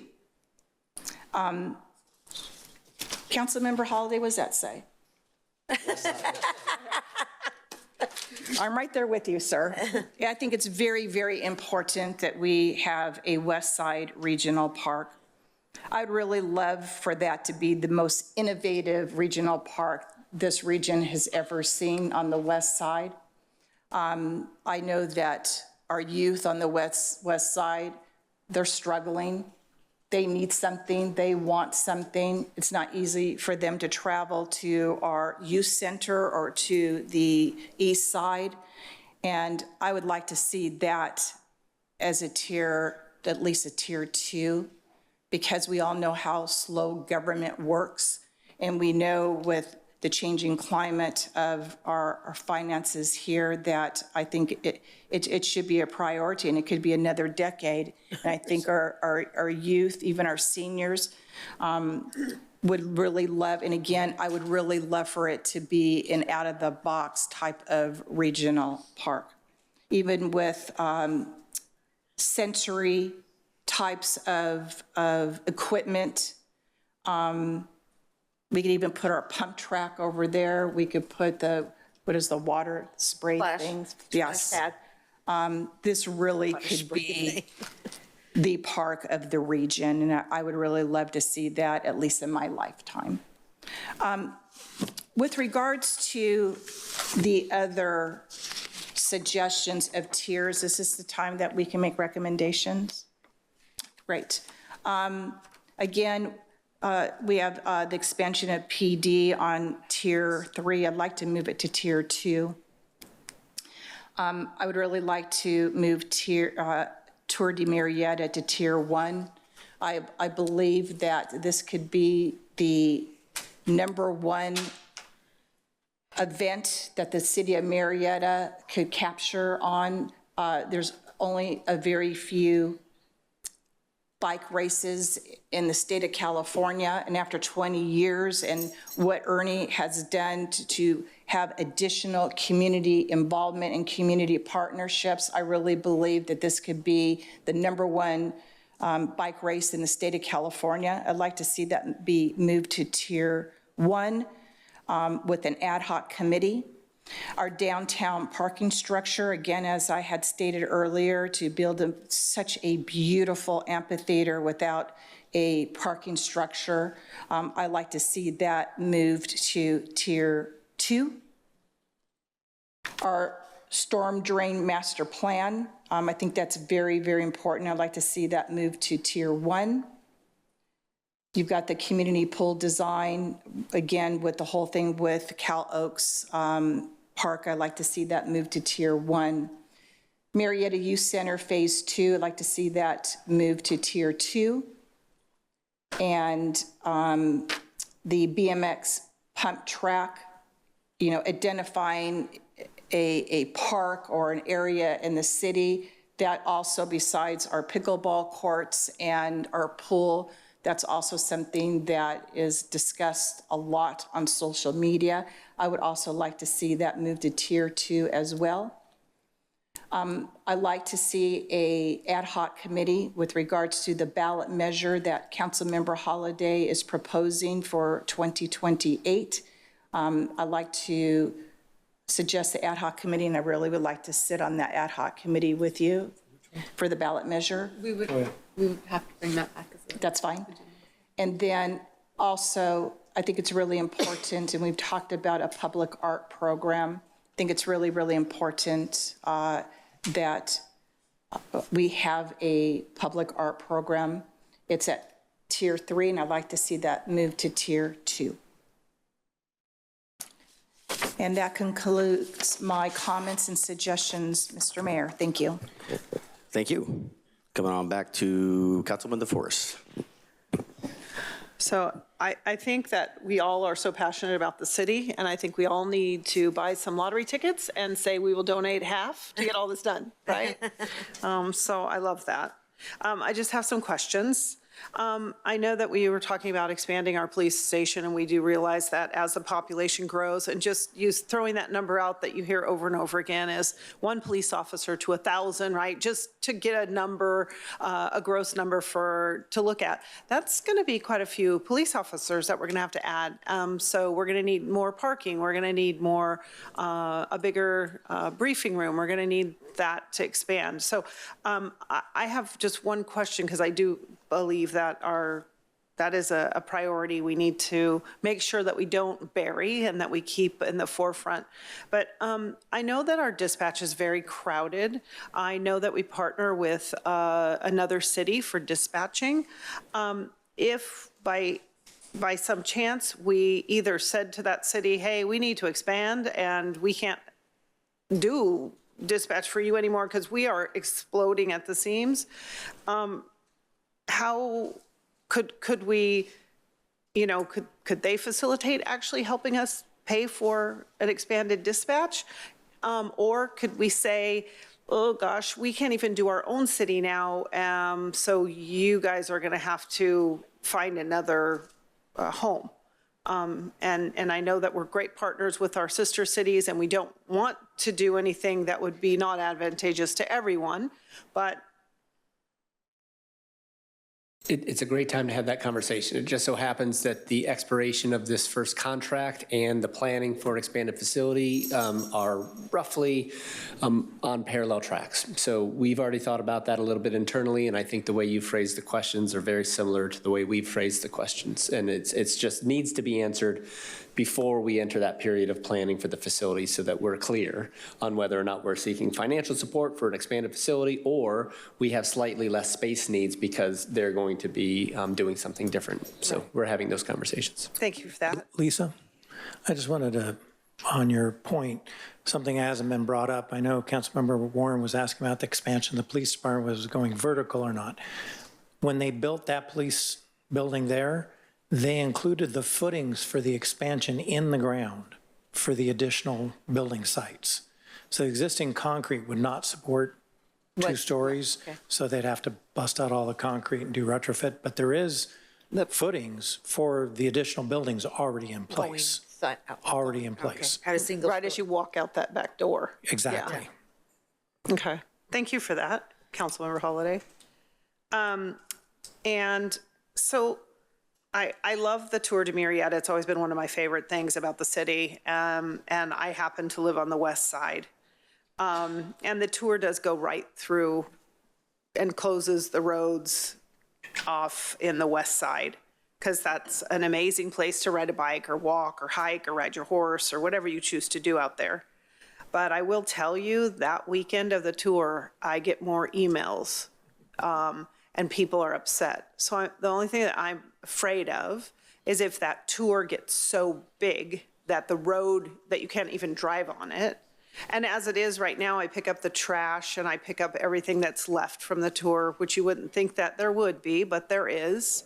And the people are like, they like it, they like the activity, they like it, but maybe to have that grow so big that it does cut off our road. I mean, you can't, Saturdays and Sundays, you can't have a party, you can't, and nobody can, you know, and if you're gonna drive the back way, you're gonna have to go to Jefferson, to Guava, and then try to make it that way, and then you have to drive with them as they're racing, and it's a little challenging. You know, I never wanna get in the way of them racing, and you always want, you know, my gosh, that would be just terrible. I remember they followed me with a truck full of hay one time, and I felt like terrible thinking the hay was blowing off. But anyway, I think that we just need to be very cautious that it does affect people's lives over there, and it does change that whole west side. So I just like to be just a little cautious of that, even though saying that I do love the Tour de Murrieta, and I love to hear the bicycles go by in the mornings, but. Hey, Lisa, real quick. Yeah. I think with the expansion, if it got any more grandiose, it would have to be rerouted to some way to make it an actual professional race that would be competitive in that realm. So I think I do agree with that would be a concern back there. And, you know, some of the roads they're on aren't the best roads anyway. Potholes. So to come up with a master route that is an actual thought out route for that type of race to elevate it, probably would be part of that discussion if it were to be elevated as itself as an event, which it would have to be to make it a better event, a more grandiose event. It couldn't stay in its current state. Right. Yeah. Thanks for that. I do think too that I love the fact that it's grown, and in fact I think it was you, Mayor, that actually helped them with some finances and got them in to do some sponsorships, and actually got him thinking, you know, beyond where he was, and I appreciated that, to make that grow and not die. So I think that maybe in maybe a few more years, as that just continues to grow on its own, and see where that goes. I know a lot of people that have talked about this or sent emails said that it's so specialized too. It's such a specialized, it doesn't really affect the citizens of Murrieta. Yeah, it's really cool to go watch it. I love watching it. But it doesn't, you know, for us to put a lot of general funds into something like this, I would be hesitant for that. And I just have one question. So, I mean, we all want amazing things up here. And I mean, we agree completely. I think that, you know, maybe our positioning of certain things are different, but I think we all agree with what I'm hearing. But realistically, I mean, I want the moon too. You know, I want to drive this certain car, and I want to build onto my house, and I want to buy 4 more horses and a couple camels, and, you know, but I don't, what's my budget, right? So I feel like I need to have some constraints on this. Like if you tell me I got $10 million to spend, that's discretionary money, let's go. Let's spend $10 million, let's get a project and get going. Then, like, you know, Councilmember Stone said, she wants to buy property, for example, just to use that. You know, Councilmember Warren says, oh no, we want to, you know, build better road. So, I mean, we'll all agree, and I think that if we had some type of monetary piece to put on this, it would be a little bit easier to get my head around what I could have. I can have 1 horse, 1 camel, and a new car, right? You don't get the car. No. So, you know what, it seems so like. Well, and one of the challenges is that when these ideas are in their earlier infancy stages, we don't know exactly what they're going to cost. And so you run into that and you kind of embark on it. So that's where when we have a rough idea with the pool and kind of order of magnitude. Justin made the point earlier about investing in the park we have today. And this was kind of a theme that came from the Parks Master Plan recently as well. Before we're building a lot of new infrastructure, trying to take care of what we have. Exactly. And so that's where, that was part of what we put together, and all the other recreational amenities, a lot of what you mentioned, not 100% everything, but there's similarity in the themes from the Parks Master Plan. That's a long-range document that we will use to continue as we set forth what our next phases of Parks and Recreation amenities will be, and trying to go forward. And I've been here now, this is 3.5 years. This may be my 4th time going through this, and we've gotten more focused. I feel like in the earlier years, we were kind of like all over the place, and we've narrowed in and we've gotten stuff done. And now we're like, okay, here's the next chunk.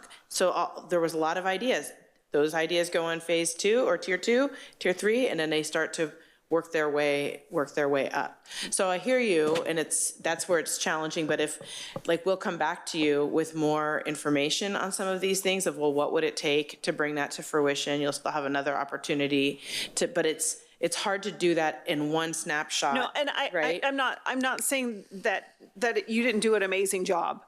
Don't get me wrong. Oh, no, I know. Even for another day. Yes, for another time, just a discussion to say, tier 1, we have these 6 things. We have $10 million. That is a slush money, which we really don't have that, but let's say we did.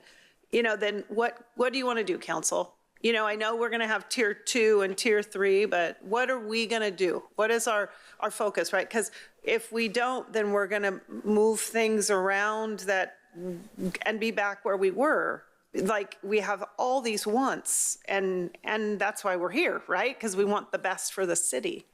But so just to get a little bit granular, I think that's exactly the next thing we'll do. Where we have absolute consensus is things like Fire Station 6, and I'm hearing the emergent consensus about the pool. So these are actually more helpful conversations than it may seem.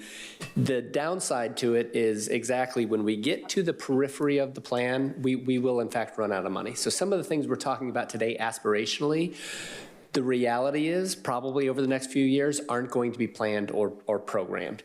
Whether they're tier 1 or 2 in that regard might not matter a lot. What will matter is when we bring you the financial plan, you say, great, Fire Station 6 is done, great, pool's done, great, we have a plan for PD, and then we start to see a diminishing balance.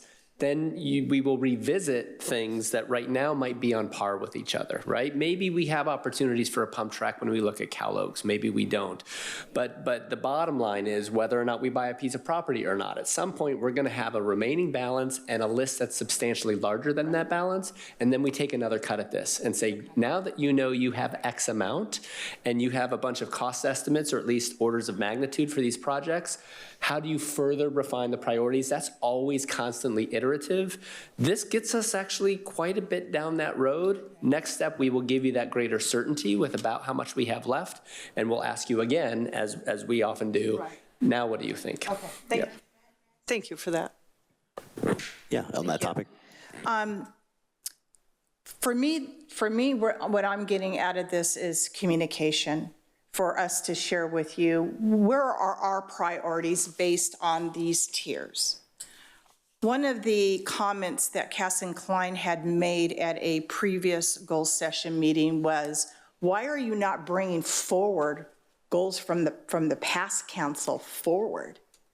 And when I had talked about this earlier today, it was really about what are our needs for today, but what are our needs, a decade away? And Councilmember DeForest, you're absolutely right. But this is just our wish list. And if we can carry them to future councils so they know what our goals, what our objectives are today. And sadly, we don't know, other than I can just tell you that probably the equestrian center is probably the only thing that's on here that's been talked about for how many years.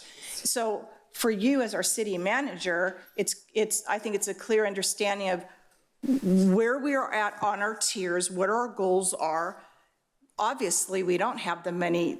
Believe me, I wish we could win the lotto, you know, $1 billion, and we can accomplish all of our goals, but it's going to be really important for you to carry our message on, because we will have a different council moving forward. And we don't want to be stuck a decade from now still talking about the question center. We really want to move things forward. It might take a while to get where we want to be, but I think that this is so important that we talk about the past, what's here, and what the future looks like. I know this is not closing comments, but I have to tell you, this is my 5th goal session meeting. This is the best goal session meeting to date. You said last year was. But it That just, goes on record, thank you. No, it does not. No. But this has really been such an amazing conversation, and you've done an excellent job. And with your leadership, and as I've said, it starts at the top. And I just want to say thank you, and thank you to our entire team as well. Those are my closing comments, by the way. Okay, turn off her mic now, please. Councilwoman DeForest, are you done with yours? I don't think you're done. Okay. Thank you. I can't get out. Councilwoman Warren, you're up. Yeah, thank you. I'm going to take offense to that comment, Councilmember Stone, because last year was really great. I'm just throwing that out there. I want that on the record. Okay, so there's a couple things that I'd like to bring up as well. And yes, we all agree we want the world. No two ways about it. If I could find a money tree, in fact, Mr. Crawford, if you can find a money tree out there looking well, please let us know, okay, and we'll come help pick. That being said, I have a couple of... Javier go with him too, yeah, okay, we'll all go. A couple things I'd like to ask. I know in our downtown specific plan, we have design centers. I think it needs to be looked at again. I think we need to tighten it up. I think we need to get rid of all the loosey-goosey in it, and so that way developers don't have as much wiggle room as they might have right now. I'd like to see an ad hoc committee for that so we can take a look at it and really dial it down. And, you know, I know everything's on the west side, and I do believe the representative from the west side should be a part of that. That's just my personal opinion. Whether she does or doesn't want to, that she knows her district better than anybody. So that's one suggestion for you. And that won't cost $2 billion, $5 billion, or $10 billion. The other thing is I would like us to reconsider bringing back the champions from Murrieta. Maybe not monthly, maybe not quarterly, but in a way that if we have someone we want to recognize, one of us up here knows that that we would entertain that again. We had the opportunity last year to recognize 5 incredible individuals. Unfortunately, one of them passed away 3 weeks after they were given the award. And I've been told that was the most wonderful event for his family and him before he passed. I would hope, and I talked to the mayor about it, and he said, yeah, we perhaps look at it again. And I would like to have that discussion to look at it again. Yeah, on city manager, that doesn't seem it should be on the priority list, maybe a procedural thing that's in the background, like a proclamation or something. It really is. It's usually kind of the pleasure of whoever's the presiding officer as mayor to decide. Council could certainly also do it and formalize it. It's really up to you. I agree. It's not a big priority issue. There's a little bit of time involved, and there was maybe more interaction at the staff level than it might appear to both kind of vet and process ideas and plan for those, but it's probably not on the scale. But don't you normally have that type of, when you have a new program come in, you're trying to, you know, steady the waters and figure it out? Most times? Yes, I think it was also just ongoing in people looking sometimes for suggestions, vetting ideas. There was back and forth with virtually every selection. Okay. Yeah. All right. Well, I just thought if we could not cross it out completely, just keep it up there. I think I want to cross it off of the list off the list, but not. And what I think it should be, it moved into like the proclamation realm, where like the council member identifies the person, invites the person, talks to the person. Okay. And if you want to do something up here, I mean, I don't think you're going to get any resistance on that, but I don't think it should be like front and center. No, I agree. That's fine. That's all. That's all I'm asking. Okay. All right. But Mayor, what Kim talked about a key to the city. What was that about? We never did that. Unpacked it. But it's something but it's there. No, it's and that's something that is already established. Yeah, it's already like in the policy. We never like actually talked about it though. Yeah. So what we did, the champions got a pin with a special key on it that only champions had. So that was given to them. No, what I'm saying is we already have something established that has such meaning, and now we're going to bring, Well, maybe we could just combine them or work together. I just don't want to see this program die. Well, yeah, that was all. I think there's multiple things that we do that are just exist in the background that we can use them at our disposal if we choose to at the time. I think it's. That's all. Yeah. Sorry. All right. I'm not sorry. Wanted to bring it up. All right. That's all I had. Thank you. I have Councilwoman DeForest on the bike race.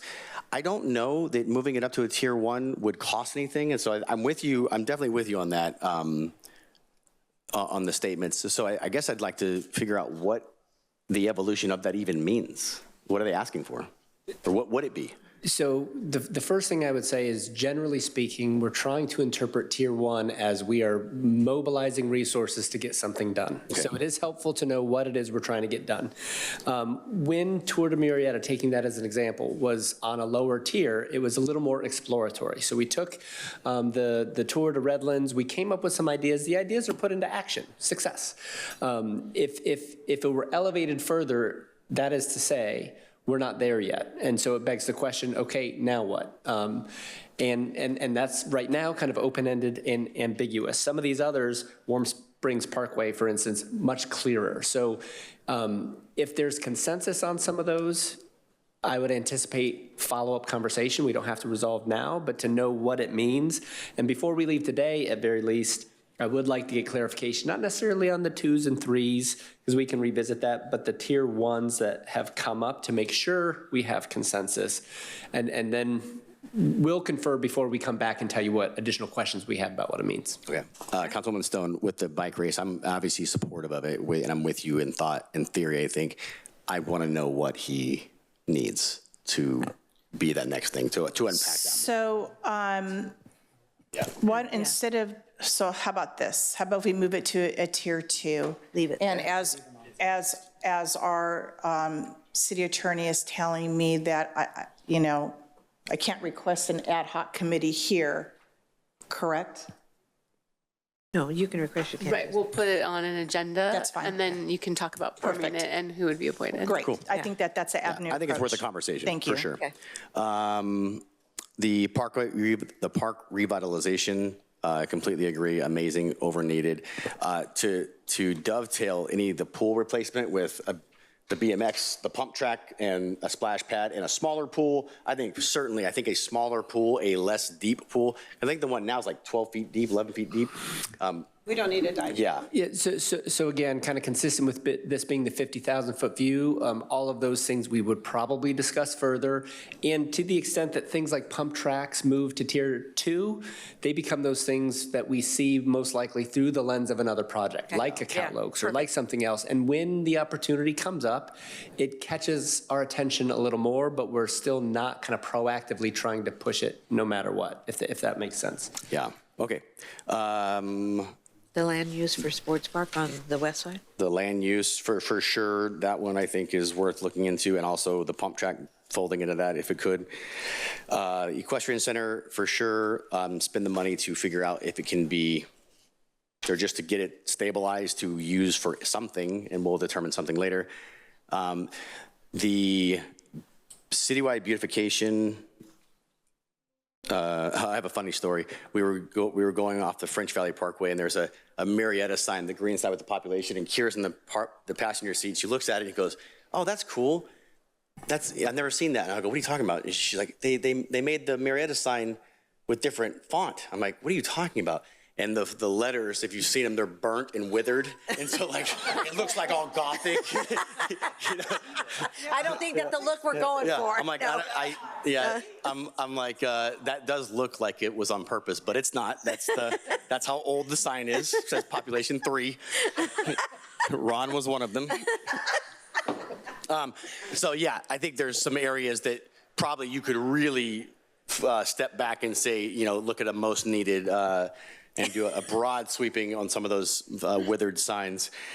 And then lastly, the wellness comment from Alan Long. I agree with that statement. The identity of what we are, I mean, we are something that is not defined for sure. And I don't even have like a slogan this year. I don't know that I will, but it was going to be along that topic that like we have a bunch of vibrant young families, a lot of really cool things to do here to capstone that into capitalize on it. Something there and make it, I don't know the answer, but I like his idea. I like the thought. And I think if anything for a hashtag or a slogan, that certainly fits, at least that thought fits with what I think Murrieta is. So I love that. But I think that's it. Mayor, could we get a list from the city manager just to make sure we didn't leave anything off and where it belongs, where we think it belongs? Yeah, so we heard consensus in a lot of areas, especially thank you for the input regarding a lot of the projects that we proposed as possible new priorities. There are a couple here where, again, I don't know, splitting hairs between tiers 2 and 3 is probably not as critical right now. We'd bring those back either as opportunities or, in a draft form within the priorities list. Where I really want to make sure we have some clarity is one was a suggestion of pursuing Warm Springs Parkway as a tier 1 project. The other was land on the west side for a park being a tier 1, but development likely being something later on. The other movement, again, if we're really kind of saving tier 1 is the one that we really need to scrutinize. The other ones we could just, I think, maneuver, and we've got some good notes I'd want to compare with Kristen. The only other suggestion I would say is if we elevate the handful of parks-related things, youth center, pump track, we might view that also through the lens of we've already asked staff to do some prioritization within the Parks and Rec master plan, right? Where there's some other things that we haven't mentioned, but I think when we put them in focus, we'll also think are important. So if all that sounds good, the other things too, public arts program was mentioned as a tier 2. The ad hoc committee will keep going, but for the ballot measure, anything you want for ad hoc committee, we'll revisit at a future time. I would just note some of those, we start, they take a long time. The code ad hoc, simple things, like the hillside ordinance have taken a long time. So these other topics could go for a while. But I think we have enough in our notes here to take action as long as we get some consensus on Warm Springs, the west side park idea. And really, I think that's it. Kristen, do you have anything else that stands out as a tier 1 that we need to clarify? No, I think that captures. Because the rest there was consensus. Right. So you want to do? Maybe the piece about the wellness theming. Yeah, I'm assuming that's not a directive to do anything, just kind of concurring with the statement. I think we should start looking in that direction, I guess. I don't know what that means. If I may, Mayor, when we were going to have the LA 28 Olympics down in Temecula, I started having conversations with the city about, and this has happened over the last 30 years, branding Southwest Riverside County. They called it Southern California at one point. They called it all kinds of different things, and nothing has ever stuck. So I was trying to get the cities on board, which I had quite a few of them on board except for Temecula. They wanted it to be called Temecula Valley and nothing else. And, well, they lost the whole thing. So it was a moot point. But the thing I was pitching at the time was Southwest Riverside County, initials are SRC. In computer code, that means source. I said, why can't we play on that? It's like, and each city could say, Lake Elsner, your source for recreational lakes. And one of the things I came up with for Murrieta, which I hadn't discussed with any of you, I said, in my opinion, to be Murrieta, your source for health and wellness. Because that's what we have. That's what we're known for. And so I did talk to Supervisor Washington about it. In fact, Scott had somebody, was it Heather, that drew up the logos for it? Yeah, Heather drew up the logos for it. Problem was when you use SRC in big letters and put out source, all you see is sour. So the logo that was kind of a compass rose pointing southwest with SRC on it was the one I think I liked the best, but doesn't mean we can't be known as the source for health and wellness. Yeah. I agree. I'd like to see it. Mayor? I don't know, on that, I don't know what the step is in that direction, but there you go. If council felt more strongly to have an organized and focused branding effort, which would likely be done in concert with a chamber and a destination marketing type organization like Explore Murrieta, we could do that. Otherwise, I think what you're really doing is trying to plant the seeds of ideas that would surface over and over again through the lens of other things we do. Signage, branding of events, the way we talk about ourselves. And I think real brand happens that way. Some of it is very intentional and aspirational. Some of it is kind of already reflective of who we are. So what I'm not hearing is that you want to go through a concerted, focused effort to brand and establish something like a private company would, like a Nike swoosh and a phrase, but just, hey, we like this and let's see where it goes and how it can build some momentum. Yeah, and maybe a push-up contest. I'm kidding. A push-up contest. Yeah, Councilwoman DeForest. Thank you. I love the fact that we're all talking about Cal Sport Park and all of the things, because that's really our central city park. That's where we have our birthday bash. You know, it's kind of, I know Los Alamos is a beautiful sports park and much newer, but it really is, that's the center of our city. So I think that that's really special. And just to caveat on that, I also forgot to talk about, I would like to see as a tier 1 design standards for commercial and general housing. We have our multifamily has already been done, went through our planning commission, and the reason why our multifamily came to fruition is through appeal, to realize that we really didn't have enough design standards to make things stick, to make things beautiful in our city. And I think aesthetics are so very important when you go to a city and you look at the city. So I would like the general commercial, and I'd like housing to be looked at for design standards. So that's super important to me, because that gives us something to, we're looking into the future. Well, that's why that building looks like it does, because of our design standards. That's why the city looks like it does, because we have stronger design standards. And I think if anything, when we look at things working with planning and working with development services, it seems like that is where our hole was and still is and hasn't been addressed. So I would concur with that. I would too. Yeah. Thank you. If I might just either clarify or suggest that in adding a new couple of ideas to the general development services bucket, without additional direction, we'd probably look at the things that are existing today. General plan cleanup, Madison corridor, keyhole. We're already doing some things for downtown specific plan. As these new things, not superseding those and jumping in front, but being the next things in line. Is that right? Can those be part of the general plan cleanup? Oh, here comes David. Sorry, David. I added more to the plate. But if we wait too long, then development could happen and we won't have the standards. And that concerns me. But also kind of true of everything. If I we know. don't do a specific plan, we don't get the economic development that brings in the resources that helps by staff to do design. I mean, any way we slice it. You can stop anytime now.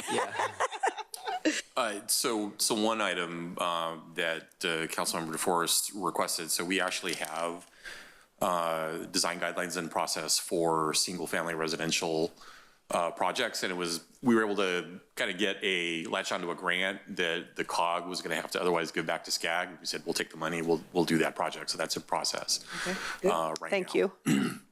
But to speak again to the general plan, the general plan, again, is really our strategic document for growth into the future. And so having commercial design guidelines would really be like a goal or a policy within the general plan. It would have to be a separate work task for staff to do. We wouldn't want to hold up the general plan because of some of the requirements in state law that we're needing to meet for an update to the safety element and evacuation routes. Climate action. So we want to keep pushing that forward. And then if you want to add on future work tasks, we'll certainly do that as you go through your processes. Thank you, David. I appreciate that clarity, and I appreciate all your work in that. Amazing. Another one I heard mentioned was about the downtown specific plan. Where did that land in terms of? I asked for an ad hoc committee to. An ad hoc committee. To clean that up and get it more standardized. But not adjusting that within the tiers then, or any, we don't have it presently on the. And maybe we can hear from David on kind of where we're at with specific plan there. Yeah, so we have a very targeted element of the specific plan that we want to update, looking at adding more outdoor activities to the specific plan and not requiring all of the site standards that we typically do.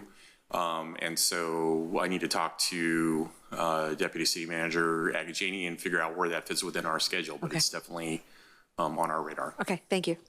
I think that was the first time I heard the title of Deputy City Manager Agajani up here. Yeah.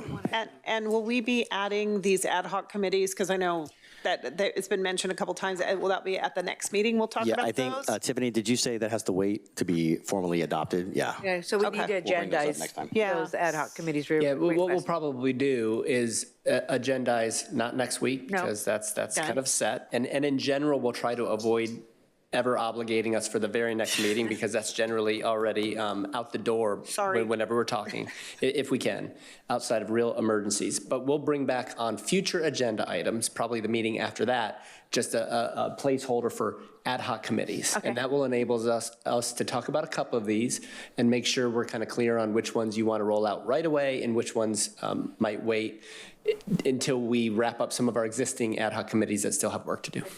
And is that where I would also add next time that one was omitted? Like, yeah, that'd be great. Okay, thank you. Justin, were you done with your clarification questions? Okay. Yes. Okay. Public comments? Seeing none. Nobody in the audience? Oh, wow. I think we're all done talking up here unless you guys said something else. And then you guys have your direction. What is this closed project one, this fourth one that we already, that's part of? The completed projects is something we addressed early on. I think by order of attachment, that might have been later, but we covered that at the beginning. Okay, we are adjourning, we're going to go to closed session. Madam City Clerk, can you please give us? Thank you, Mr. Mayor. I just did want to ensure, did you want to do closing comments from your council colleagues now or after you get back from closed session on the workshop? Let's do it now because Lori doesn't get one. She already did hers. Yes, I'm kidding. Yes, Lori did do hers. Yeah, let's go ahead. Councilwoman Warren. First of all, I will say that this has been an excellent workshop. Second best. No, we cannot vote on it. That's not agendized.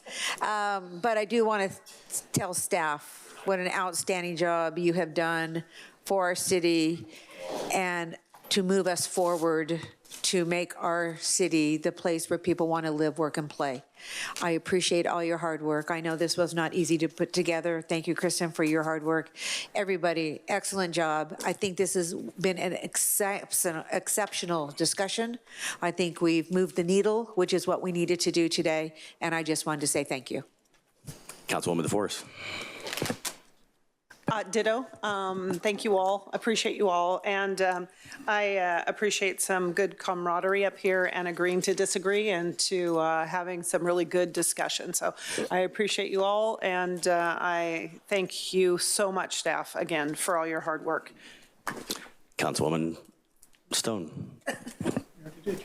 I did do my closing statement, but again, I just wanted to recognize our staff. So thank you all so much for all that you do, not just to make us look great, but for implementing policy, helping us create policies for quality of life. And we really all do appreciate everything that you do for us. So thank you. And can you clarify, of the 5 years you did this, this is the actual best one? Yes. Yeah, okay. Yes, sir. Mayor Pro Tem Holliday. Yes, I will vote that this was the best one ever. Your vote does not count. It's been spiked. I've said it before and I'll say it again.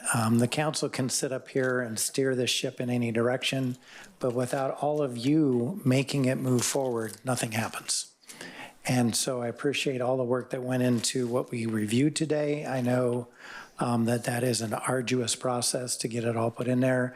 And I know when I'm suggesting some of the stuff didn't need to be in there doesn't mean that I don't think it's important. It's so important, it's just ongoing. So thank you for all the work that went into it. Are you feeling better, David? 100%? Good. So you're going to do the push-up contest with John? No.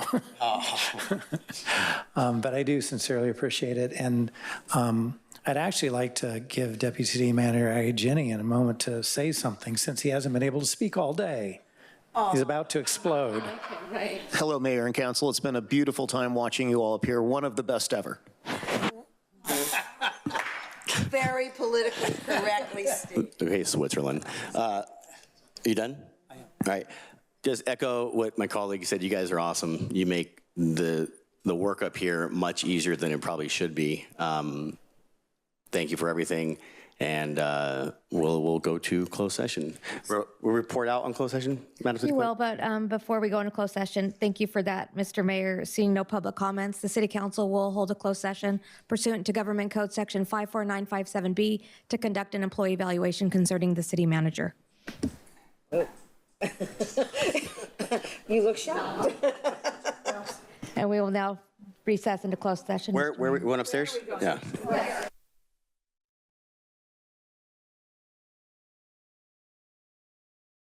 All right, calling this meeting back to order. And Madam City Attorney. Thank you, Mayor Pro Tem. The City Council met in closed session minus Mayor Lavelle. The City Council conducted an evaluation of the city manager. No reportable action. Thank you.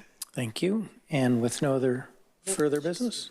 Mayor Pro Tem, sorry. For the record, Mayor Lavelle, was he present at closed session? He was absent for the entire closed session. Okay, thank you very much. Now, with no further business, this meeting is adjourned.